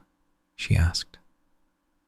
Dorothy told the witch all her story, how the cyclone had brought her to the land of Oz, how she had found her companions, and of the wonderful adventures they had met with. "My greatest wish now," she added, "is to get back to Kansas, for Aunt Em will surely think something dreadful has happened to me, and that will make her put on mourning, and unless the crops are better this year than they were last, I am sure Uncle Henry cannot afford it." Glinda leaned forward and kissed the sweet, upturned face of the loving little girl. "Bless your dear heart," she said. "I am sure I can tell you of a way to get back to Kansas." Then she added, "But if I do, you must give me the golden cap." "Willingly," exclaimed Dorothy. "Indeed, it is of no use to me now, and when you have it, you can command the winged monkeys 3 times. And I think I shall need their service just those 3 times, answered Glinda, smiling. Dorothy then gave her the golden cap, and the witch said to the Scarecrow, "What will you do when Dorothy has left us?" "I will return to the Emerald City," he replied, "for Oz has made me its ruler and the people like me. The only thing that worries me is how to cross the hill of the Hammerheads. By means of the golden cap, I shall command the winged monkeys to carry you to the gates of the Emerald City," said Glinda, "for it would be a shame to deprive the people of so wonderful a ruler." "Am I really wonderful?" asked the Scarecrow. "You are unusual," replied Glinda. Turning to the Tin Woodman, she asked, "What will become of you when Dorothy leaves this country?" He leaned on his axe and thought a moment. Then he said, "The Winkies were very kind to me, and wanted me to rule over them after the Wicked Witch died.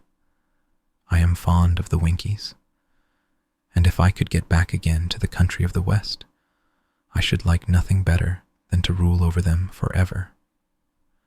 "My second command to the winged monkeys," said Glinda, "will be that they carry you safely to the land of the Winkies. Your brain may not be so large to look at as those of the Scarecrow, but you are really brighter than he is, when you are well polished, and I am sure you will rule the Winkies wisely and well."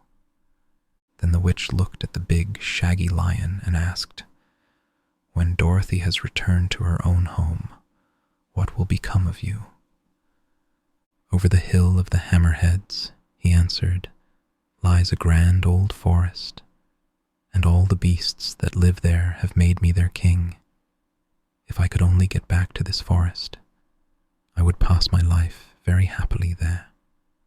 "My third command to the winged monkeys," said Glinda, "shall be to carry you to your forest. Then, having used up the powers of the golden cap, I shall give it to the king of the monkeys, that he and his band may thereafter be free forevermore." The Scarecrow and the Tin Woodman and the lion now thanked the good witch earnestly for her kindness, and Dorothy exclaimed, "You are certainly as good as you are beautiful. But you have not yet told me how to get back to Kansas." "Your silver shoes will carry you over the desert," replied Glinda. "If you had known their power, you could have gone back to your Aunt Em the very first day you came to this country." "But then I should not have had my wonderful brains," cried the Scarecrow. "I might have passed my whole life in the farmer's cornfield." "And I should not have had my lovely heart," said the Tin Woodman. "I might have stood and rusted in the forest till the end of the world." "And I should have lived a coward forever," declared the lion, "and no beast in all the forest would have had a good word to say to me." "This is all true," said Dorothy, and I am glad I was of use to these good friends. But now that each of them has had what he most desired, and each is happy in having a kingdom to rule besides, I think I should like to go back to Kansas." "The silver shoes," said the good witch, "have wonderful powers, and one of the most curious things about them is that they can carry you to any place in the world in 3 steps, and each step will be made in the wink of an eye. All you have to do is to knock the heels together 3 times and command the shoes to carry you wherever you wish to go." "If that is so," said the child joyfully, "I will ask them to carry me back to Kansas at once." She threw her arms around the lion's neck and kissed him, patting his big head tenderly. Then she kissed the Tin Woodman, who was weeping in a way most dangerous to his joints. But she hugged the soft, stuffed body of the Scarecrow in her arms instead of kissing his painted face, and found she was crying herself at this sorrowful parting from her loving comrades. Glinda the Good stepped down from her ruby throne to give the little girl a goodbye kiss, and Dorothy thanked her for all the kindness she had shown to her friends and herself. Dorothy now took Toto up solemnly in her arms, and having said one last goodbye, she clapped the heels of her shoes together 3 times, saying, "Take me home to Aunt Em." Instantly she was whirling through the air, so swiftly that all she could see or feel was the wind whistling past her ears. The silver shoes took but 3 steps, and then she stopped so suddenly that she rolled over upon the grass several times before she knew where she was. At length, however, she sat up and looked about her. "Good gracious," she cried, for she was sitting on the broad Kansas prairie, and just before her was the new farmhouse Uncle Henry built after the cyclone had carried away the old one. Uncle Henry was milking the cows in the barnyard, and Toto had jumped out of her arms and was running toward the barn, barking furiously. Dorothy stood up and found she was in her stocking feet, for the silver shoes had fallen off in her flight through the air and were lost forever in the desert. Chapter 24. Aunt Em had just come out of the house to water the cabbages when she looked up and saw Dorothy running toward her. "My darling child," she cried, folding the little girl in her arms and covering her face with kisses. "Where in the world did you come from?" "From the land of Oz," said Dorothy gravely. "And here is Toto, too. And oh, Aunt Em, I'm so glad to be at home again." And this is where we finish our tale. Thank you for letting me be a part of your journey to the land of sleep. If you've enjoyed our time together, countless other journeys await in previous episodes, ready to accompany you into the realm of dreams. So, as we close the book on our story this evening, I wish you a night filled with serene dreams and restful sleep. Good night, until we meet again in another tale. Rest well.